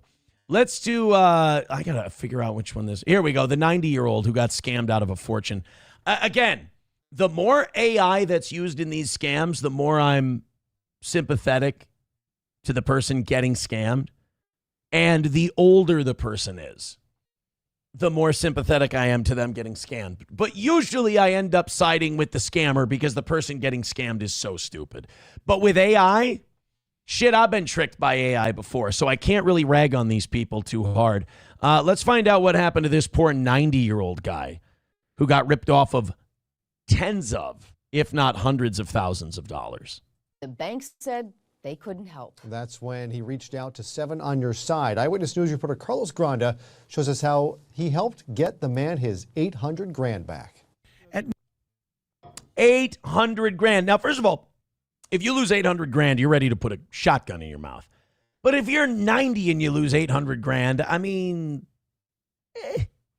at that point, you're just like, oh, I feel bad for my grandkids who aren't going to get this money now. I mean, you losing $800,000 at 90 years old, you're fine. You're going to make it. 90 years old, Irving Rosenberg moves slowly. Walking is different. That explains the $800,000. Jesus, why didn't you just name him like Jewy Heberger? Oh my God. Irving, what was it? Irving Rosenberg? We're not even being subtle on this. Now I'm surprised the guy got scammed out of $800K. You got $800K out of a Jew? Oh my, and you weren't a professional athlete? Difficult. His hearing is impaired, but the hardest thing he's dealing with now isn't his health. It's the loss of nearly everything he saved over a lifetime. I was very angry and frustrated. It took all my life savings. I'm actually, this is a fucking with it 90-year-old. I mean, except for the whole getting scammed out of $800,000. This is a with it 90-year-old. I hope if I ever live to 90, which ain't happening, I hope I'm as sharp as him. I was hurt. Rosenberg says the withdrawals from his savings account began in April, check after check, all in the tens of thousands of dollars, adding up to $814,000. What happened? Rosenberg says he never wrote checks from that savings account and never authorized anyone else to either. When he realized what was happening, he went to the bank, Wells Fargo, looking for help. They put it to investigation. Investigation could go forever. Rosenberg's he sounds like Joe Biden, doesn't he? He's kind of got that Joe. Hey, go there, you got the money. Yeah, money can go forever. Nephew, who now helps manage his affairs, contacted 7 on Your Side and asked for help. He says when he looked at copies of the cash checks, he noticed right away the signature was phony. If you look at all the checks that were written, none of them even have close to his signature. Rosenberg received this letter from Wells Fargo. The bank said it's denying his fraud claim and that he can't be reimbursed because too much time had passed before he contacted the bank. You bastards. You rotten shitheads. You know how much money you make? You can't float a guy $815,000 when he proves that it's not a match for his signature and it was clearly fraud.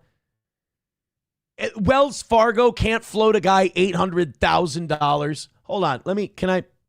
Guys, give me one moment here. I'm going to look up Wells Fargo's annual profit. God, and people wonder why they hate these bankers. Annual profits. Wells Fargo reported a net income of $21.3 billion for 2025, representing a 7% increase over 2024. Again, I say net income, not gross income, net income. Wells Fargo made $21.3 billion last year, and they can't float this poor bastard $800,000.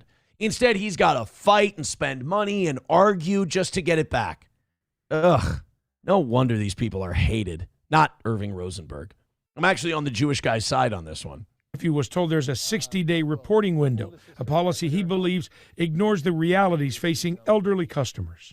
And I went back to him and said, wait a second, he's 90. He's got a little bit of dementia. He can't hear. He can barely walk. I have many ailments. My knees hurt and my back goes sore when I sit in a chair for too long. I mean, it's murder, and you're just making me, feel terrible about being an elderly man.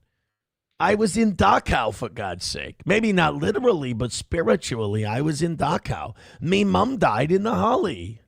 You guys have no help at all for him.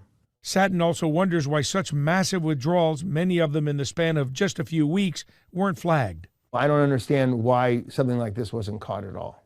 After we began asking... Dude, if I spend $10 on it... When I signed up for Pod Awful, the pizza fund, it got flagged.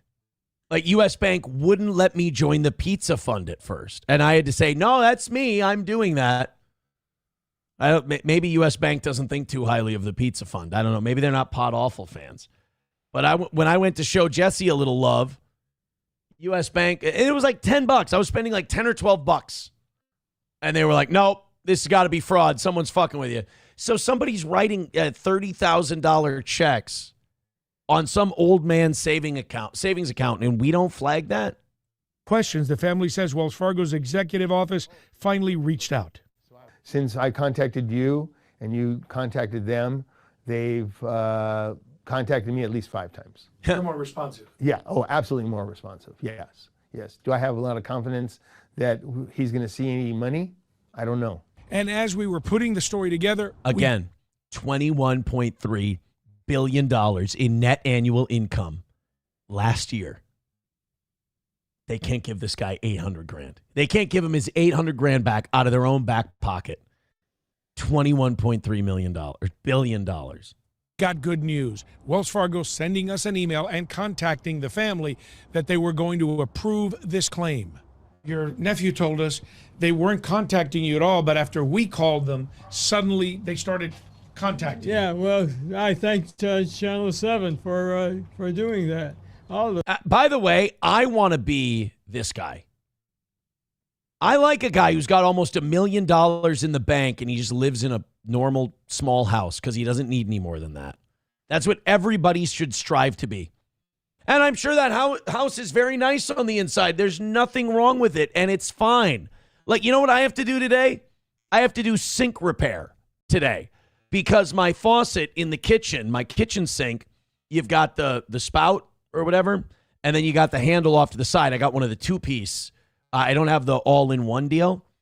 And the faucet handle that turns the water on and off came up off of the little circle hole that it sits on.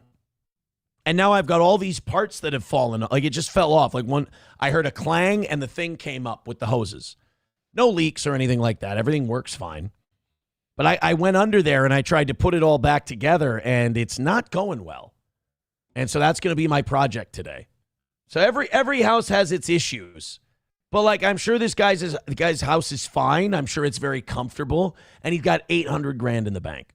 You got to teach this to young people. Like, I wish, youth is wasted on the young. Intelligence is wasted on the old. Because there's so much shit I know now that I didn't know before.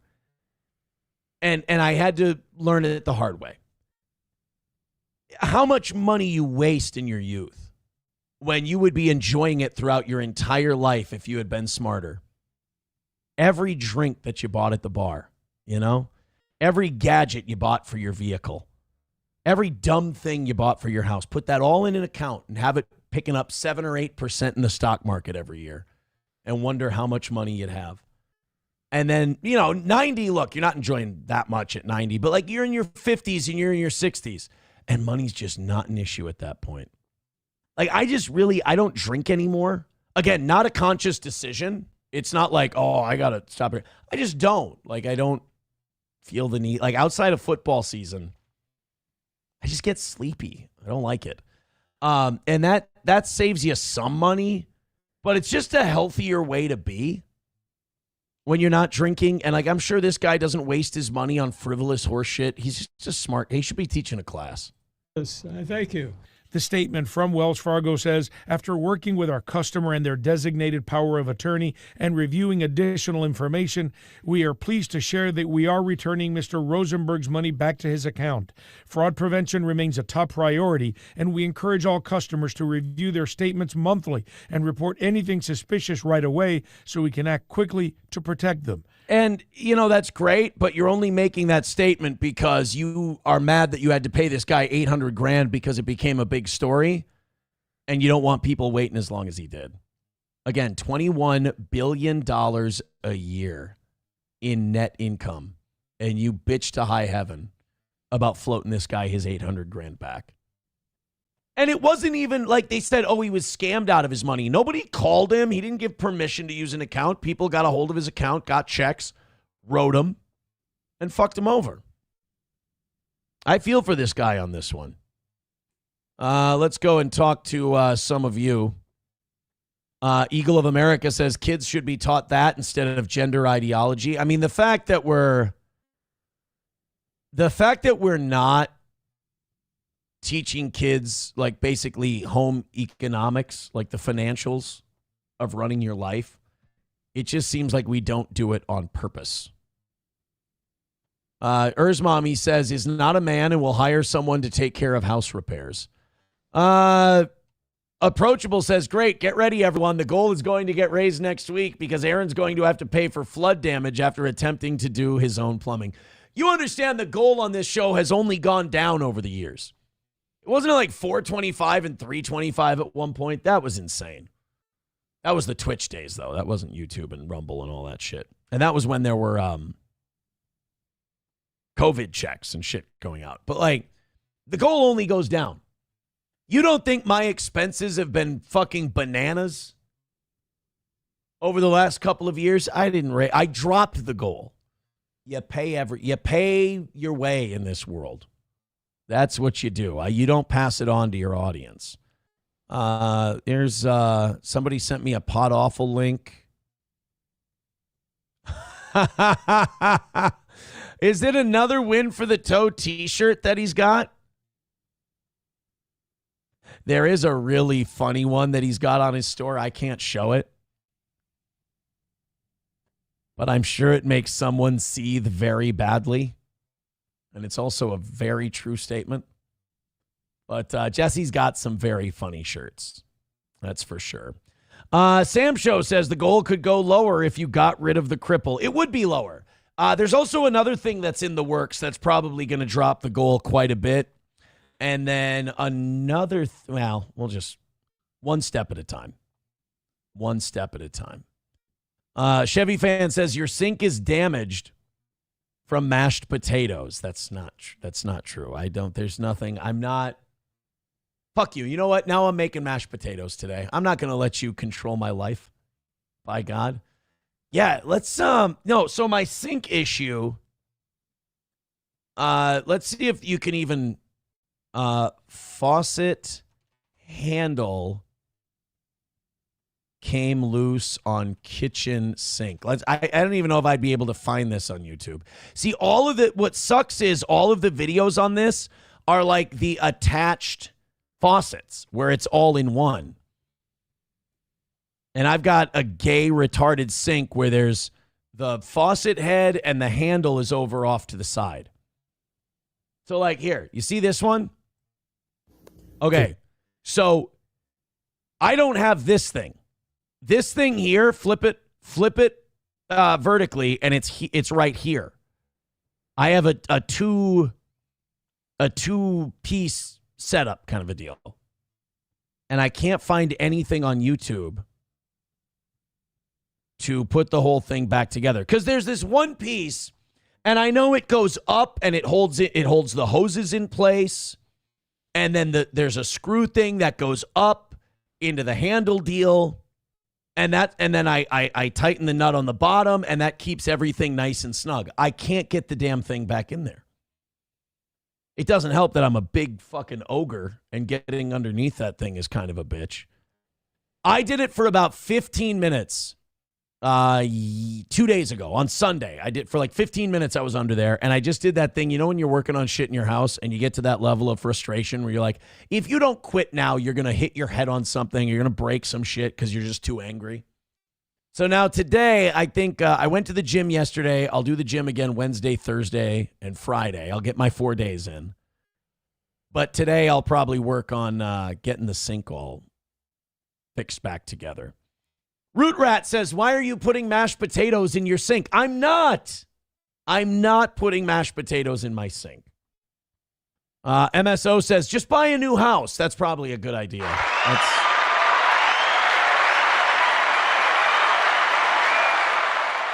Mommy says, for the love of God, just hire someone to fix it. No, I'd be so proud of myself if I handled this thing. Fuck that, Mommy. I'm not going to hire someone. I'm doing it myself. McBuster says, you can do no repairs, suburbanites. All right, here's the deal. I'm going to say $100 comes in between now and 10:30. I will live stream myself fixing the sink. And I'll prove to you I can do it. Deal? Deal. If it doesn't come in, I don't have to embarrass myself on camera again. But I'm going to do this. I'm going to do it. I'm going to fix my sink, and it's going to be better than ever. I told SP yesterday, I'm like, if I can't get the screw thing back in there and get that to go in, I could always just Gorilla Glue the fucker down. She goes, that's such like a middle-aged white guy way of fixing it. And I'm like, it kind of is. Packerbacker says, y'all are acting like Aaron leaves leftovers to put down the sink. You know he's eating all the mashed potatoes. Yeah, Chevy Fan says Flex Seal it. I mean, I'm gonna knock this shit out. MSO says, damn, I would watch that. Well, you guys know the rules. All right, let's go into I don't want to do a homeless man found dead story. That's a bummer. I don't know what I was thinking when I picked that one. Oh, Nancy Mace. Nancy Mace, there's this profile that was done on a Reddit forum about Congresswoman Nancy Mace, and I thought we would go over this today. 5 juiciest reveals in wild Nancy Mace profile, like urging staffer to boost her in the hottest women of Congress Reddit forums. Actually, I kind of respect that a little bit.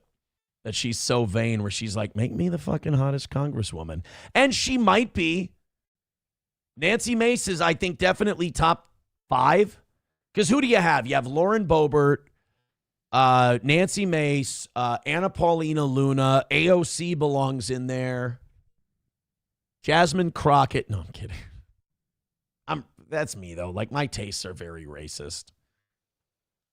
I mean, Nancy Mace is definitely in there.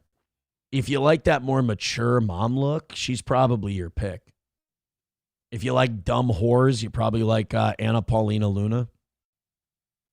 But yeah, I think Nancy Mace does seem like the type to boost herself in a hottest women in. She seems like partial pick me.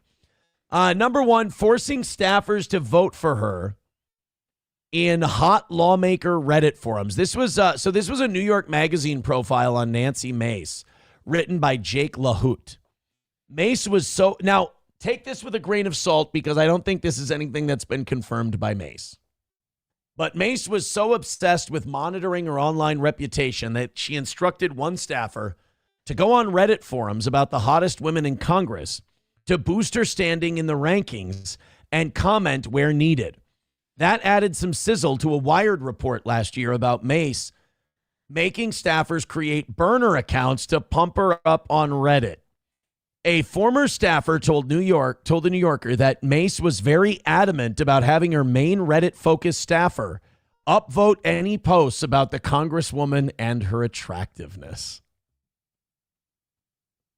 I mean, here's what I base whether or not I believe these reports on. Does it sound good to me?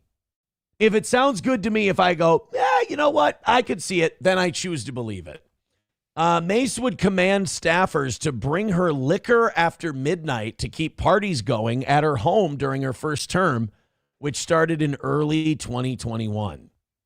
I mean, making people go on booze runs for you. What's the point of having a staff? At least she wasn't out driving drunk.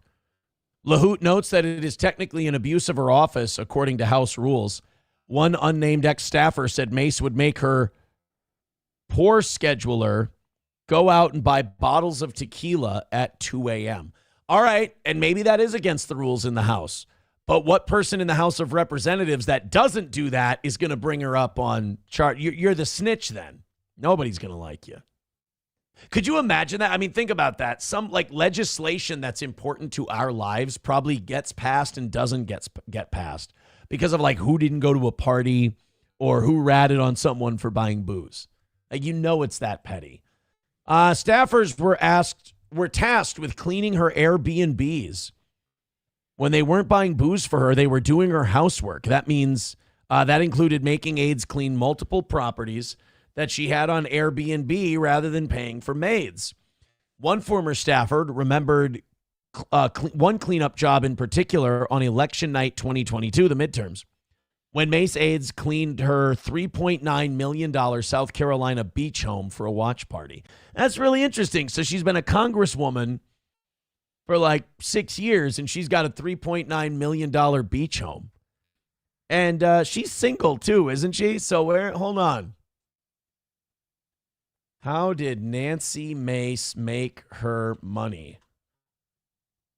$3.9 million beach home. I mean, yeah, you feel like it would still take at least a little bit of time to make your insider trading money. Nancy Mace built her wealth through a diverse career as an author, entrepreneur, and public servant. She authored a book published in 2001 and established her own consulting firm in 2008, specializing in PR, marketing, and commercial real estate, alongside her earnings as a South Carolina state representative and U.S. Congresswoman. Okay. So she did make her money independently. That would explain all the Airbnbs, is that she's independently wealthy. Mace apparently torched her relationship with Trump over the Epstein files. Okay, well, then I like her. The Congresswoman wrecked her once warm relationship with President Donald Trump by voting in favor of releasing more files on dead sex criminal Jeffrey Epstein. Trump was calling her in November to change her mind, LaHoot reported, but she ended up voting in favor of their release along with 426 of her colleagues. That vote made the odds of Trump endorsing her bid to become South Carolina's next governor to nearly zero. According to sources close to her, one source said Mace knows she probably lost the president's endorsement based on the Epstein vote. Well, I mean, I'm sorry. That just makes me like you. I didn't really take Nancy Mace seriously because wasn't she the one having like hoe fights with Jasmine Crockett on the floor of the House? Like, no, you didn't, bitch. I'll pull your weave out, you stupid hoe. So the fact that she's got some balls and she stood up to Trump on Epstein, that makes me like her. Good luck. And former staffers said their concern for Mace has escalated after she broke up with her ex-fiance, Patrick Bryant. That's the one she accused of raping her. And by the way, after this Turkey Tom thing, I don't believe any woman unless she's got receipts. I'm sorry, I can't. If it's a woman after a breakup and she says some wild shit, I'm sorry, I don't believe you. There's too many of you trifling hoes who have come out and tried to bury guys simply because you got dumped. Or someone filed for divorce and then all of a sudden you made up crazy horse shit that you took back later. It happens a lot. It happens a lot. And it happened to poor Tom. You break up with these BPD hoes and all of a sudden they're out there saying you did all kinds of crazy shit. Even though with the Turkey Tom thing, it turns out all the shit she was accusing him of, she did. So this Patrick Bryant guy, I don't think he did that stuff to Nancy Mace. Because it was right after they broke up that she started making these grand accusations in Congress. Mace has accused Bryant of beating her, covertly filming her, and conspiring to drug and film other women. She publicly called him out during a speech in the House last year, where Mace showed nude pictures of herself that she said Bryant took without her knowledge. How do we know that he took them? How do we know? Why are you showing them to other people? Staffers didn't know what to make of Mace continuing to use her committee and her office to go after Bryant. That's just it. She got broken up with by this Bryant guy, so then she used her job as a congresswoman to try and paint him as this terrible, horrible guy. To me, it raises a lot of red flags. That's all. It raises a lot of red flags. So that's interesting. I mean, a profile done on Nancy Mace. And I got to be honest, I don't have a problem believing any of this stuff. I mean, it all seems like shit that she would do. Hostile Soldier says she got new tits after. Oh, did she really? Good for her. Good for her. Sam Show says, my kind of woman. You think she'd stab me with a butter knife too? She might. She seems like she might be stabby. Historically White says, I forgot about those. Looking for the link. Root Rat with a good point says, you shouldn't believe anyone, male or female, unless they have receipts. I agree with that 100%. We live in too much of a society where you get too much positive attention for being a victim that people make shit up. So if you have receipts and nobody can debate it, go for it. Absolutely. But if you just do it and you go, oh, my source, trust me, bro. Nah, sorry. I seem to then think of you as suspect in that case. Oh, God, I wish we could play this. Jon Stewart. Oh, it was a joke. Jon Stewart mockingly preempted any potential scandal by confessing to viewers and his studio audience that he, too, has been named in the latest tranche of Jeffrey Epstein documents released on Friday. Kind of like Woody Allen. This led him with a nervous laugh to then warn his audience that he had a confession to make. I'm also in the files. We all searched our names, right? He said. Well, I mean, Kevin Brennan's in the Epstein files. So, I mean, it's the names you'd see in there. It's pretty crazy. Stewart's name appears in a 2015 email exchange between Epstein and Hollywood producer Barry Josephson in a message about a potential stand-up project for Woody, whom Stewart inferred was Woody Allen. Yeah, the Woody Allen project. So they said their pitch as a hypothetical narrator said, quote, somebody like Jon Stewart could host or narrate the biographical part. So Jon Stewart shows up in there because Epstein apparently was a big fan and wanted Jon Stewart to appear in this Woody Allen project they were working on. Oh boy. You don't want to show up in there against your will. Like, you don't want to show up in the Epstein files finding out Epstein's just a really big fan of yours. You're like, oh no, I have to question everything I've ever done. Oh shit. By the way, Jon Stewart's real name, John Leibowitz. Can you believe that Jon Stewart thought that name would sound just a little too Jewy for Hollywood? Everyone would tell him when he'd go on auditions, they'd go, hey, what's your name? You're really funny. He'd go, my name's John Leibowitz. And they'd go, Christ, man, tone it down a little bit. Jesus. Can you come up with something, a little less Jewy, like maybe Goldstein? John Leibowitz? Papa Shab says the Woody Allen project sounds like a really shitty progressive rock band from the 70s. Yeah, they opened for the Alan Parsons Project. That's what the Woody Allen project is. On a Wall says covering up for another pedo. Really? You think Jon Stewart? I don't see it. I don't see it.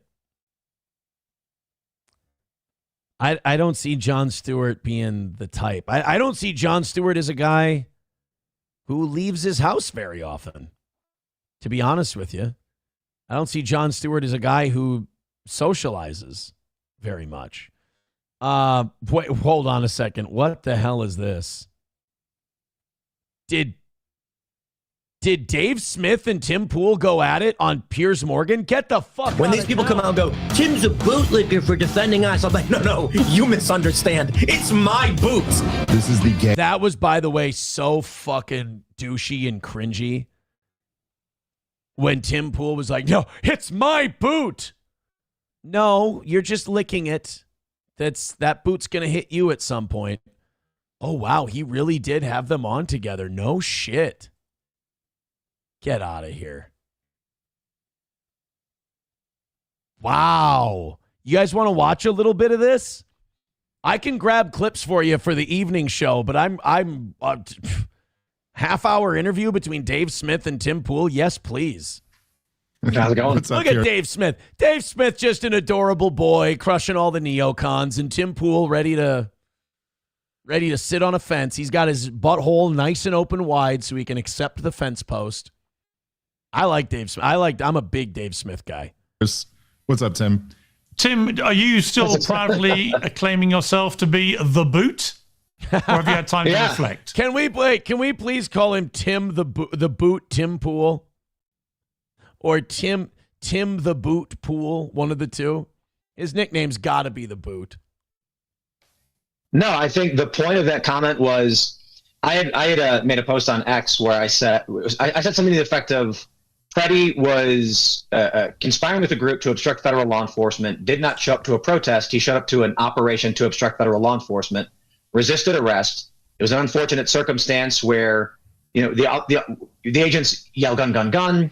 One guy sees Pretti holding a phone in his hand. A gunshot goes off. I don't think anybody was going to that day. This is the gist of the argument. I don't think the agents were trying to murder. If you have to do this much backpedaling, if you have to do this much explaining, how hard is it to just admit you're wrong? I love when I get to admit I'm wrong in like a heavy argument because it disarms the whole thing. And you don't have to now defend a dying position. You just go, oh, shit, I'm wrong. I learned something. It's exciting to find out you're wrong. Like you're debating someone. Also, the person debating you wants to like keep hammering you over this point. You go, oh, shit, yeah, you're right. No, I'm wrong on that one. People, like, try doing that to someone. Try being honest when you're wrong and telling someone who's really passionate about their opinion that you're wrong. It completely disarms them. They go, wait, what? No, you're not. No, my point is this. And you're like, yeah, I know. You're right. I fucked that up big time. Holy shit, I'm embarrassed. But like they're getting that dopamine hit off of continuing to be virtuous from being correct. Kind of take it away. Now, if they're like a decent human being, they go, oh, okay, well, here's a source on this. Here's where you can read more. Well, thank you. I will, because I sound like a fucking dipshit. But anytime you're Tim Pool and you're like, well, actually, what I meant to say was because he was, just say the guy shouldn't have been shot. Just say that ICE fucked this one up. Besides, it's the federal government. If they can do it to him, they'll do it to you. Tim Pool thinks that these guys see sides. Oh, I'm Tim Pool. I'm a guy on their side. They don't see you as on their side or not. They're getting a paycheck to do a job. Remember when everyone thought the cops were going to stand down and not follow orders on COVID? Those guys have health insurance, pensions, retirement accounts, salaries that they make to feed their kids and pay their mortgage. They're not going to stick their neck out for you and your right to go to the local bakery during COVID. They were the boot. Someone that day, I don't think Pretti went there with the intent. And by the way, Tim, I'm sorry to keep interrupting. I'll let this play here in a second. Tim, the COVID boot that you were against and the Alex Pretti boot, they're not different boots just because you checked a different guy's name on a ballot. It's the same boot, brother. Of murdering everybody. And by saying that, I have these people tweeting that I'm a bootlicker because I'm defending ICE because they went out and, and you've got... You're defending the federal government shooting an unarmed man. Yeah, you're a bootlicker. Spattering of some libertarians that are arguing this is a peaceful protest or just filming, and many liberals making the same claim. And so my response is, I voted for ICE to go out and do this. I was promised in 2024 that Donald Trump was... I didn't, Tim. I voted for ICE to be deporting all illegals. I didn't vote for ICE to shoot Jewish nurses in the street. I didn't vote for ICE to be marching down the street like it was a fucking 4th of July parade. Sorry, Jeremy, for the F word. That's not what I voted for. I voted for a smart immigration system that got illegals out of the country, not for there to be big contests in the street. Going to employ ICE, CBP, they were going to make these arrests. So it's not that I'm defending and licking their boot as they go out and do this. Did you defend Trump's immigration policy when the first person he deported was a girl who criticized Israel's occupation of Gaza and he stripped her student visa and kicked her out of the country? Did you support that? Because then you're a bootlicker, Tim. Really, it's me saying, gentlemen, please, would you go out and engage in these operations? Now, I'm not happy that Pretti died or these conflicts are happening. I don't think but these are agents enacting the political will of me and many others who voted for it. Dave Smith, your response. Well, I would just first off say that Tim knows that I love him, and we did make up on Twitter there. Can we not start with a mollifying comment like that? Yeah, Piers hates that shit. Piers is admittedly the Jerry Springer of like internet blood sports politics. Like, he just wants people yelling and screaming and shitting on each other. It's kind of a return to like the old school Bill O'Reilly, Hannity, and Colmes kind of shows. Piers, you really are. Even in recovery, Piers is still just sparking fights. I love it. I'm glad to see. I'm so glad you're doing the show. Joe Rogan, if I may say, in between.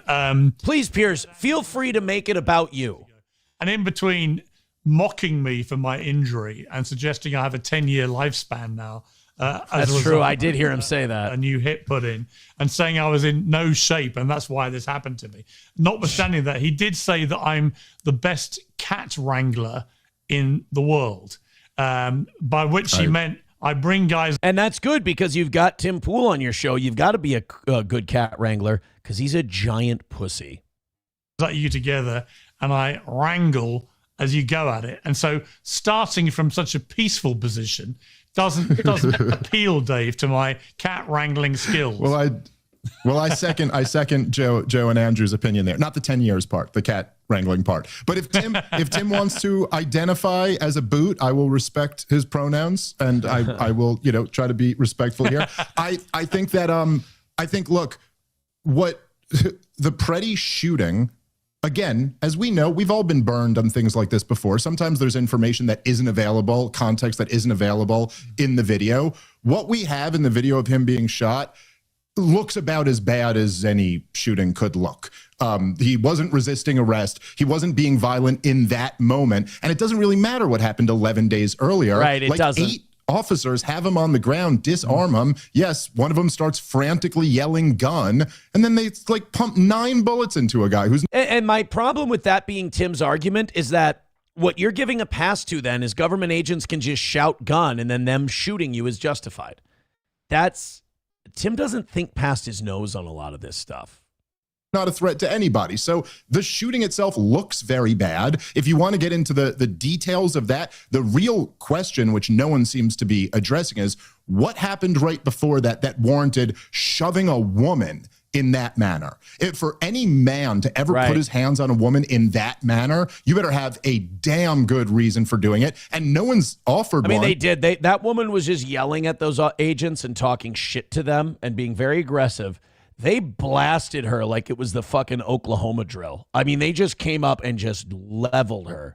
Not exactly a country I want to live in.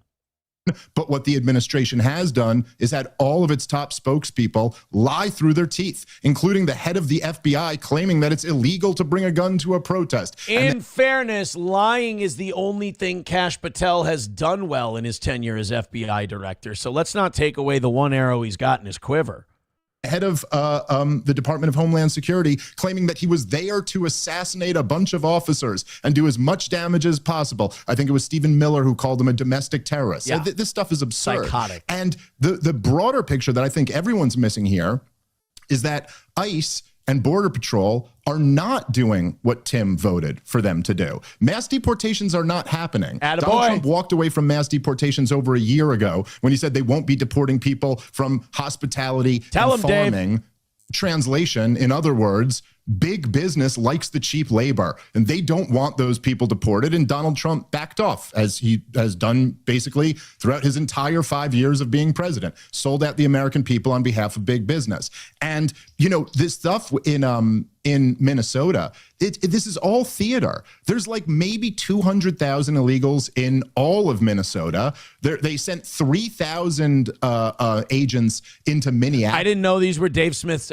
Now it seems like Dave Smith and I are going to the same place to get our talking points, because this is my exact take on this issue. This isn't good. I just found out that maybe Dave Smith and I are the controlled ones. Maybe we're the ones who are being propagandized. We're not getting huge numbers. Although my number is 180,000. His is 200,000.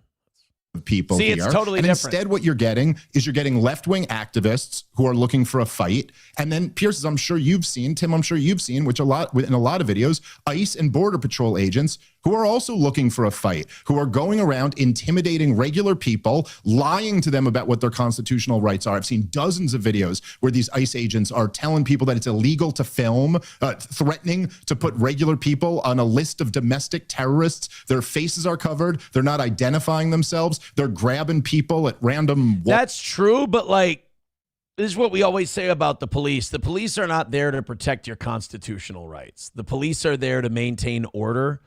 And as fucked up as it is with our system, if you're counting on the police to be the arbiters and withholders of your civil liberty, that's not a good place to put your faith. Unfortunately, that's what lawyers and shit are for. Walmarts and dropping them off 8 miles away. This is all we're getting out of this is a bunch of violence and a massive provocation of the worst elements of the left-wing activists. It's a huge loss for all of us. Yeah. Wow. I'm not liking this so far because you go to Piers Morgan and everyone's supposed to be fighting with each other. Dave and Tim have been remarkably nice to each other. We're running out of time. I'll watch the rest of that later, and I'll have some clips for you during the evening show. We'll do that. I want to catch up with the chat here a little bit. Holy shit, did I miss a lot during that segment. Cops were showing up to the Walmart. Digital Soldier says cops were showing up to the Walmart near where I live, threatening to arrest people if they went in the store without a mask again during COVID. Fucking insane. Yeah, that's, again, the boot is no different. The boot the president changed. The boot's the same. McBuster says Poole is parroting Alex Jones, which is the White House deep state memo. Yeah, isn't it sad what happened to old Alex Jones? I get it, though. Like, they put him in so much debt that he had to modify his message in order to maybe keep some money. I don't know. But they definitely cooled Alex's heels. Or maybe he legitimately does disagree with us now. I don't know. Reformed Rapscallion says, it's almost like our schools and entertainment made us all tarded. Must be a coincidence. I'm not supposed to be here, says, I kind of like Dave Smith now. Dave Smith is great. Highly recommend his show. He does a good job. Papa Shab says, yeah, these guys all hate each other and really care about the issues. Well, they made up on Twitter. You know, they didn't want to be mad at each other. Plus, it's not, what's Tim Pool going to do? Fight somebody? Stop.